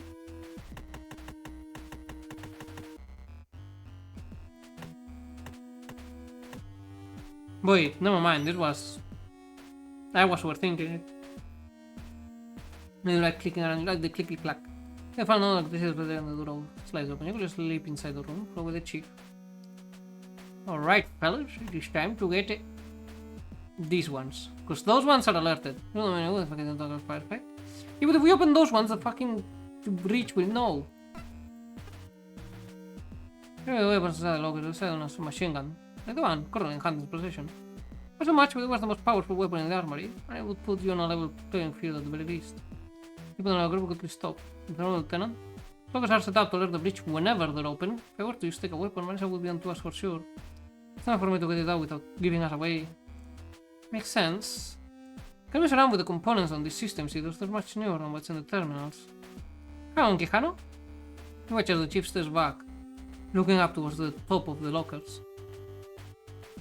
Pacing from one end of the room to the other, she stops occasionally to look at a conduit or bundle of cables. She heads to the left side of the series of lockers and places her hand on the top, effortlessly heaving herself up in one motion. You're ready to grab what you need, then shut the door again, understood? Place your hand on the locker's handle, waiting for the Chief to take action. Understood? A sharp dive, the Chief pulls 3 large cables out of the wall. Now, Lieutenant. Pull open the door and fumble in the darkness when you're grabbing one of the guns and a few magazines. Place them down beside you and then slam the door shut. It's closed, Chief. Gotcha. The half the Chief drops back down to the floor. You look up and past her and see that the cables have been inserted back into the wall. It's hard to disrupt the circuit the room's on. Might show us a blip up on the bridge, so let's go before anyone comes to investigate. Thanks, Chief. You grab your weapon and ammunition and leave the room. You go, Teshoma. It looks so fucking stupid, look at it. When you solve a puzzle by accident, story of my life. Hey there, Moldo, how's it going? Got a little bugger. Now outside, you take a few seconds to reset the components and replace the casing on the terminal, causing the door to slide shut. Follow the chief down the remainder of the thoroughfare, and arrive in the engineering department. Well, for a moment, looks around and with the same self-aware assuredness continues her way towards the star computer. Follow her along the series of catwalks that lead you there. Back on some watch towards the engine rooms in case one of the ensigns were to emerge. Fortunately, your journey is uneventful and you arrive at the door. What's the plan to get in, Lieutenant? Nothing complicated, Chief. You pull Casey's key card out of your pocket and present it to the engineer, who takes note of the name on the card. Not bad, where'd you get that? During the blackout. Lord never took it off from me, and... slide the card through the reader of the terminal and the door is open. Looks like since they got the Lieutenant Commander locked up, they never thought to deactivate her access. Rookie error for Lord, but it works for us. Get inside, Lieutenant. Hey, they deactivated my access. Actually, no, they used my card, never mind. So, how have you been? Well, I've been sick since Saturday, like... I was actually hallucinating on the Saturday night. Because I had like... I don't know how high the fever was, but it was about 39 degrees Celsius. Because I spent the entirety of Sunday with 39 degrees Celsius and it wasn't as bad as that night. So it must have been higher. And... yesterday I spent it within 38. And so, and today finally the fever was gone. It's been painful. And then I coughed so fucking much. I was coughing so much that my ribs hurt. Whenever I cough, it hurt as if someone was driving nails in between my ribs. But now I'm fine. More or less, the fever is gone. That's what matters. The cough persists a bit, but yeah, that will go. Get inside, Lieutenant. Follow the chief's instruction, duck inside the small room with her behind you. As soon as you enter the room that houses the central computer, you know that you're going to have problems. The room was small, very larger than a small cupboard, and there was just about room for one person to operate the computer, let alone... Hey, Lieutenant, move over, would you? I've got a... The chief muscles her way into the room. You immediately push up against the keyboard and monitor. She continues to force her considerable heft inside, so all you can do to squirm your way towards one of the corners so it being crushed. Think they make this bigger, wouldn't you, Kihano?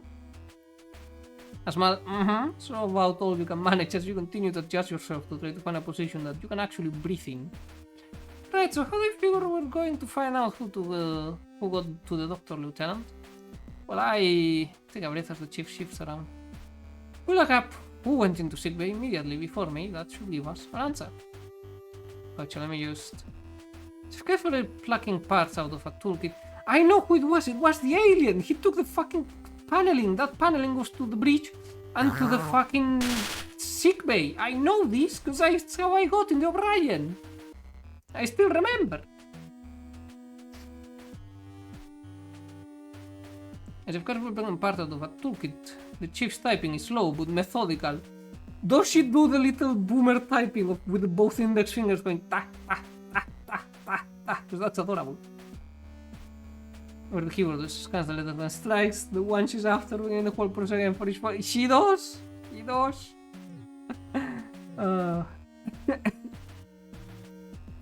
Takes a while, but eventually a window appears with a long list of names, dates, and times. In the third page, 40-2030, got Lieutenant Pirita Quijano. Before that, we got Urinary Shift Umbrella to get a better view of the screen. No information. Sickbay, 2129. What does that even mean? Can there be no information? Hang on a second, Umbrella. Keeps voice trail off as she resumes her same methodical process of hunting for the case she needs, slowly pursuing by typing with just 2 fingers. Different selection of logs, lists, and files appears on screen. You hear the chief mutter to herself. Now there's no info, it's a log, used with no user data. Shouldn't be possible, there is a key card or bio data. Partner mouse has to authorize every group profile, the system should allow any dummies. Chief, hey, what is it? Senior Chief placed the tip of her finger on the screen, pointing to a set of entries. No information, sickbay, 2129. Just before I got there. Current work in your way down the list. No information, crew quarters, 5. 2102. That's Casey's cabin. No information, central computer. I knew it! I saw the fucker! 2021. No information, engine room, 1933. Information, mess hall, 1910. Information, hangar, 1850. That was just after you and Hansen crashed that Juno right into the hangar. Bringing that machine with you. You will stand in silence as the information remains on the screen, flickering ever so slightly as its brilliant green stands out in the dark black of the screen. Come on, Lieutenant, let's get going. Warning, the chief steps back and out of the room, grabbing you by the arm and dragging you with her. Chief, hang on! As soon as the chief's eye on grief as she pulls you out of the small room and along the catwalk which leads back towards the engineering department's exit. Chief, wait, we can just... With her glove hand encircling your entire forearm, you manage to wrestle yourself free. Take a few steps backward, she turns to grab you again. Over here, Kehana, we gotta go tell Lord what's going on. I know it's bad, Chief, but we can just... Damn right it's bad. I don't care what's going on with you and her right now. Something's what we done and it's gonna be done. Chief, think about that for a few seconds. If you go up to the bridge and tell Vanessa that she's brown, how do you think she's going to react? She makes herself the captain, she can act like damn captain. Get this ship swept for intruders, quit messing around. Think Vanessa will really do that, Chief? How do you think she'll react if you tell her that you figure out there's an intruder on the ship that's responsible for everything she's blaming on me, the captain, and Casey? Think she'll admit her mistake? She'll amp up for execution as a mutiny if that happens. Worst case scenario, she ignores you. Worst case, get a lieutenant. We can go to Lord and we can...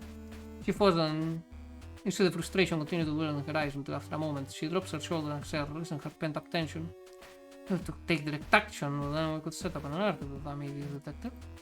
Besides, we need to stay by the terminal, feeling back the repulsive. Unless... Chief, hey! Plans not change, Chief. Gotta go to Vanessa, but if we go to the rest of the crew, we can convince them to what's really happened. Once we're done, the was... Fuck. Can't fucking speak. No one can escape pity so high. Yes. Once we've done that, we can get her out of the way, get the captain back in command, and then deal with whatever's actually happening on the ship properly. We need to figure out what that actually is before anything else. You know, the aim... No, also we're in a better position to deal with what's happening, so then we could... A sigh of relief as the chief begins to mutter to herself. He's darting forward and backwards as she quickly gets absorbed into the specifics of how the situation could be handled. Take advantage of her distraction to pause and center yourself. Found out a lot about what had happened, but so much of it was just disparate information. Need to bring it all together for what was really going on. Could tell by the tense look of focus on her face that the chief was already focused on planning how to handle the intruder once you've got the crew on your side. Her instinct for problem solving will be crucial in getting to the bottom of this whole thing. What about Elf Tide? I mean, I like to think I got a pair. A good pair. Chief! Lieutenant? We can start on a plan to deal with who are responsible once we figure out who that is and what they're doing. Where do we start with that? How do we get this all figured out? Lord's first big claim was that Quinn killed Rosarium. I don't know why he'd be a target, it's not like he. How about that being her first big claim, Chief? Right, we need to convince everyone that Quinn didn't kill the doctor. This was what everyone spoke. The film makes you and her look like the bad guys. You prove she didn't do it. Right, so we don't know that proves Casey didn't do it. Because of the condition she was in. He was completely knocked out when the murder happened. 5 minutes after, when his tablet showed he was sedated. Dosage, the timing, it's all there. She couldn't possibly have killed him. She was unconscious at the time it happened. That makes sense. Except if the use for onboard care are pretty fast acting. If Rosarium gave them to Quinn, she'd be out like a light. Not his logs, timestamp too, hell. Rami and I had to carry her to her quarters, or was that to the wall? No, but Lieutenant, I think you're onto something. I am Columboing this fucker. Here's one more thing. Thanks, Chief. Here's to me, if Quinn's knocked out. There's no way she can kill anyone. Exactly. Now we got that figured out, we can. But... Stone drops. You thought for a moment I would dealt with Vanessa's accusation towards Casey, but the case done when the Chief's face said otherwise. Dear Chief, it's not going to be that easy. Quinn was sedated, sure, but these methods take a few minutes to be effective. You're saying, Chief. We need to stay a few steps ahead of Lord Lieutenant. Getting her head, think how she'll argue back the deal with that. Tell her Quinn was sedated. When Rosarium died, she'll just come straight back with something like, how do they know she didn't kill him before the sedatives took effect? Woohoo! You're right, she would. Relax that quickly though, Casey couldn't have been away for long. If matter, if is an opening, she'll go for it. We have to prove she didn't kill him before he was unconscious, right? Well, she couldn't have because...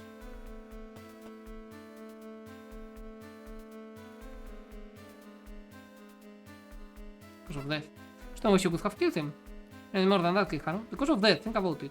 Ter killed him, also activated his prosthetics and left signs of singeing along where his body met the metal. Could have only been done by a source of high-powered electricity, something like an electroshock weapon. I didn't find one in there, no one mentioned finding one either. So unless you got sedated, draw a previously hidden electroshock weapon and manage to hide it again, it's a ridiculous scenario. That's right, I don't remember seeing one when I arrived. You didn't find one. What if Lord does her own investigation, finds an electroshock weapon in there? She wouldn't, I searched that room from top to bottom. Yeah, but what if she did? Might haven't been there when you looked, but she could still find one. That's ridiculous. She'll be planting evidence. You think that rat wouldn't? You know what, that's a fair point. I say we just get in there, shoot her, and say that this is the counter-mutiny. Obey or die. We're not playing fair, Lieutenant, so we need this bottle bolted down. Oh no, Queen didn't have an electroshock weapon. She can access the armory. Simple, she couldn't have had an electroshock weapon in the first place. I'm pretty confident, Quijano, are you sure? Absolutely, she couldn't have one because she can't get into the armory. Only members of security have access to the armory, and it's the captain that grants authority to crew members to access it. The captain never granted her access, she won't be able to get in to get one. A biggie. Well, I can prove it easy enough. Minutes through the terminal outside the armory will show that she couldn't get in.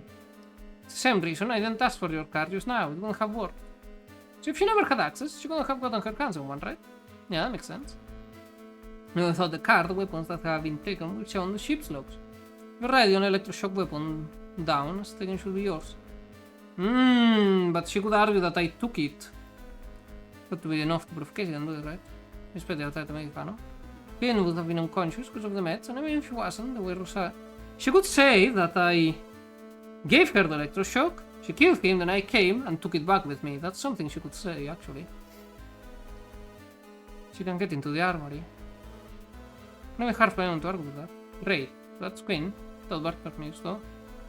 Actually, you know what, I'm not sure. Kinda want to load. I'm not so sure of that argument anymore. Also, I need to go to the pizzer again, be right back.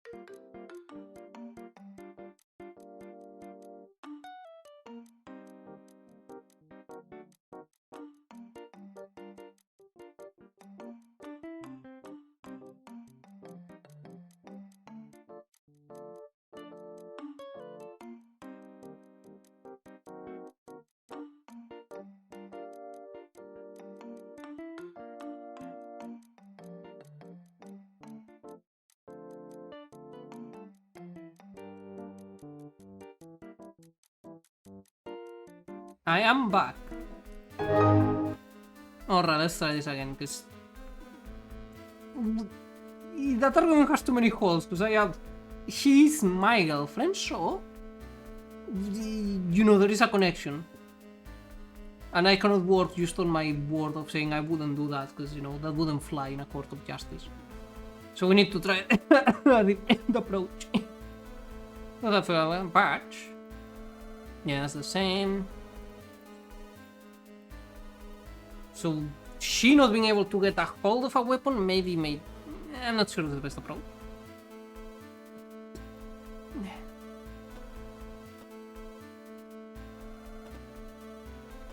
But the other way, like, there are signs of struggle. But not on her, I guess, but I couldn't see her.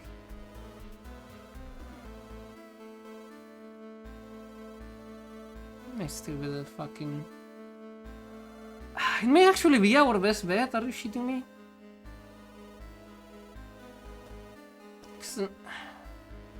Hold up. Let's see what argument comes forth from no signs of struggle. Is he a fault with the doctor? There'll be signs of it, right? Pets, bruises on either one of them, clothing out of place, broken skin, wounds, something like that.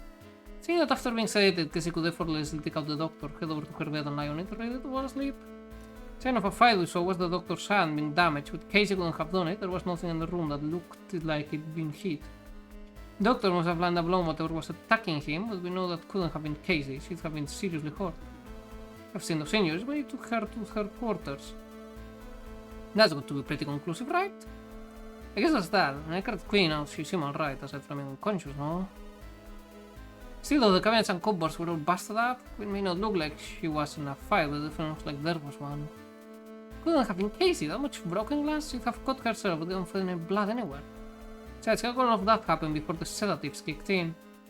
Well, me there, Lieutenant. There's no matter if we can prove it wasn't Queen. But we're here if we wanna prove it wasn't Queen, there's gotta be someone else. Someone didn't kill him just before she was knocked out. I think that may have been our fucking best bet. So we'll go with the original argument. Still don't like it though, it's shaky. Oh wait, no, there's, after this there's also another option, right? And then when you look, so it's bolted down. I don't know, Queen didn't have another shot. Okay, now we're okay, cool. That the captain would have known, the doctor would have seen it first. No, because they could have got the doctor on the back. And if the captain would have known, it doesn't matter because she's also guilty. Oh, is this really our best argument? Hoping that she doesn't bring up the fact that you know what, fuck it. The best argument we have is the best argument we have. Oh well, we'll go with it. Yeah, that makes sense. The car, the weapon have been taken. I don't like it. It's better than to me, Haro. Exactly. Though then again, I was doing my run. Nah, it still will be... I may be fucked. Captain? You completely forgot events at level other addition to the captain, that's right. Because should have been available on purpose in the blackout, didn't she? Been too. Yeah, you're right, I didn't convince anyone of cases or something. Which is one of the sabotage. We have the fucking medical records that prove that they were knocked out. It's not like she's like of getting her way so far. She's a slippery one. That's why we should just SMG her face. Oh no, fuck. I really am fucked. Jeez. Hey, back up, Quijano. We got the stuff with Queen and Rosario figured out. What do we do with this? Then we can show everyone Lord's nothing but a liar. Don't start mopping now. You're right. Don't show everyone that the captain and Casey didn't have anything to do with the sabotage and that they weren't dodging their duties. They know them that we can use. They were both unwell. They were both fucking unwell. These are the both traitors to the activity, right? That is what the choice, basically, yeah. Isn't that those that about and see that both of them were unwell at the time the blackout happened. There was no choice about it. It was made known of what happened to the captain as well as all the scans and treatments with Casey. He wouldn't have done that unless he wouldn't have done that unless he'd found cause to. That proves there was a genuine medical need. The doctor may have had his queries, but I don't think the crew will believe he was incompetent or a liar. When in doubt, expulsion. Exactly. Yeah, someone have done, as the alleged quote, because I'm not sure if it's actually his or attributed to him. You know how it goes, of Stalin. No man, no problem. Yeah, someone had one of those scans on Queen, honestly found something wrong. The captain too, he knows the condition and treatment plan. I think you was the lieutenant. Say then. The captain and Casey was in the clear. Took a while, but we got there. Hell, this convinced me. But, something bothering you? Well, I figured out. It leaves us with needing to find out who's actually responsible. If you can show who the real culprit was, then it's the fucking Nailemau. It's the same shit that happened in the O'Brien. It just craves the Nutri-Shades for some reason. And show who the real was, then Vanessa would just warn her way out of it. Say that the captain and Casey are still the most likely culprits. Good point. So then, what the news with was someone else. I think it was anyone from the crew, no? Think about it, when the blackout happened, no one was in a position to take advantage of it. We were all totally taken by surprise. It seemed like something else happened from within the ship, either you have figured out what caused it otherwise. Yeah, I read the diagnostics on there were some fluctuation in the main grade. That was, plus the same thing happened to the O'Brien. It wasn't just the power going off that affected the O'Brien either. Their doctor was also killed. What? Yeah, the doctor on board the O'Brien, I found her dead. Not like how Dr. Flem died, looked more like she was killed with physical force. But the sick bay was all smashed up. That was the same. Then no one except myself had the means to kill the doctor, and the way we can see he died. Even then, the entry logs for the sick bay show that the beer scanners didn't pick up anyone from the crew going in. Just this no information.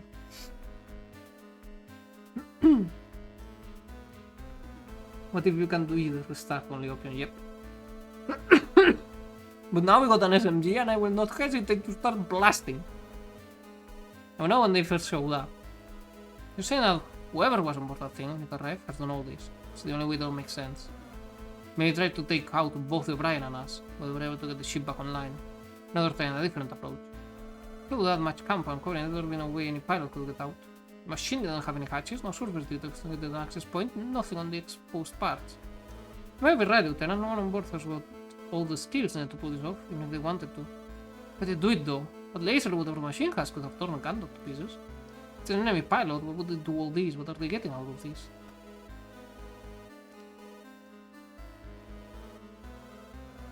The fucking computer flashed Casey's, and it went into Casey's room. They're after Casey. Right, this may sound crazy, Chief, but hear me out. Whoever this is, I think they're after Casey. Because the central computer flashed her file back when it restarted. Remember? Then they went into her room before she was there. Then into medical, and then they ate the Nutri-Shake, because I think it was just hungry. Right, certainly, I thought it was helpful. Yeah, what? After Queen, huh?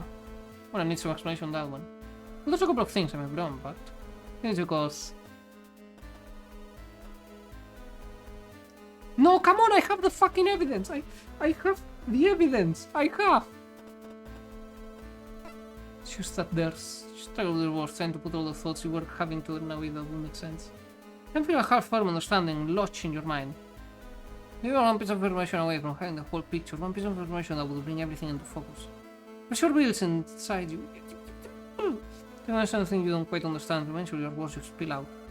I mean, why else? She's got to the reason why the reason they're doing this. Serious right now, Quijano? No, right, that's not what I mean. What I mean is, take a breath in. You still weren't totally sure, but with everything you noticed, all the odd happenings that you picked up on, I feel like the only explanation. Still don't quite form a full picture of what was going on in your head, but you knew you were close to figuring it out. You knew that what you'd seen was important. There have been things happening that haven't made sense. On their own, they didn't seem like anything to worry about. Now over here, they do.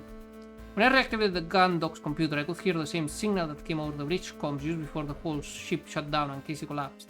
The whole thing went haywire. Everyone's crew report was flashing up on the screen, but the only one that stayed was hers. Then the whole thing shut down. the time I thought the computer had been damaged by the sudden loss of power, and I have to wonder what if the signal was coming from that machine when it was on the O'Brien. But would the focus on Casey's file? She blacked out when she heard that signal too. She was the only crew member who seemed to be affected by it. It's her. Things keep happening to her. After Quinn, huh? Can't explain what you've seen, Lieutenant. The central computer shouldn't display any files on a fresh boot. Any previous session would have been lost when the power went off. So what you're saying, yeah, those kind of looked that way. Because you're still Lieutenant Commander though. Unless you think someone would be after her.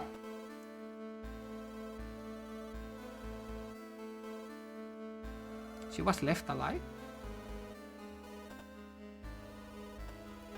Fuck it, we'll make a new save file. Now I'm intrigued.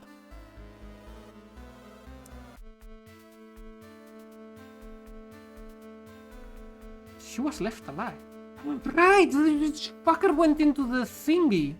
Into... clinic. I forgot the name again. You know, medic bay. Sick bay, there we go. And she was left alive. How they left her alive? How they left her alive? That's right, in the sick bay, they didn't harm her. When I got there, the doctor was already dead. I didn't see anyone head down into sick bay before I did. So I must have gone there. Is that fucking Alamo trying to steal my wife? Motherfucker, I'm gonna machine gun him. Spanish word of the day is gonna be...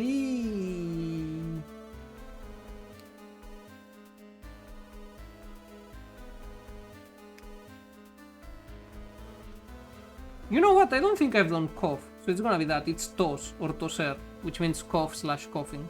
Because it's both up. If it's just tos, that's just the word for cough, a cough. And toser is the verb, which means to cough. We're still not on my fucking watch. I said I had anyone head down into sea before I did, so they must have gone down there at least a few minutes ahead of me. They would have had plenty of time to kill her as well, but they didn't, they left her alive. So what have you encountered too, Lieutenant? Don't you think that maybe killing the doctor was an accident? It's only because Hansen raised the alarm after he noticed them attack me. I was lucky that blow didn't kill me, this could have. And if Hansen hadn't pulled the alarm, they'd have been able to finish me off just like the doctor. So they killed the doctor, they attacked me, why was Casey left unharmed? They wouldn't have left her alone unless they wanted her for something, right? The chief was quiet as a pensive look crossed his face. Her eyes looked downward before they started darting back and forth, a telltale sign that she's deep in thought. It's time though, there's none of her usual mumbling. Instead, she's completely silent, although you notice her lip twitching ever so slightly. Toast, yeah, use like that, breathing like that.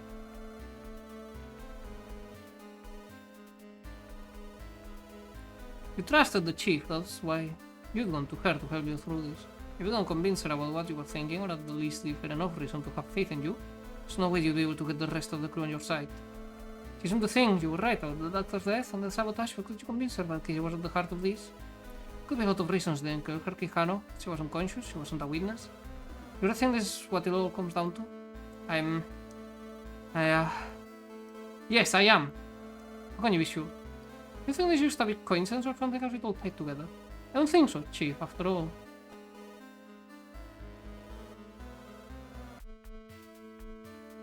Could have destroyed the gun dog. What about the fact that the gun dog is still in one piece? That craft, whatever it is, it ripped through the O'Brien and it was nothing and they made it all the way to the gun dog. Why didn't it just destroy the ship then and there? Hansen and I saw how powerful its beam weapon is. It sliced through the O'Brien's armors with ease. If we'd been caught by the beam in our Juno, then we'd have been vaporized in a second. Hadn't it destroyed the ship when it had every chance though? Why did it go why did it go dead at the exact moment it did when we'd fly it right into our hangar? Why is the ship still online, when that thing could knock it offline with a single signal? Why did all of this happen, and why does everything keep coming back to Casey? Chief stands silent in front of you, imposing and quiet as well. Passion and a fury in her amber eyes. What? Her eyes are blue? The older Scrubs. Her amber eyes blue.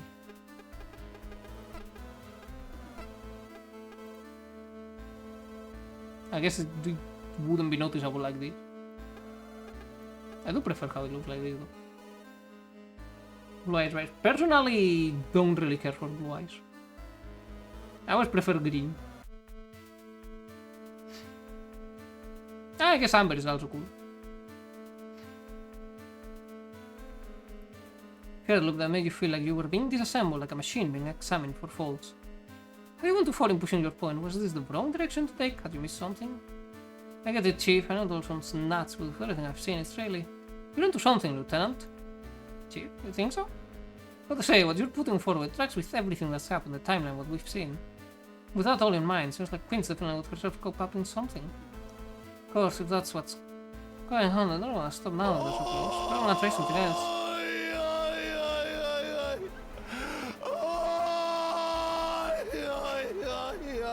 Super hates my blue eyes. I never said I hate them, I said I don't care for. It's called indifference.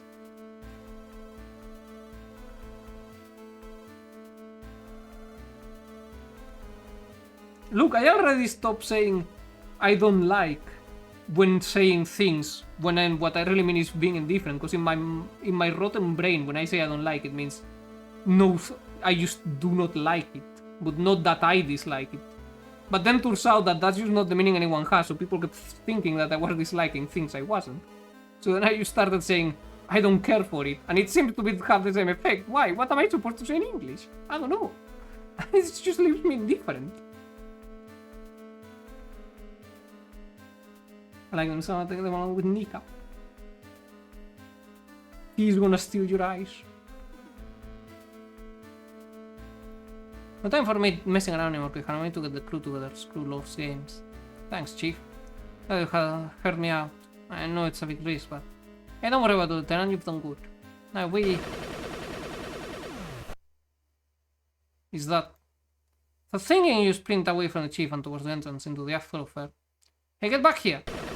The Chief had you continue towards the sound of gunfire that tears through the air. As a security officer, you knew this was your duty, but beyond that, you had a terrible feeling. If you realize everything too late.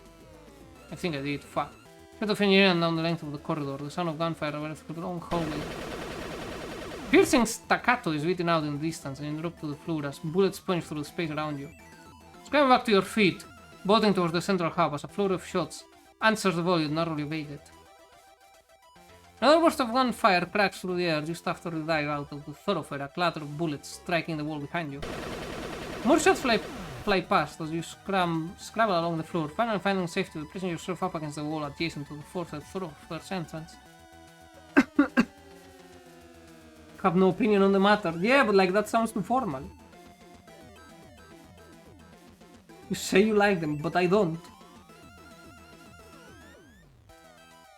I will not lie about my likes or dislikes. So the wall adjacent to the foresight thoroughfare's entrance. What the hell are you doing here? Two ensigns crouch on either side of the entryway. Hansen looks at you in confusion as Haru leans around the corner, firing off another burst. Does it matter? What's going on? What does it look like? Damn it! Haru quickly ducks behind the corner just as another shuttle pierces the space they stood in. Hansen responds in kind before returning to cover. Who is it? Kind of Queens, looks like. What? You are now in the corner, trying to catch a glimpse of the attacker as Haru takes the opportunity to fire back. What the fuck is this thing? Ooh. Wait! Almost out of sight, slouch against the wall leading to the crew. Quarters closes and unconscious Casey. Casey! If you hold your fire, you might hit Casey. Stop shooting when they do, Lieutenant! Ugh. The little back and forth continues, the central hall fills with the stink of gunfire and hot metal. You've been right, someone was after Casey, but you realize it too late. Is there a way to realize it faster? What would you do now? Okay, fuck it. We're charging in. If they give me the opportunity, I'm charging in. We're crossing the trenches. They denied me at the Calite. They're not denying me now. We let this carry on, it won't be long until Casey is caught by a stray bullet.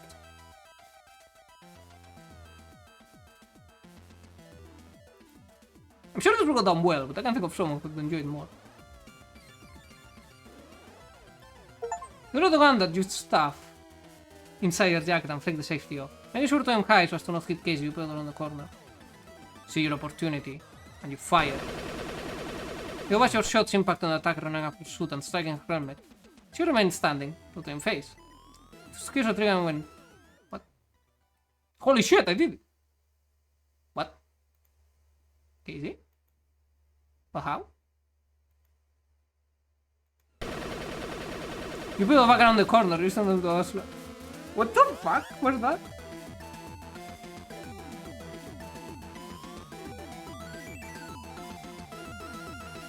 What?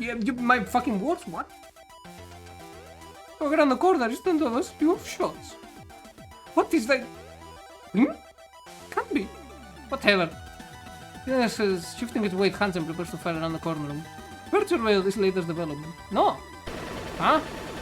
Into Hansen falling his own upwards, a trail of bullet holes marking the ceiling. Then shoot! Get off me! Look, they're moving! Then shoves you off, you watch Casey throw Casey over her shoulder and disappear through the hangar entrance. He stopped! Spring up and sprint after the 2 of them, falling through the open doors.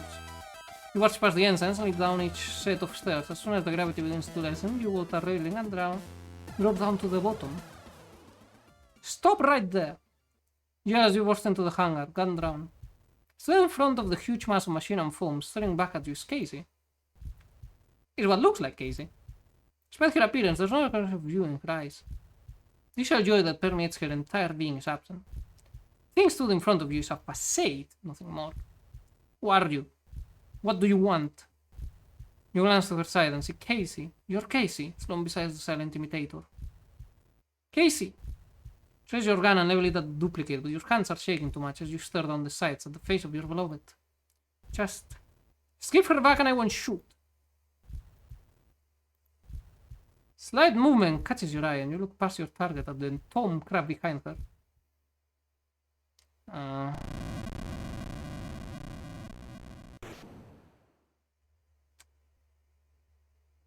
Well, isn't this familiar? Flames of foam cut through the air around you as the machine's prison is vaporized in an instant. You're thrown back by the impact of its leg on the catwalk and saving yourself from slamming into the hangar rear wall by grabbing onto another nearby railing. Wait! Before you can recover, they grab Casey, slip a mask over her face, and throw her over their shoulder before retreating out the machine's leg. In seconds, the pair disappear inside a hatch atop the craft that closes as soon as they're through. Spring forward, kicking off the wall behind you when you feel a sudden rush all around you, driving you forward. You grab onto the catwalk railing just in time. Hangar door is opening! This music is not very appropriate. I was confused. Don't worry, this also caught me completely out of left field. Brace yourself against the air whipping past you, doing your best not to get dragged along with it into space. Man, I look pissed off. Kihara, what the hell's going on? Shit's fuck? That's what's going on. You hear Hansen yell over the rush of oxygen and glance back to see him and Haru hang on to the hangar's entryway. Get back here, this whole place is depressurizing. They've taken Casey, to get her out of there. Shot back, the torrent of her continuing to rush out of the hangar, snatching the words from your mouth as soon as you say them. What are you talking about? Get over here!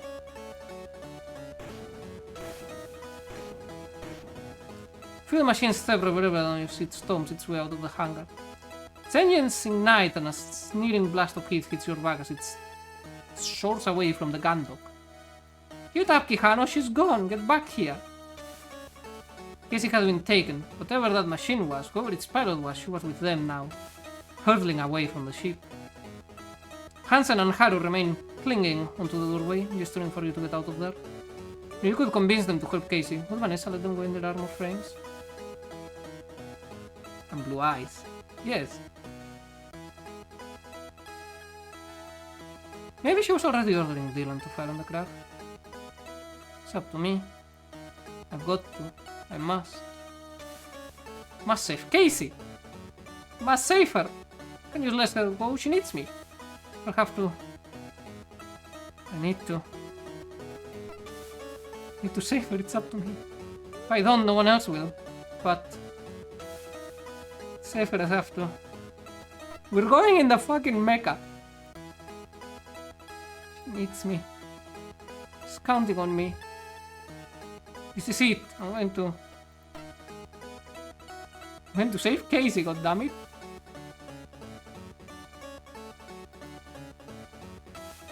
I'm going to save Casey. What the fuck is that thing?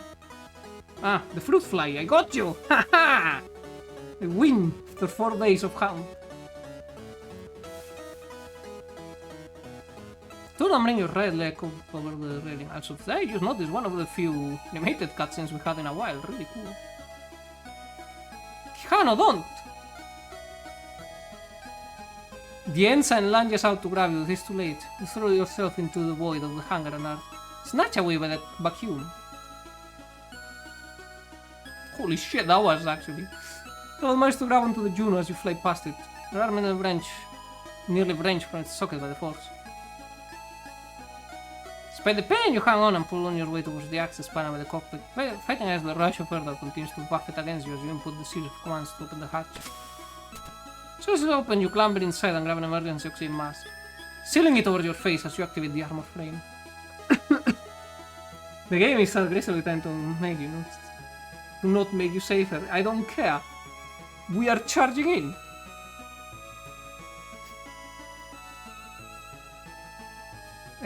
What was I? As soon as it's open, you climb inside and grab an emergency mask, sealing it over your face as you activate the armor frame.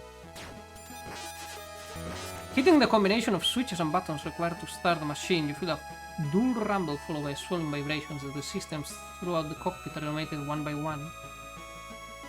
You grip the flight sticks and squeeze, breathing deeply and slowly. You can do this. You push down on the pedals, the Juno walks forward and you direct it to grab a machine gun from a nearby rack of weapons before turning to press the open hangar door. You peer at the main monitor, trying to locate the enemy craft at the start, but are distracted as a window opens on the screen to your left and shrill voice yells at you from the monitor speakers. Hello, Kusia. You, in the Juno, haven't given permission to launch. Someone's pissed. Good. What? You drunk, Hana? What are you doing in there? You're supposed to be locked in your quarters. Get back up here now. Sorry, Lord, I'm going after Casey. You're what? You're not leaving this ship, you traitor. Get out here and get to your quarters now. If you don't, I'll... You press a single button on the screen, cutting off Vanessa's transmission. You couldn't care less about what she said or how she threatened you. You were not boring. Everything you did now, you did for you. For Casey. This is Lieutenant Prita Quijano. Kalike 5. Launching.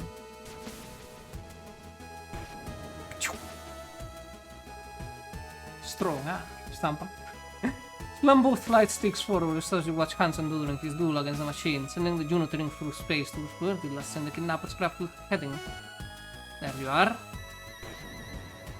Towards the control as fast forward as they will go, demanding every last ounce of thrust available from the engines. Cockpit begins to judder around you, but you don't let up. As the gap between your armor frame and the machine closes, it quickly comes within visual range, and you notice it remaining still. What the fuck is that? Almost like it had been suspended in space. In front of you see a strange shifting distortion as though the space ahead of it had been torn open. You're not going anywhere. A twist of the flight sticks, the Juno banks right and you bring yourself around in a wide arc, building up speed until... Blah! Give her back! Fucking... Did you see that shit? That was cool. Your head is still ringing from the impact and you taste blood in your mouth, but you manage to regain control of your armor frame, raising its machine gun towards the enemy. Now! You're not able to get a shot of before the craft blasts away into space. Gritting your teeth, determined to not let it escape, you thrust the flight sticks forward again and you're forced back against the seat as the Juno hurtles after the target. You can hear the engines begin to whine and the main monitor is full of warnings and alerts, but you keep the controls where they are, not wanting to give the enemy a moment of reprieve.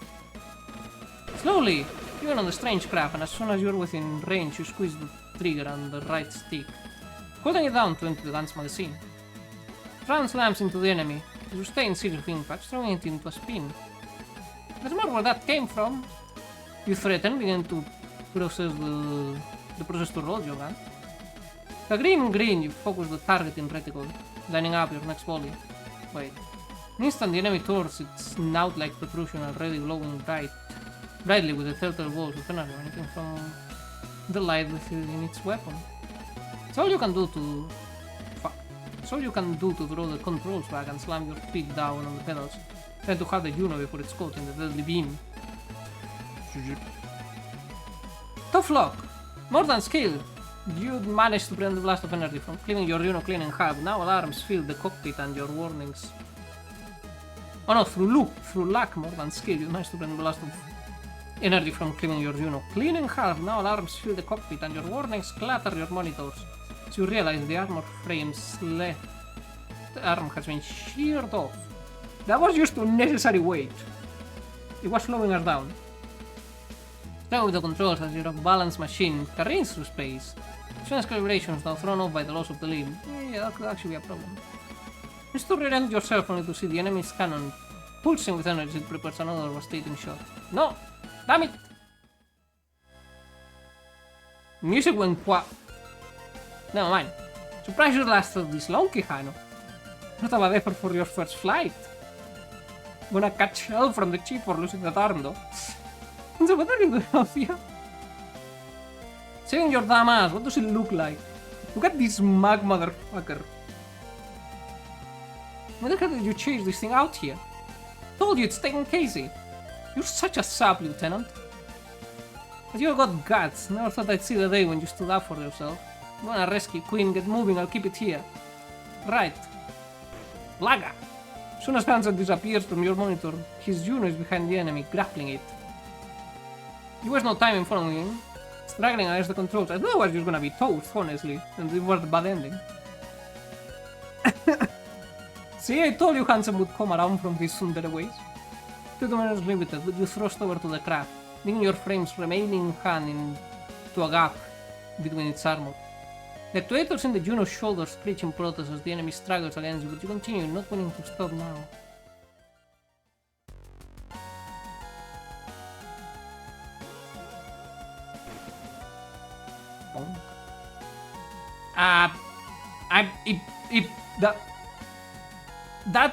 Look, that's not how space works, but you know what? We'll give them a pass. We'll give them a pass. You know what? Fuck it. The power of love has conquered space. Really, we'll go to the Juno's cockpit, closing the hatch behind her. Float together in enclosed space, arms wrap around each other, you savor the moment. It was possible you'd never let Casey go again, but with a sigh you release her, taking both her hands in yours. Casey, are you alright? I think so? You can tell from the look in her eyes that she's still a bit dazed, but otherwise, you don't see anything that worries you. Come on, taking us back to the gun dock.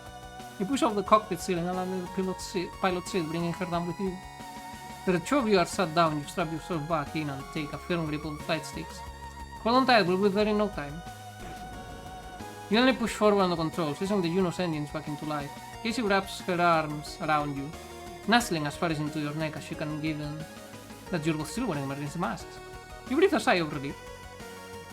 The gun dock grow larger on your screen as you slowly fly towards it. Okay, but what happened with Eile Mao and Cruz back then? As you slowly fly towards it, the enemy machine has been taken out. Oh, the enemy machine is just fucking dead, okay. Casey is back with you, everything is alright again. There must still be things to deal with when you get back to the ship, but at least Casey is safe beside you. You let out another deep breath, unsure whether you want to laugh or cry. Instead you relax, loosening your grip on the twin sticks and gently resting your head on Casey's. I guess we did get a gap on their armor, maybe we just fucking vacuum blasted the other one. Bring your right hand up to slowly stroke her hair. The armor frame continues its slow flight towards the ship. The only noise in the cockpit is the dull hum of the engines, vibrations, and both of you breathing softly. Rita. Sit up slightly and look down at Casey, who's still burying her face in the crook of your neck. She spoke so softly you weren't even sure if she thought she was saying anything, but she wants to speak again. What's going on, Pirito? I remember getting taken to my quarters and there was this woman, gunshots, and I'm here. I think she wanted to take me somewhere, I could feel what she wanted. She wanted to be somewhere really far away from you, from everyone. Continued to gently stroke her hair, her fingers working through the strands to run gently down her neck and back. What happened? You saw him for a few moments, but eventually take your free arm and bring it around her shoulders, drawing her in tighter. I don't know how to find out either. Whatever happens, I will be here with you. I won't let anyone take you away again. I promise. This is so anime, like, I love it, ironically. This Definitely ended pulling the photo with your shirt as Casey rolls her hands into fists, clenching material within her fingers and palms. I love you, Prita.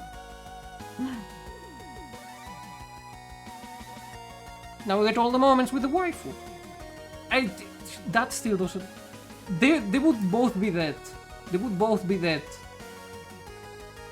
For that little stunt. We'll just ignore it. I like how it gives you the option. Still, you said that to me. Casey draws her hands back from behind you and presses her palm against your chest, her face still hidden. Stare down at her, your heart full. She gets down on her, she wants to scream and fidget, once again clasping the top of your shirt in her hands as she rolls them into fists. I love it too. Her press against you, it's easy to feel Casey tense up for just a second through her whole body relaxes. It's obvious that she's relieved that you can almost feel it too. In another brief stretch of silence, she sits up, looking you in the eyes, her moist with tears. Tita. Hostia! That's not good. We're fucked, I think. What the hell? Another one? You know, it did seem too good to be true. I didn't want to say it, not to jinx it, but I was thinking it, so I guess I jinxed it that way. Damn it. Before you can react, this new craft, identical to the one you just tore Casey from, is upon you. The claws at the end of its leg-like limbs, clasping tightly around the Juno's torso. You fight with the controls, using the armor frame's engines to scream as you push them to the limits until still the machine's grip. Hansen, Dalton, anyone help! With an arch blaring from the cockpit speakers and warnings filling your screens, it's almost impossible to make out what's happening. You're still about keeping you and Casey out of the rift in front of you, but even that is straining the Juno's engines to the point where you know they can't take much more. Just go, Pirita. What? Casey, I can't leave you. It's me they want, I can feel it. I'm not leaving you after all this fucking bullshit. I choose death. No, it was a good run. It's me they want, I can feel it. Tears of joy have filled the corners of her and run down her cheeks, having turned to sadness. I want to stop until they have me. Take a rescue, and Jack, let me go. No, I'm not leaving you. More tears flow down her face as she grasps at your chest. You have to, they won't stop. You can't win, just let me. I said no. Take a hold of Casey by the shoulders, looking deep into her eyes. You know she's right, you can win. But you're not giving up now. Told you no one goes to take you away from me. If they're taking you, they're taking me too. You have Casey with one arm slammed the flight stick forward, sending you speeding towards the shield in space. Okay, you know what? That's fair. I send the first beer. Was there any way to save anyone? I mean, so far no one has died other than the doctor. The roar, you all plunge into the reef. You know what wants Casey. You don't know where it's taking her. But you know one thing. She won't be alone.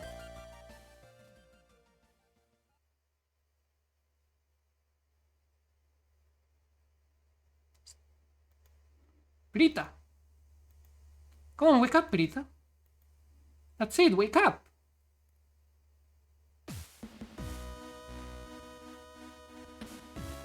Huh? You're alive! You're alive! Huh? Thought I lost you. Casey. Oh, darling, thank God. Come back to the land of the living, Lieutenant. Huh? Am I fucking tripping? Nah, I'm tripping. It's a whole carton of smokes you owe me, Cruise. What? Yeah, whatever.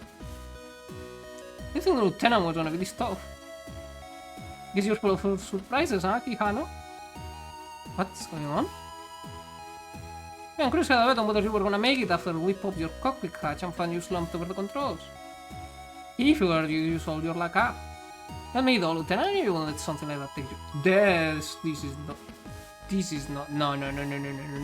Something's not right here? Or shall you start dreaming? No. Something happened. You've been showing you what serious guts recently. So we don't know what she's asking about.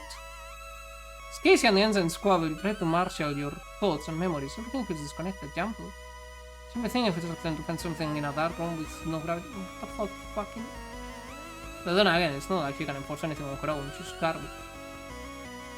But she could go into the fucking armory, like... Vanessa could go into the armory and get herself a gun. Taking advantage of the fact we're all sitting here like lemons. Thinking first time to find something in a dark room with no gravity. I remember going out to save you, there was the rift in space or something, I went into it and... You saved me, that's what happened. Sit up and place your face in your hands, massaging your temples with your thumbs to try and get rid of the feeling that your thoughts might fall out at any moment. What the fuck happened? I'm very confused, my brain can take all this. I'm starting to join the very confused club. I used to have half an idea about what's going on.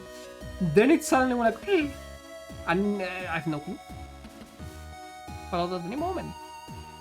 Hey, I think you mean that I saved you? You're welcome, by the way. So you charged head first on one of those weird glowing things. I know I was gonna be in there, but knew you wouldn't survive if I left you to it. So like a good crewmate, I went in after you and dragged you and Queen back out. Brought you here. You do the same for me, right? Literally fucking did. You chat and grab the nearby railing, pulling yourself up to your feet. As you do, the sensation of your head being flooded with thoughts and memories intensifies. Steady yourself, but keeping your focus feels like trying to carry a large flow of water that's been filled to the brim without spilling any. Wasn't this... Take it slow, honey, don't rush. You're ready to be up and about, Lieutenant? Yeah, I'm fine. I push away from where you were stood, but tripped, falling on ceremony to the catwalk and slamming your forearms and knees onto the walkway. Rita, are you okay? Alright, only so much of these I can watch. Come on, Queen, I'll grab Quijano, send her up to the mess hall. Maybe a coffee will sort her out. Right, thanks. Brandon comes over to you and brings your arm up over his shoulders, questioning you up without much delicacy. As you head towards the hangar's exit, Casey follows close behind you, her hand resting tenderly on the small of your back. What the fuck is the small of a back? I'm still confused.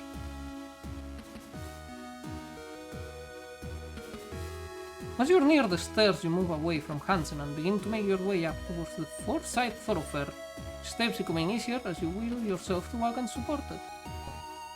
Casey, what's happening on the ship? With Lordan. Hey, Pirita. Let's talking or walking, we'll fill you in later. Don't worry about that right now, honey. What's going on? I'm even more confused than game me. It's the middle part of your back, right over your cheeks. That's called the small of the back? Really?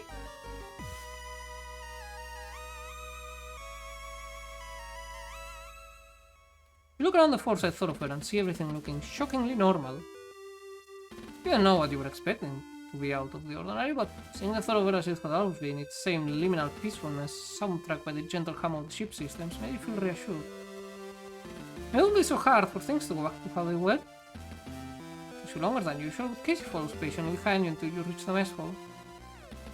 Right, take a seat, you two. I'll grab some coffee. You sit down, still woozy, stands and orders two coffees from the bandmate. Casey sits beside you, gently rubbing your back as you try to get your pet to stop spinning. There you go. Take a decent drink up. I'm sure Captain Bartholomew has a lot of questions for you. Captain Bartholomew? What about... Ah, there you are, Lieutenant Commander Quinn, Lieutenant Quijano. Ah, Ma'am! At ease, you two. But, Captain, what are you doing here? What about the ensign? What about Lord? Lord? Ah, yes, Lieutenant Lord Little, the Lions. Command? Am I racing by back? Yes, that's what it is. Thanks to Chief Cathais, that's been dealt with. The Chief. Something I'll help you with, Lieutenant? Captain Bartholomew said that you dealt with Lieutenant Lord? I resent being made to sound like an issue on the daily maintenance log. Thank you very much. Lord! Spring to your feet, your head snapping back on the two ensigns, trying to see who'd make a move first. What are you... Honestly, Lieutenant, don't make this fuck, but... I'm here to... I don't care if you apologize, I still want you executed. Come on now, Lieutenant, let's hear you say it. I want her execution, I want her head on a platter, this is not negotiable. Apologize, I don't... You can apologize all you want, I will not be satisfied until there's a big pike with your head right on top of it. Rotting In front of the city gates for all to see. Apologize. Seems that based on what happened in the force, I thought of earlier actions out in space, but I was told by the crew I made a mistake. You tried to have my girlfriend executed. The captain, I don't care, and me, I also don't care that much. I'm used to being in the penal battalion. So I thought I'd apologize. No, I still want you killed. Sorry, Captain, Lieutenant Queen, everyone. That's okay, I don't realize anything was going on.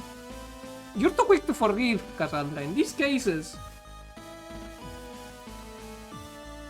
Blood is the only thing that will redeem itself.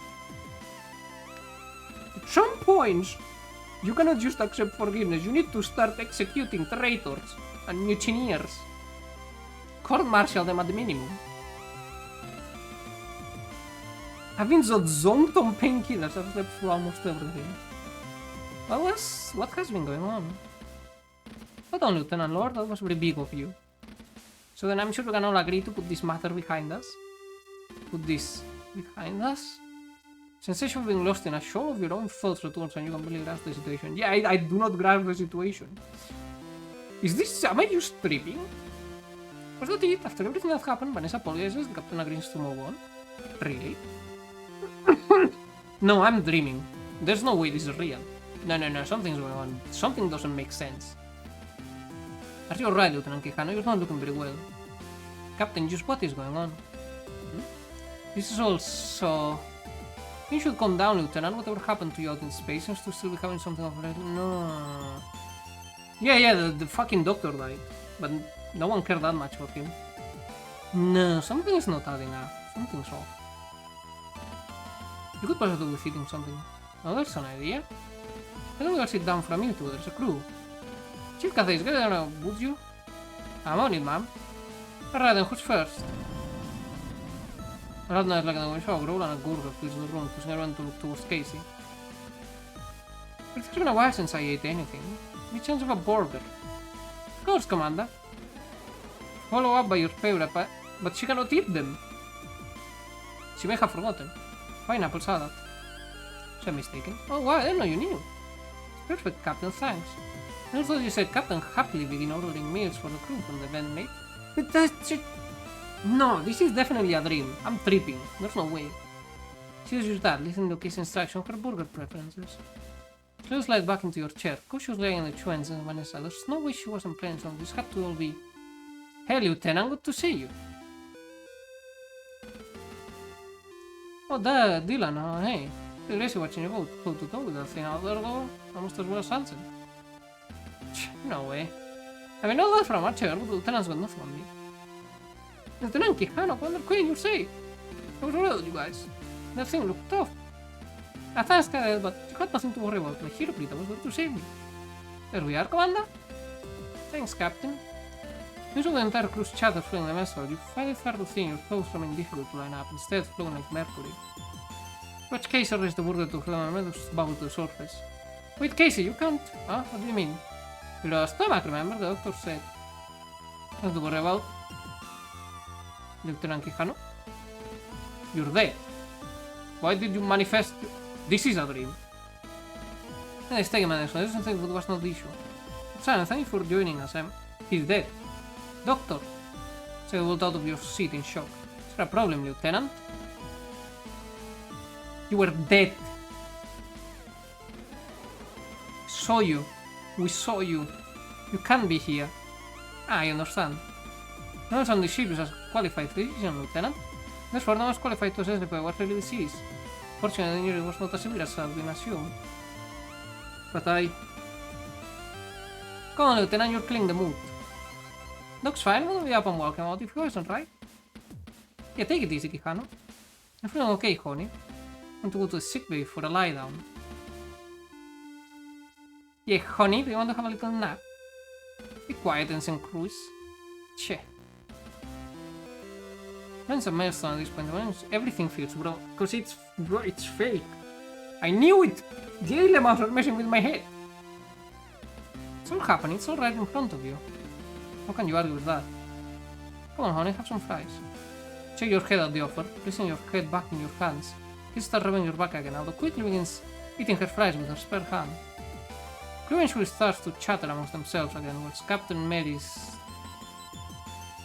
Who the fuck is Captain Mary's? Takes order and retrieves meals from the van mate, serving them with a level of cheerfulness that continues to leave you disquiet.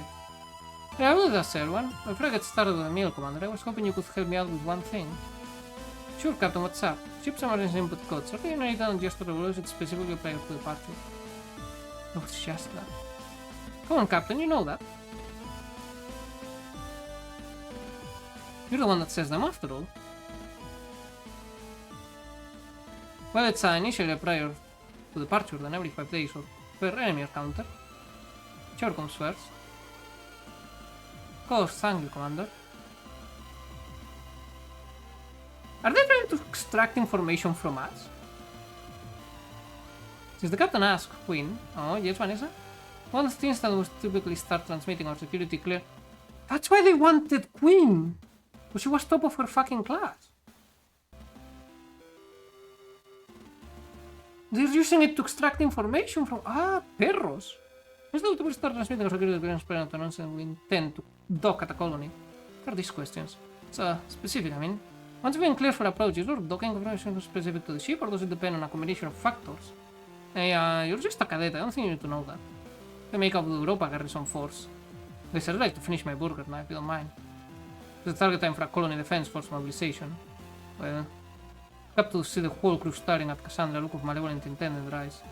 The JUCF implement a series of local data stores to be transmitted across a large-scale network. Guys, what frequencies are emergency requests transmitted on? What are you asking this for? Guys, how extensive are the JCF's nuclear capabilities? Leave her alone! Guys! Okay, so Cassandra is with me, but we've been taken by the aliens, and they're trying to interrogate us. Or, well, at least I assume they're aliens, but they probably are.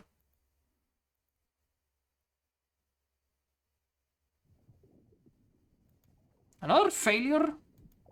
Incompetent calibrated this engram harvester. It's not subtle enough. I'm having difficulty with ensuring that the harvesting process is suitably.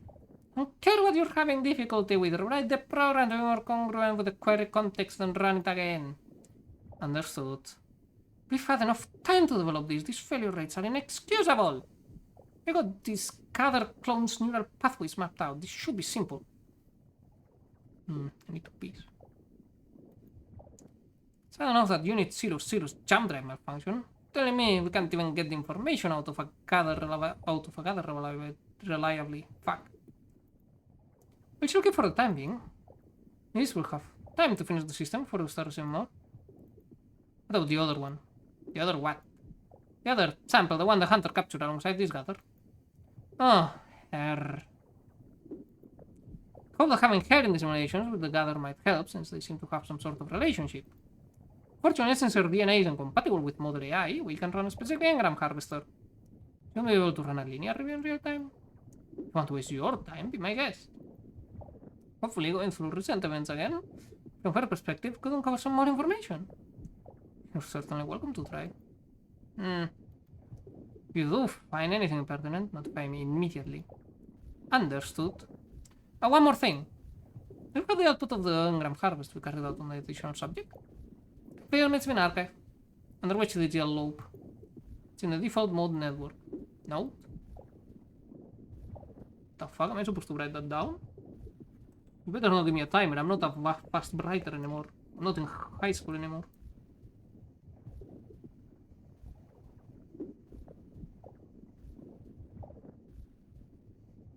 There we go. Perfect.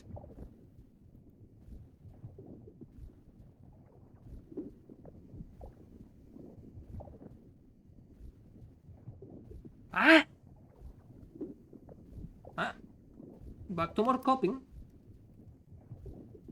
I am just like those copying monks from the Middle Ages.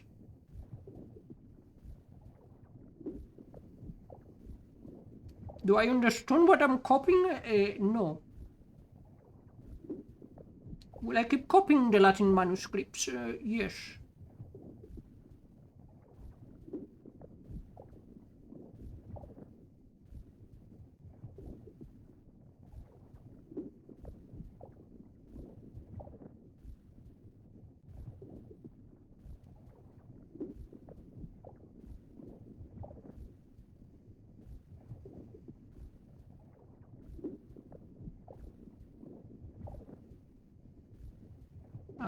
And away we go.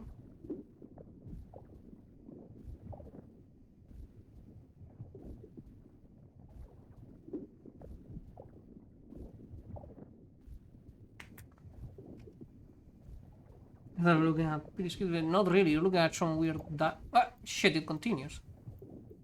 Oh my fucking god, I wanna here all day. I should have chosen a bigger paper than a fucking post-it. That's what I want, right, Theo? Holy shit, I'm gonna be fucked. I'm out of space already.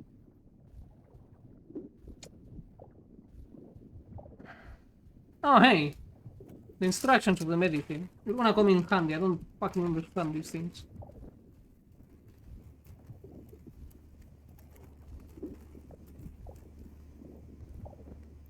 Finally, be useful for once.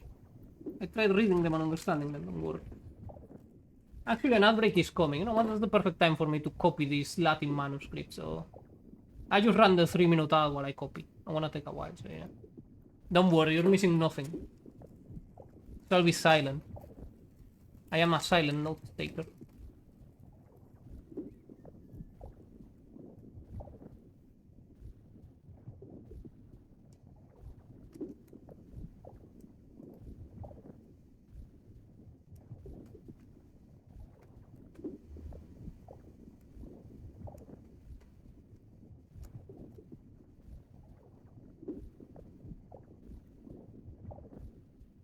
Shit, that one is hard to see.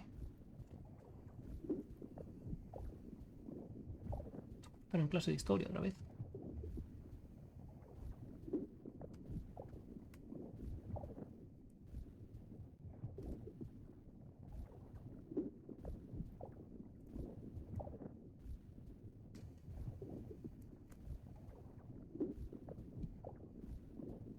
This is a very defective diagram, actually.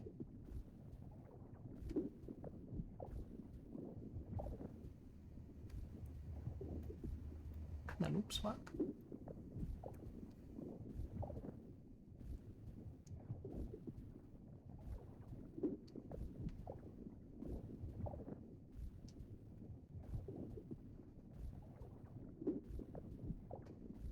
Solo para abajo.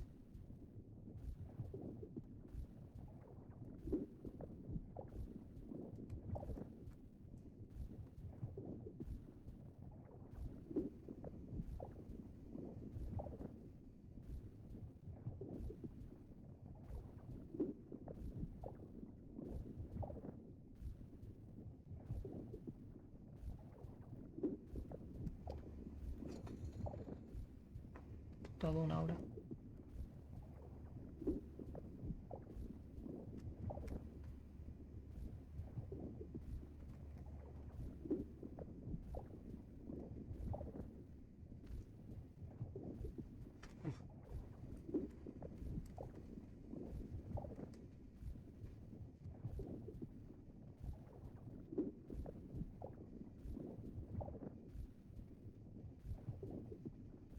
No, 0, 0, entonces te va para arriba.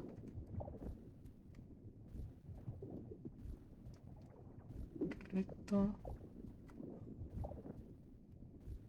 Se va a la puta. Para abajo. Para arriba. Para arriba otra vez.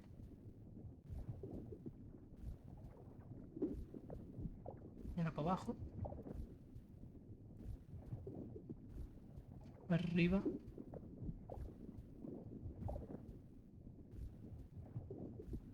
Todo se repite aquí.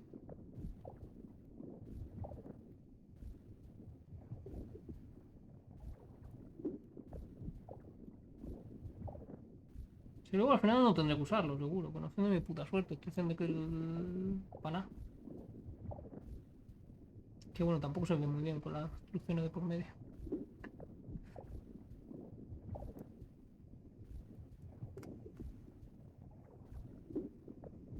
Ah, sí sé cuál es.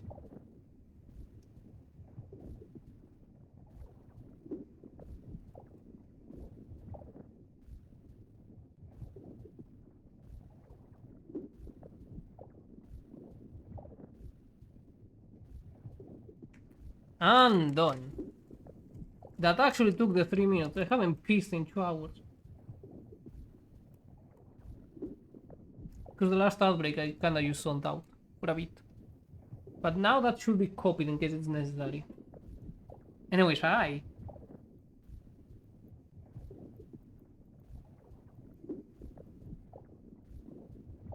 Wait.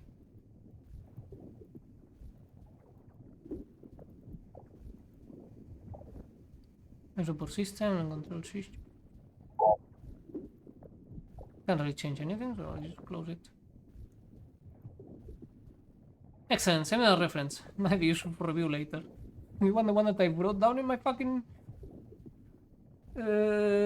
cough syrup instructions? Well, it's actually something far stronger. They gave me for sleeping, so I could actually sleep. So actually, I've been helping with my colossal insomnia. Hey, that's something. Now run this one again.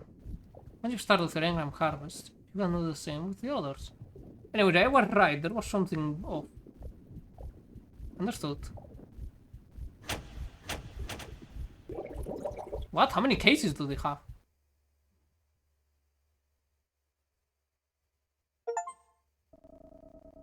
See what happens to Cassandra.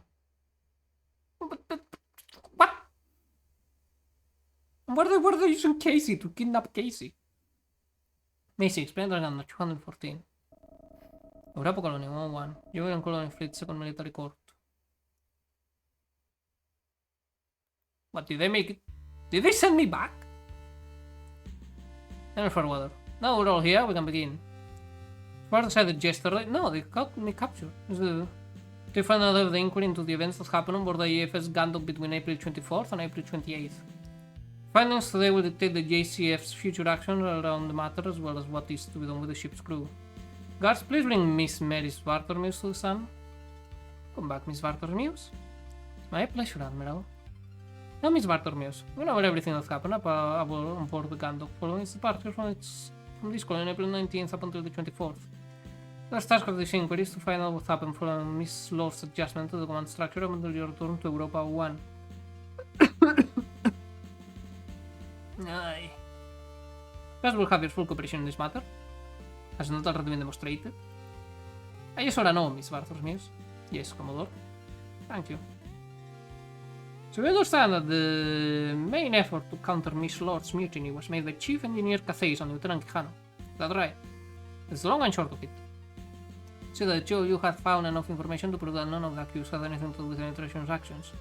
What happened after that? Well, we'd find out as much as we figure out as we could. We were gonna take it to the rest of the crew, get them on side on the Lord. Before we could go anywhere though, we heard gunshots. Lieutenant Quijano went running off to see what was happening. Couldn't get close because of the bullets flying everywhere. Things got down for a second and I saw the lieutenant and the ensigns running into the hangar. Whoever had been shooting things up. From your position, could you tell why this attacker wasn't apprehended by security? It's like I told you already. Quinn's weird twin was packing some serious firepower. Rodney and I were pinned down and could barely get a shot in. And I know I got some shots in. My aim's good. Whatever about the armor she was wearing, it's like she didn't even notice. I see. After this, the lieutenant and an unidentified attacker, who you've stated was carrying an unconscious Lieutenant Commander Quinn, they made their way to the hangar, whereupon they both launched in separate crafts. Yeah, that's right. But were they allowed to launch? It wasn't my fault. You were in charge. You were the highest officer. Idiot. I did everything I could to stop them from launching when my controls were responding. I must have hacked the system to Realm Authority or something, it's the only explanation. I did it ahead of time. There was no way I could have known. Even if we had lost control of the systems, we were under the impression that the hostile craft had been secured. Was this or was this not the case? Well, the thing is that, the Grange, can you answer the question? Or hadn't the craft been secured? The craft had been secured. We managed to break out. I have bet my life that nothing could get through Cadet Grange's compound. Stuff was almost impenetrable. It was surprised if the team working on the Gandok right now has got anywhere near removing the cargo crates that were stuck in it. If that stuff didn't stop it, then there was nothing else on the ship that could have. So the likely craft was able to escape the restraint compound and leave the ship after the hangar controls were overridden. Considering that Lieutenant Quijano was at that time supposed to be confined on suspicions of treason, how were they allowed to board a Juno? Hey, no, the lieutenant had gone. Oh shit, they broke their glasses. The lieutenant had gone anywhere until she came running down the hall in the middle of a firefight. She made a jump for it before we got. You just broke them. How many do you keep around? Or we could stop her.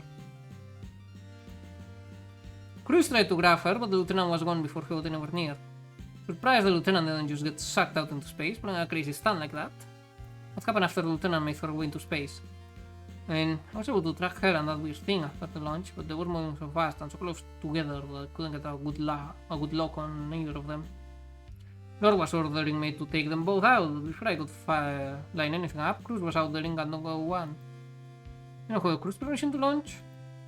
Hey, no one gave me permission to launch. Do you think I'm just gonna hang around and watch an amateur like Lieutenant Quijano get torn to pieces because she can't pilot worth a damn? No way, Quijano showed some guts and I wasn't gonna let her die after she finally grew a spine. I went out there to give the lieutenant a little bit of help. So the two of you were able to defeat the enemy craft together. Of course, Cruz was able to take it out. Please, calm down with your dick sucking. What do you think we dragged back into our hangar for you guys? Might have been a few pieces, but those technars love a challenge, right? But the lieutenant didn't return with you, why not? Because she disappeared, that's why not. She sold out her friend and used them to cover her escape. The lieutenant and Queen are probably off plotting against us right now. We're not here for speculation, Miss Lord, we're here for facts. You're confident they disappeared? They didn't disappear. The records show that shortly after retrieving Lieutenant Commander Queen, they were preparing to return to the Gundak when another enemy craft appeared. Gandogo 1 was still busy with the original craft, and with a damaged Juno, the Lieutenant was in no position to fight back. And what happened? Where did they go? Well, I can't say for sure, but it was like they were dragged off somewhere. Dragged off? That's what it looked like, but I think it may have actually been a boson jump. A what? A boson jump, Commodore. If you think about how HFDD works, by working the space around the ship to allow it to move significant distances, then a boson jump does something similar but connects two unique points in space, letting a craft move directly from one point to another. All theoretical, of course, the energy requirement alone would. Alright, thank you, Chief Engineer Cathays. But if we were able to detect indications of a space warp, even if it was non-standard, would the Gundam not head out in pursuit? Well, see, that's when the power went out again. How many times does the power go out in that fucking wreck of a ship? I have one in the pocket. Wait, what are we having in the pocket? I forgot. Outsider Gator. I don't know if I missed any messages. Lots of things happen. It was like what happened on the 23rd with the Gandok and the O'Brien. Would have been any closer, the electromagnetic pulse would have overloaded our key systems and would have all been fried. The ship was immobilized? What did you do then? Yes, I was lucky. Holding onto that trash machine must have shielded me or something. Once the lieutenant disappeared into that freaky light show, I dragged the wreckage back to the Gandok. We got the power back online, then slung back here, tail between our legs. Quarter the return to Europa 1, Miss Lord? No, that was my idea. How were you able to regain command from Miss Lord? Chief Engineer Cathay took the opportunity to free me from my quarters whilst the ensigns were distracted. Helped her reactivate the engines, and then after that I met with the crew and informed them that the original command structure was back in effect. After that, had a polite, someone got fancy, discussion with Miss Lord, where I informed her that I was resuming control of the ship. Was she receptive to this? Well, aside from her use of physical force, it was an abuse of power, plain and simple. So given the opportunity to state my case, there was no hearing. I was immediately confined to quarters. As soon as this inquiry is over, I want to open a grievance against Melis Bartermuse. Polite, sure, yes. Thank you, my lord, but I always want to know if you're aware of what happened after you were confined. Sure, you must have all the information you need on that from the ship's log, Commodore. For the benefit of the inquiry, Miss Bartermuse. From that point on,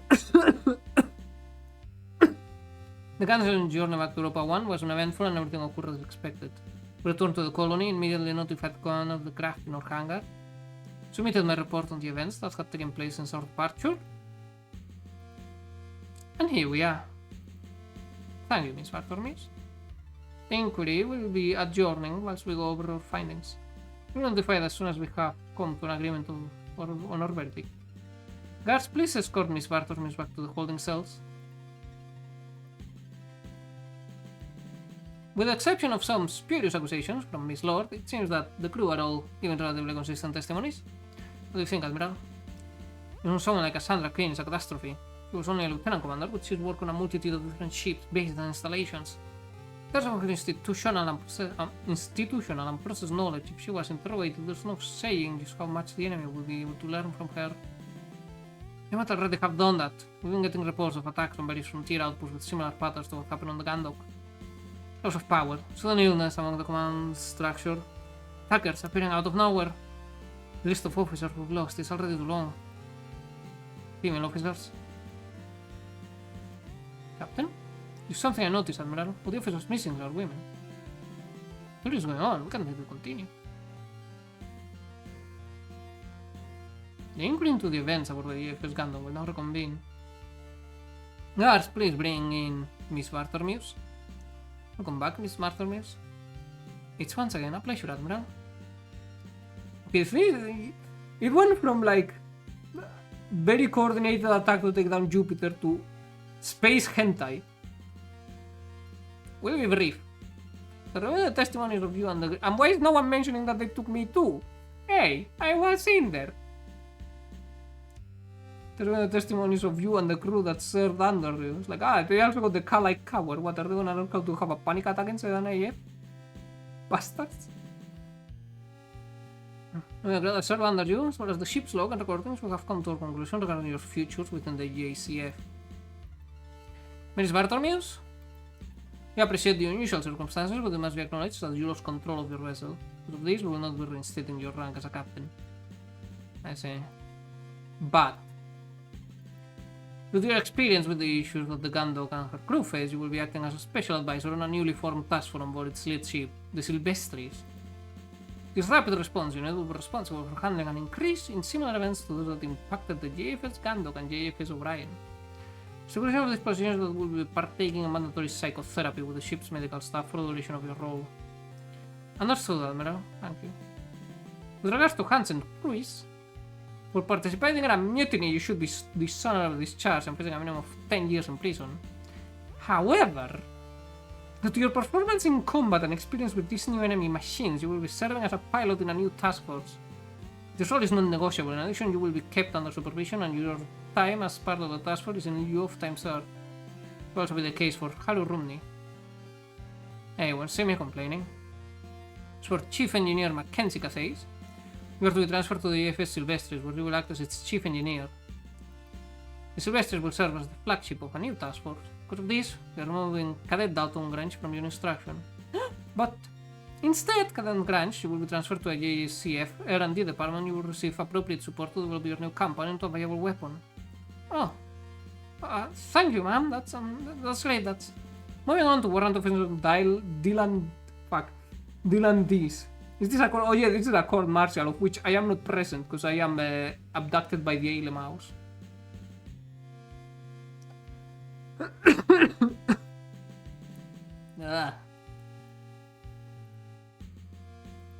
We have reviewed your request and have decided this in the JCF's best interest to give you an honorable discharge from the fleet. Good call, ma'am. Your stipend and freedom are, of course, dependent on you ensuring that you do not disclose any information about what happened. Consider the matter highly classified. Very well, ma'am. I plan on thinking about this anytime soon. As for Miss Lord, typically a mutiny against your commanding officer would result in your execution. But the evidence is... Quiet, please, Miss Lord. However, we understand that due to the rapid development and confusing nature of events, it did appear that the crew of the ship could have been involved in a conspiracy. Had it been confirmed as the case, you would have followed the appropriate protocol by removing Captain Barthers from command. Given this, the inquiry has decided to be lenient. You will instead be placed under house arrest pending further investigation. Understood. Thank you, ma'am. I almost forgot, Dr. Cypher Rosarium. Due to his death in the line of duty, he will be given a posthumous 2-rank promotion. Having been unable to contact any next of kind, the Doctor will receive a public service before his ashes are spread in the Europa Military Memorial Gardens. The judgments hereby concludes the inquiry into the... Don't even mention me, no, fuck all of you. I literally put my life in... what? This will happen on board the James conduct on April 24th and April 28th. Decisions affecting you are... On question for a leave, ma'am. Oh, Bartor, please go ahead. What is the plan regarding Lieutenant Quijano and Lieutenant Commander Quinn? I can assure you, Captain, finding this shoe is a top priority. I suspect that only one of them is a top priority, and me's more like, oh hey, we happen to find her like lying around the fucking dumpster next to the Kaufland. Yeah, that's fine too. Top priority for us. I see. Thank you, Captain. I was saying? You are dismissed. I wonder if I would have appeared there had I not run away to save my waifu. But then again, that's not possible. Finish the game. Really fucking good game, I loved it. I came out of my sickness. I'm still not fully recovered, as you can hear. I am in pain right now. Just to finish it, because I needed to know, or I would know no rest, no peace. And I suspect there's still like stuff I haven't seen, so, you know. But if I do more playthroughs, probably will be on my own, so I don't have to read so much. It fucked my voice. Actually, it's kind of mainly fucked my voice because I'm sick, but you know. You know what I mean. Now enjoy the credits, as is tradition in this channel, unless the credits are really long, like... I don't remember what was... There was a game I beat, that the credits were just never ending. I don't remember which one it was now.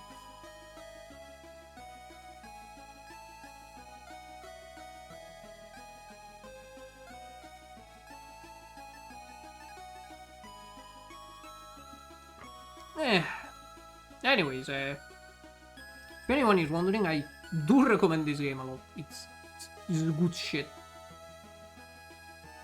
Story games, check squad.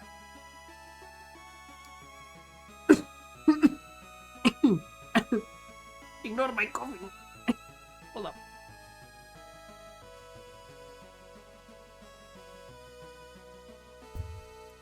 Okay, I'm back alive, I think.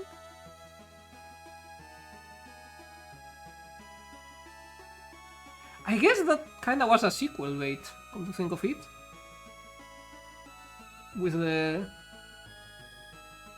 setting up of the task force. I hope they make a sequel. I need more of this. I need right in my veins. You cannot see it, but I'm doing the whole tapping your inner elbow with 2 fingers. Straight into my veins. I need more of this shit. Better stream. Although I feel like the stream was a bit all over the place with how much I cough. And how I struggle to read. I am actually quite tired. Like, I've been quite tired the whole day. I am just recovering from the flu. When I saw the opportunity, I'm like, I need to see what happens. And I don't know how many endings it has, or if it has only one or what. I assume it has multiple considering the options. And I don't know if I got the fucking worst one or what. We got captured. Half of the crew got like basically threatened with execution.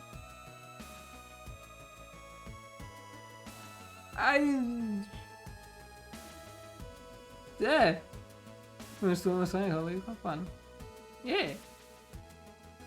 Loved every minute I spent with it. And I will, as I said, I'll probably try like other playthroughs, but I'll do that on my own time. My throat is killing me. You people got the one true pity ending, so to speak.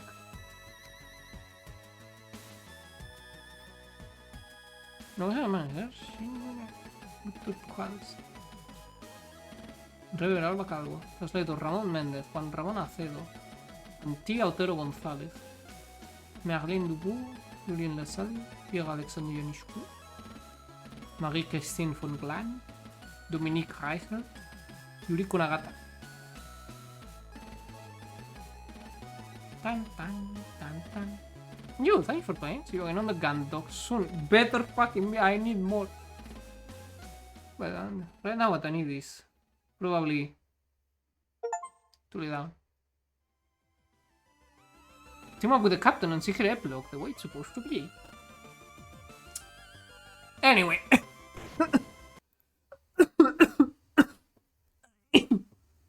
Ignore that. Ugh. Ui. Shit, my throat.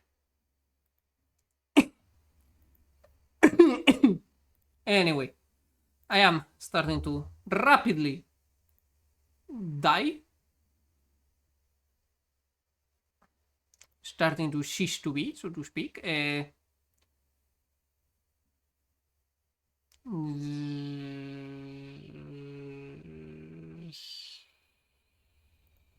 yeah, I'm gonna be calling it a day. I think, you know, yeah.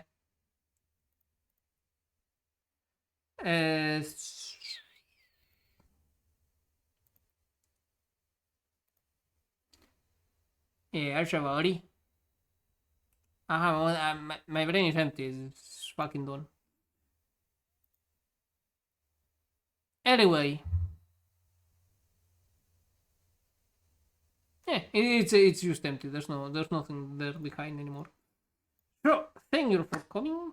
Hope you enjoyed and all that. And I'll be seeing you maybe tomorrow. No promises. I may be worse off for tomorrow. I may have pushed myself a bit too much today, but you know, I am not known for good life choices. Yeah. Oh shit, right. Raids.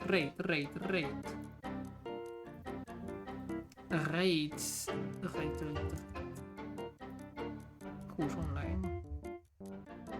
Oh yeah, Olga's online. We're raiding, eh? It's been a while. Anyways, Anyway, thank you all for coming. Hope you enjoyed and all that. Have a nice rest of your day. Or night. Or whatever time it is over there. Time zones are evil. They keep me from playing the video games with people in different parts of the world in a convenient manner. Also, they force me to do time zone conversion, but actually I don't need to do math. I just need to open a website and it does it for me. So that's good. Anyways. I am in absolute fucking agony. Don't be like me. Fully recover before you decide to do stuff. Don't be a fucking idiot. I am one, but like, you know, use me as an example of what not to do.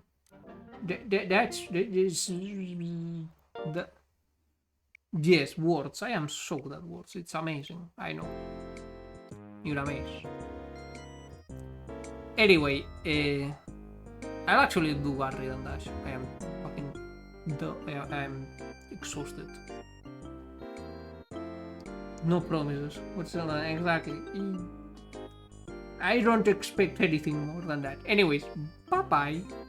Have fun. Skidaddle, skidoodle. Your dick is now on you.